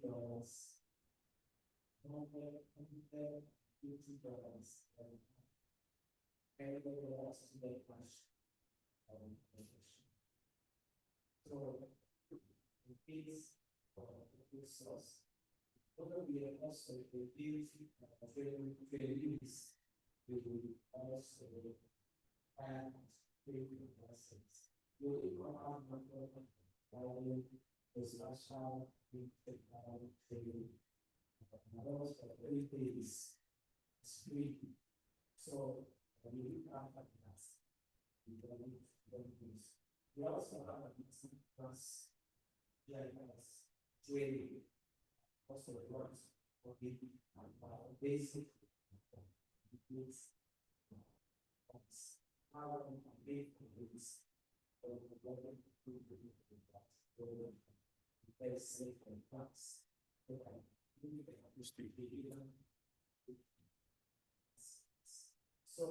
I think this release we requires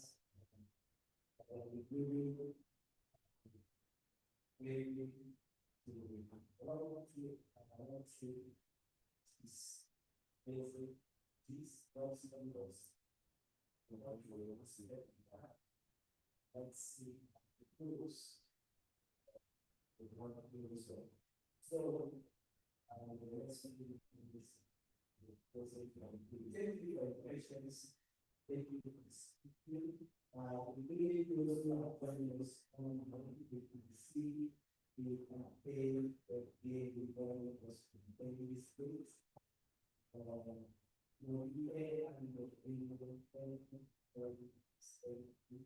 I think that big education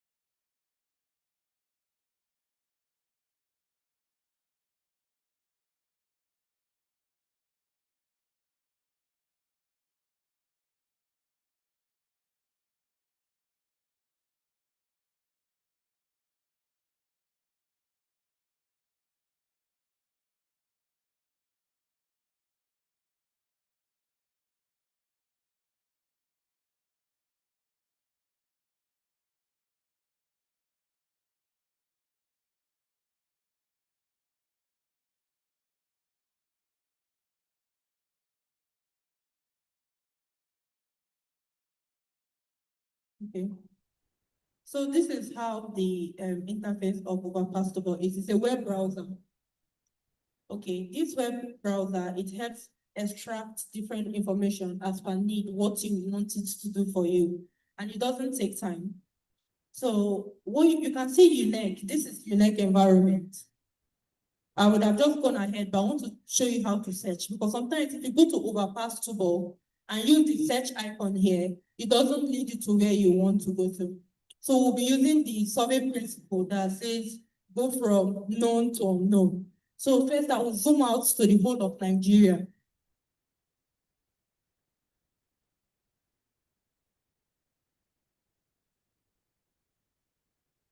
Okay, now, so this Nigeria, we have other maps in the same area. So I'm coming to UNEC. I want to get information. I want to actually get the polygon of the love garden, the two buildings there. That will be our study area, the exact place. So zoom into Nigeria. I have Enugu. I zoom into Enugu.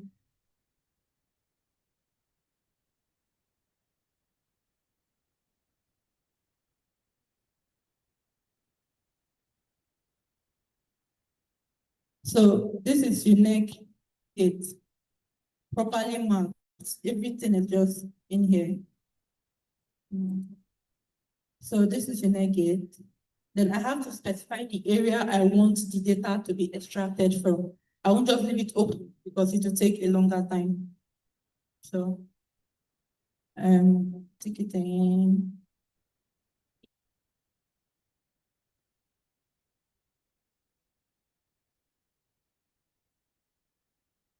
So within this box, we have the love garden, and also the main hall is here within this environment. If you know this environment, or you know the main hall is here.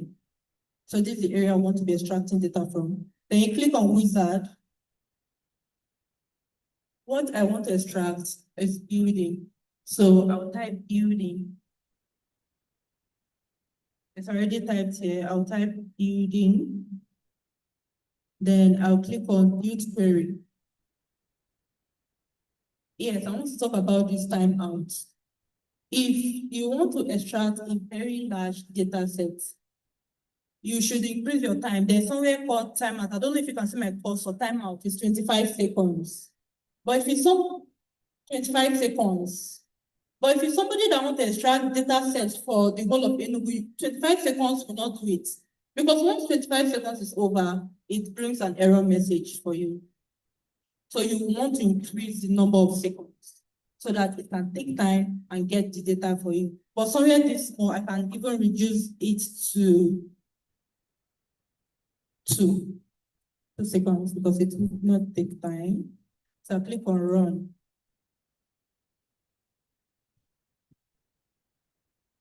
It's giving me an error message. I think it's from the wizard. I'll just change it to buildings. Buildings.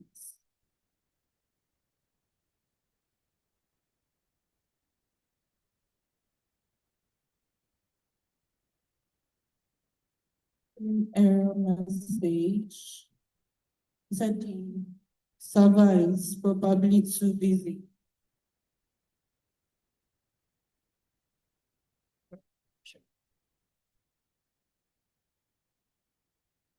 So give me a second.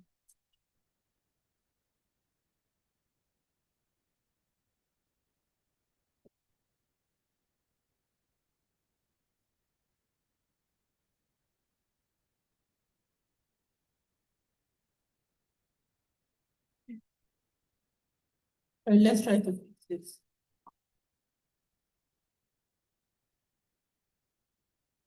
So what I will do is close this one. I have it opened on another tab, and let me try it again. So we have one to do things. I'm checking very because if there's an error in building, it can also keep that error message.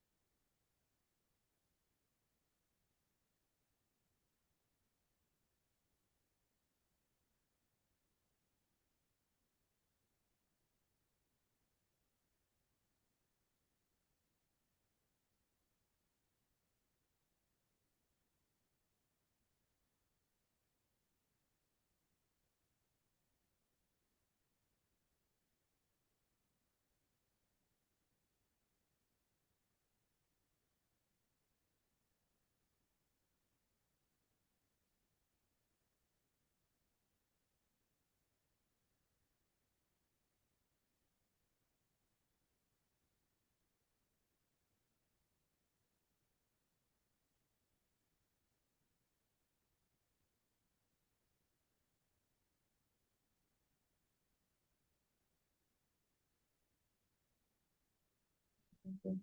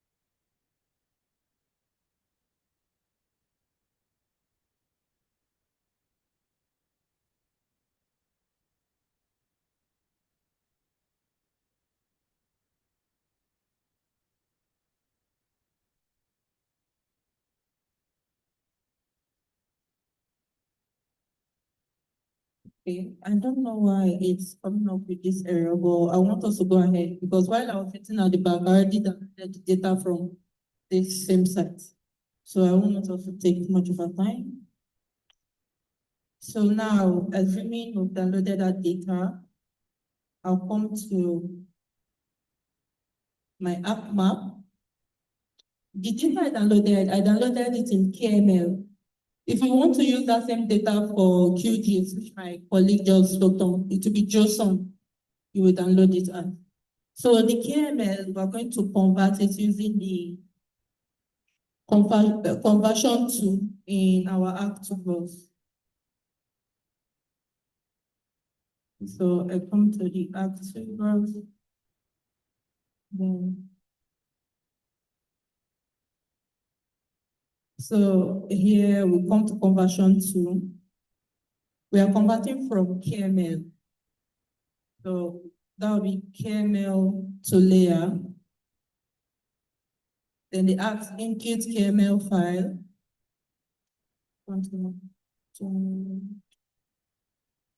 Wherever it's saved to, most times it's download. So this is export. The first one is export. Then I'll open it up. They will ask you the location for your output. I want it to be in this place. Then the name, I'll just name it buildings. Buildings. Then okay, I can run it. So it's here now. What I will do is zoom to layer. It should be coming, then I'll double click to get the properties. I want to change the symbology. I want to change it to hollow and increase the outline width. Okay. Apply. Okay. You can see it. These are the buildings we got from Overpass to this, what somebody like us have mapped for this place. So now the next is study area map. And the essence is to show where your research is currently seen. And you can't just show the place without linking it from somewhere. So we're going to have, on our study area map, we're going to have the map of Nigeria, then the map of Enugu State. Then we'll bring it down to the part of Enugu, whether Enugu North, Enugu South, Enugu East, the part showing this building that I just downloaded. So first, I'm still going to add my data. I'm going to connect folder. So you see this plus symbol here is for adding of data. There are two ways you can bring in your data. You can either use the plus symbol or you can bring it in through catalog, this add catalog. So I just click on this add data. It's already here because I've used this thing before. This is where my data is found. But if, for instance, by the time you're opening it for the first time on your ArcGIS, you will still click on connect to folder so that you see the different options. For me, I'll go to desktop, from desktop to another desktop, then I'll come to GIS. So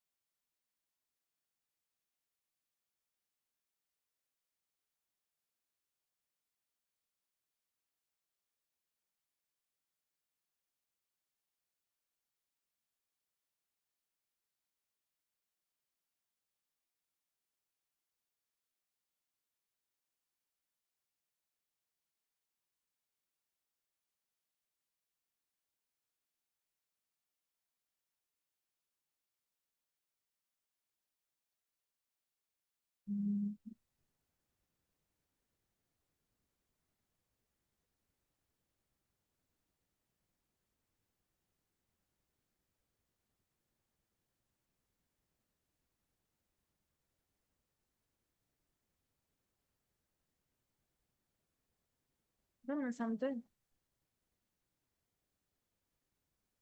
Sorry, coordinator, am I still on this Zoom? I'm there. Yes.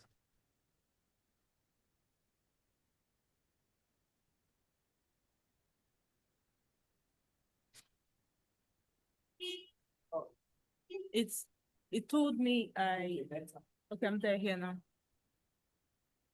Okay, so I'll just close the two boards for now because we'll not be needing it. So this is the map of Nigeria. I'll open up the attribute table of the map of Nigeria. Then I'll right click here and say sort in ascending order. So we have, this is Enugu here. I just click on Enugu. And once I click on Enugu, it will, let me close the map. It selects Enugu for me. So all I have to do is export this data. I will export data. It will export selected features. And I say, okay. Yes. So for this one now, once I turn off Nigeria, I still have Enugu there. So now for this Enugu, I'm going to change the color. I'll change it to something different.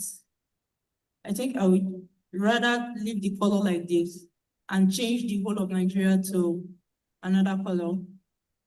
I'll come here, make Nigeria hollow. I'll go to the properties of Nigeria. I want to turn on the label so that it will be visible. Come to label, offline. So you can see the different names here.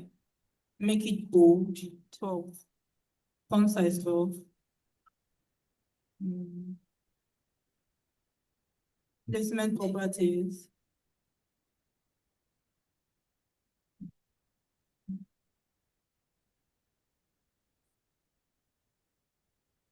So you can decide to place it horizontally or straight.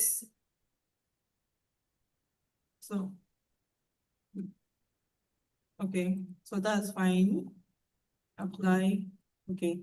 So it's now legible. So this is the whole map. The next thing we want to do is, we've gotten the first one, this is like the first step. Then you come to layout view. Layout view, this is how it will be on your sheet of paper. So since this is Nigeria, first we want to start from Nigeria, we're going to be moving it, making it small. Make it small. This portrait mode, I want it to be in landscape. Landscape. But we can actually use it in portraits, but to change to landscape, you come to files, come to page setup, then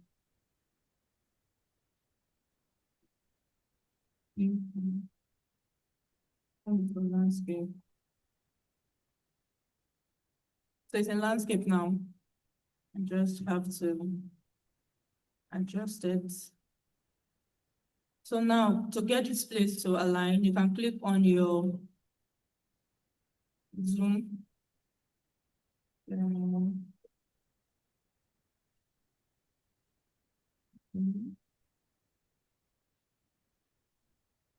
I use this hand here, pan. I want to pan this particular pan. If you click on pan, it will only move the object inside the box. So I'll bring it to the middle. This is fine for now. So now we need another thing to be here, then another one to be here, then down here. So what you just have to do is right click, then you copy, and come and paste. So now we have the two of them. So I'll move this to the other side.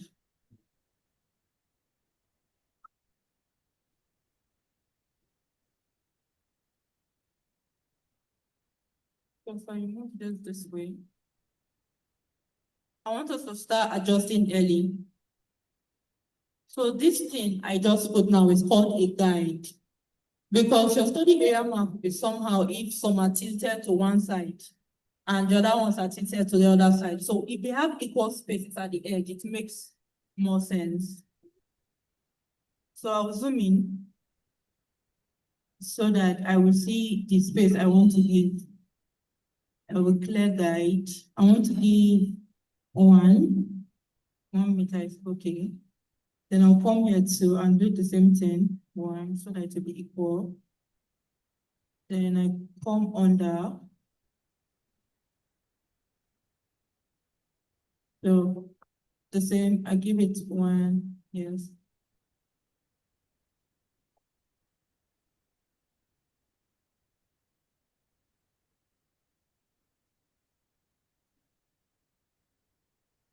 Move it to the top.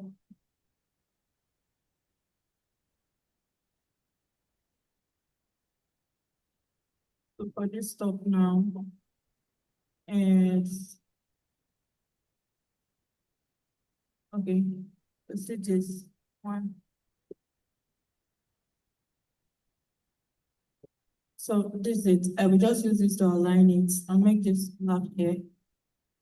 There. Okay, somewhere in the middle works fine. Let me just left here. Okay.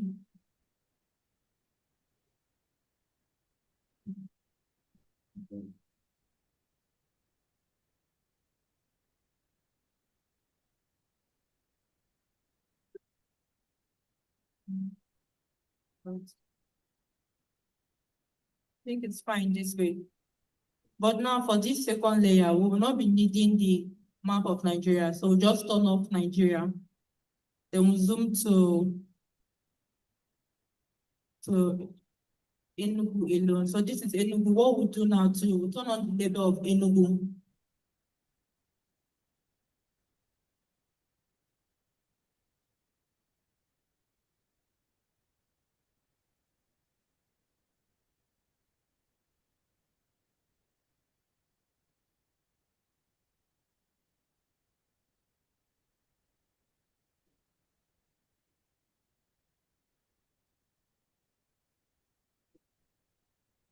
Okay, so for us to get the different local government area in Enugu, we have to import another map. That will be the local government area map. So just like the way we did for the other one, we'll just add our data, then go back. This shapefile. So this is it. Then I'll go to the attribute table.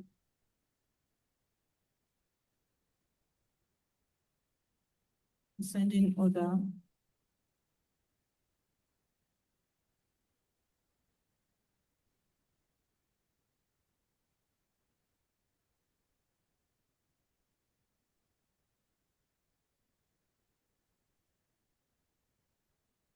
So we have Enugu selected. Just like before, we're going to export just Enugu. So go to data, export data, and okay. So this one, I want to rename this.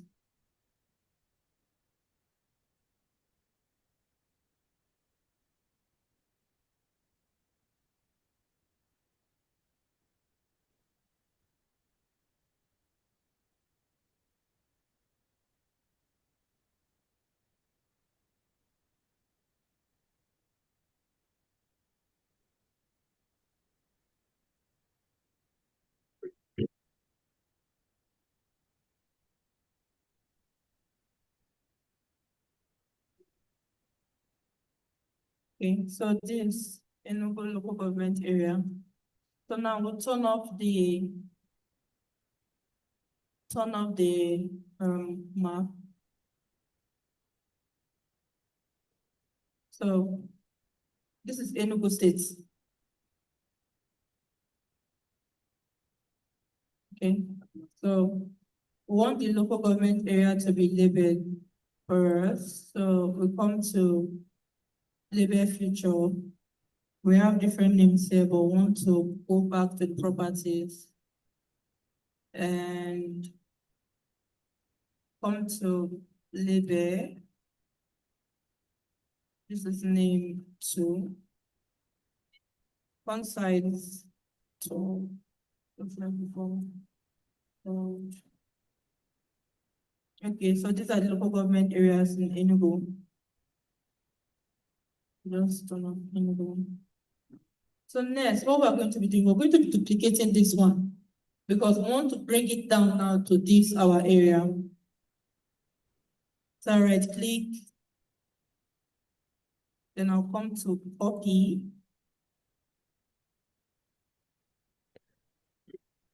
then paste. So moving this one down here.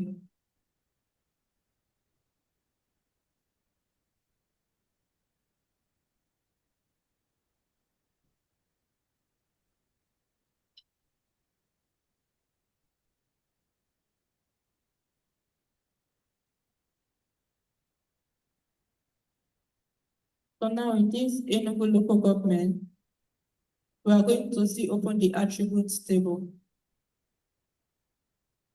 This our study area is falling within Enugu.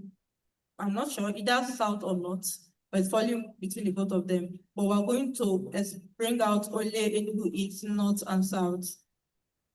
So let's see.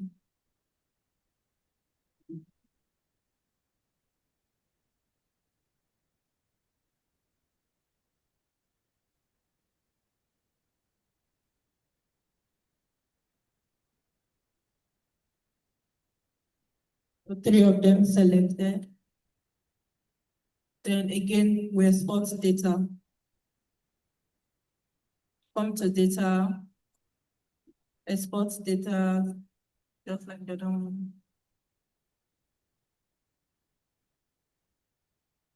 Name this study area.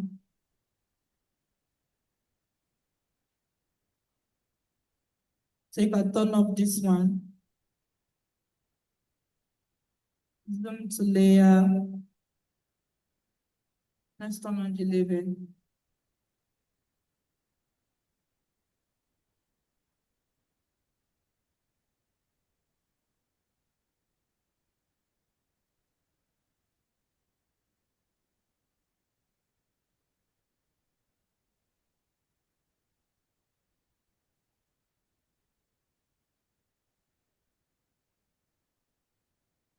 So this is it. Enugu East, North, and South. So now I know somebody will be wondering, where is our data, the one we extracted? We're almost done now, just remain small. Okay, so I will move this one on top so that you will see it.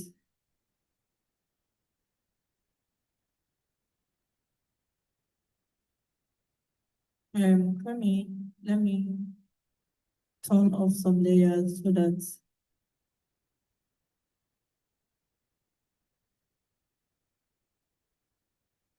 this one.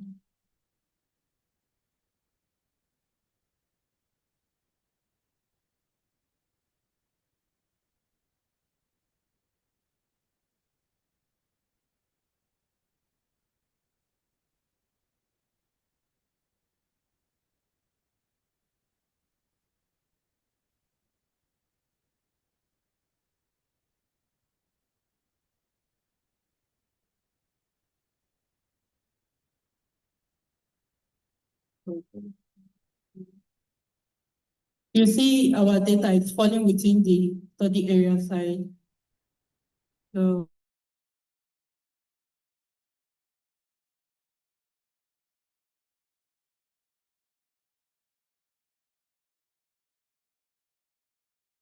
we just turn this on again.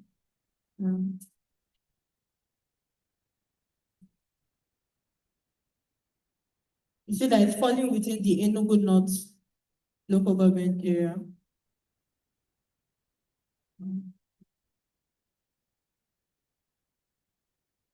This is our study area map here, but that's not all. We have to add other things that make it a map. So we'll be adding the legend and the rest.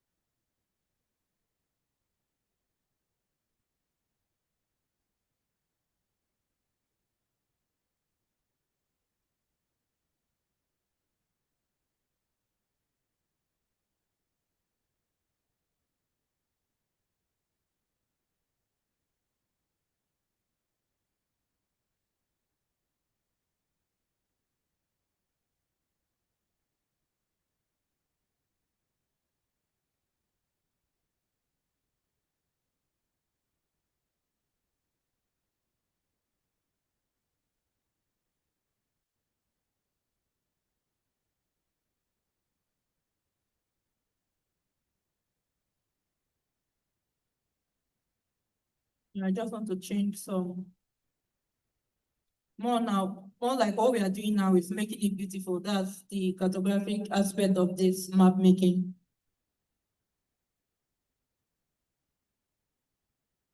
Make it follow.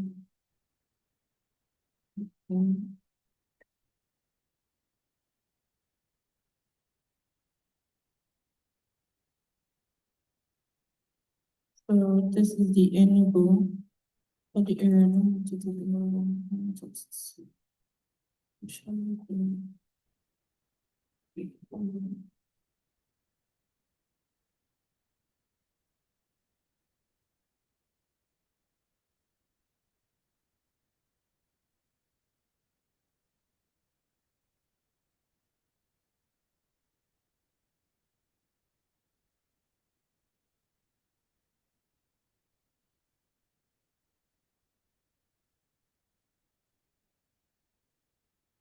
Just choosing a really suitable color for me.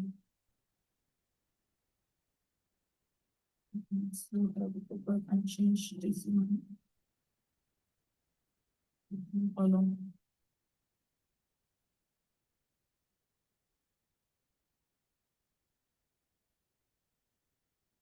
You understand what we are doing? We are making it traceable.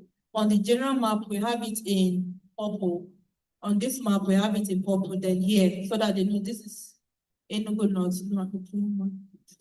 Yes.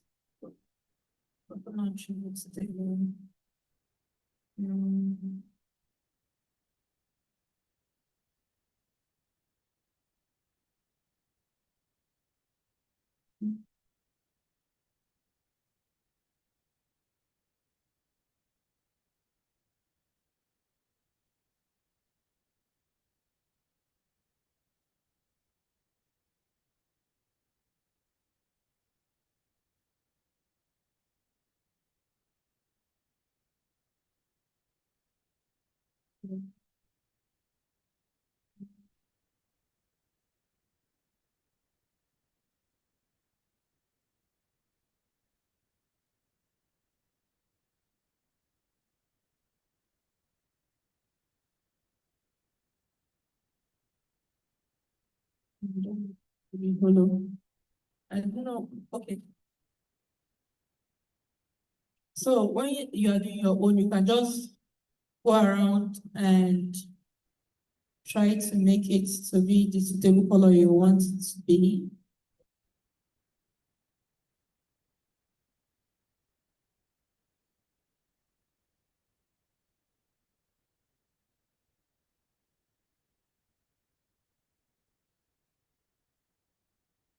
Okay, so this is so to add the lights, you come here and you click on first, let's add our north arrow. So you can choose any of them depending on which work you are doing. So I like to use this every north. So this is the north here. I want it to be somewhere here. Bold.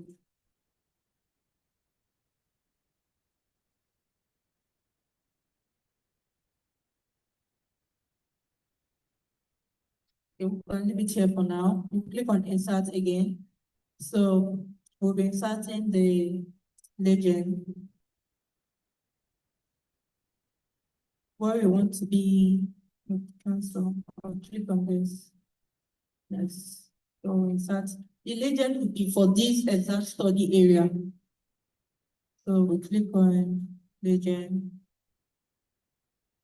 So I want it to show study area. I want it to show Enugu State.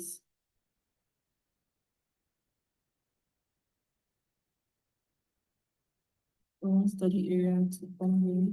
I want Enugu State. No, I want Nigeria to come here.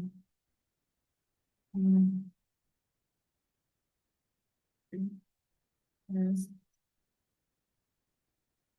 The title is legend. Fine. Next. Do we want it to have a border? Yes, I think I want it to have a border. So I just choose border. I don't want it to have background color. Can give it either gray. Let's just give the slide gray. Then next, finish. So here's our legend. The legend will just be somewhere here. Then we can insert the scale bar. There are different types of scale bar, depends on what you want for your work. I think I like to just leave it simple by putting this. So bring it down here. For the scale bar, just click on it for automatically make it go.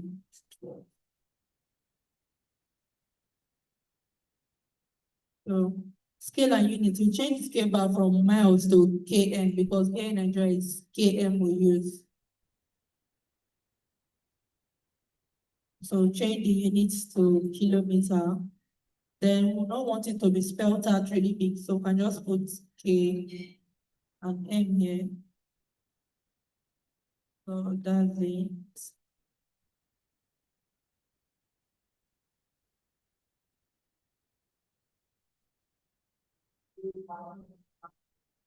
And we're going to stop here, but you can go ahead and complete it later. Okay, so thank you very much. Thank you. Okay, just before I just leave, the next thing I would have put after adding this is to put arrow to link it. You have to link an arrow from Nigeria to Enugu to finally your study area. That's it. And you should add a title and other things that make up the study area map. So thank you very much for this section. Thank you very much. Let's have a closing remark from Professor Chukwunoyene Opalokas.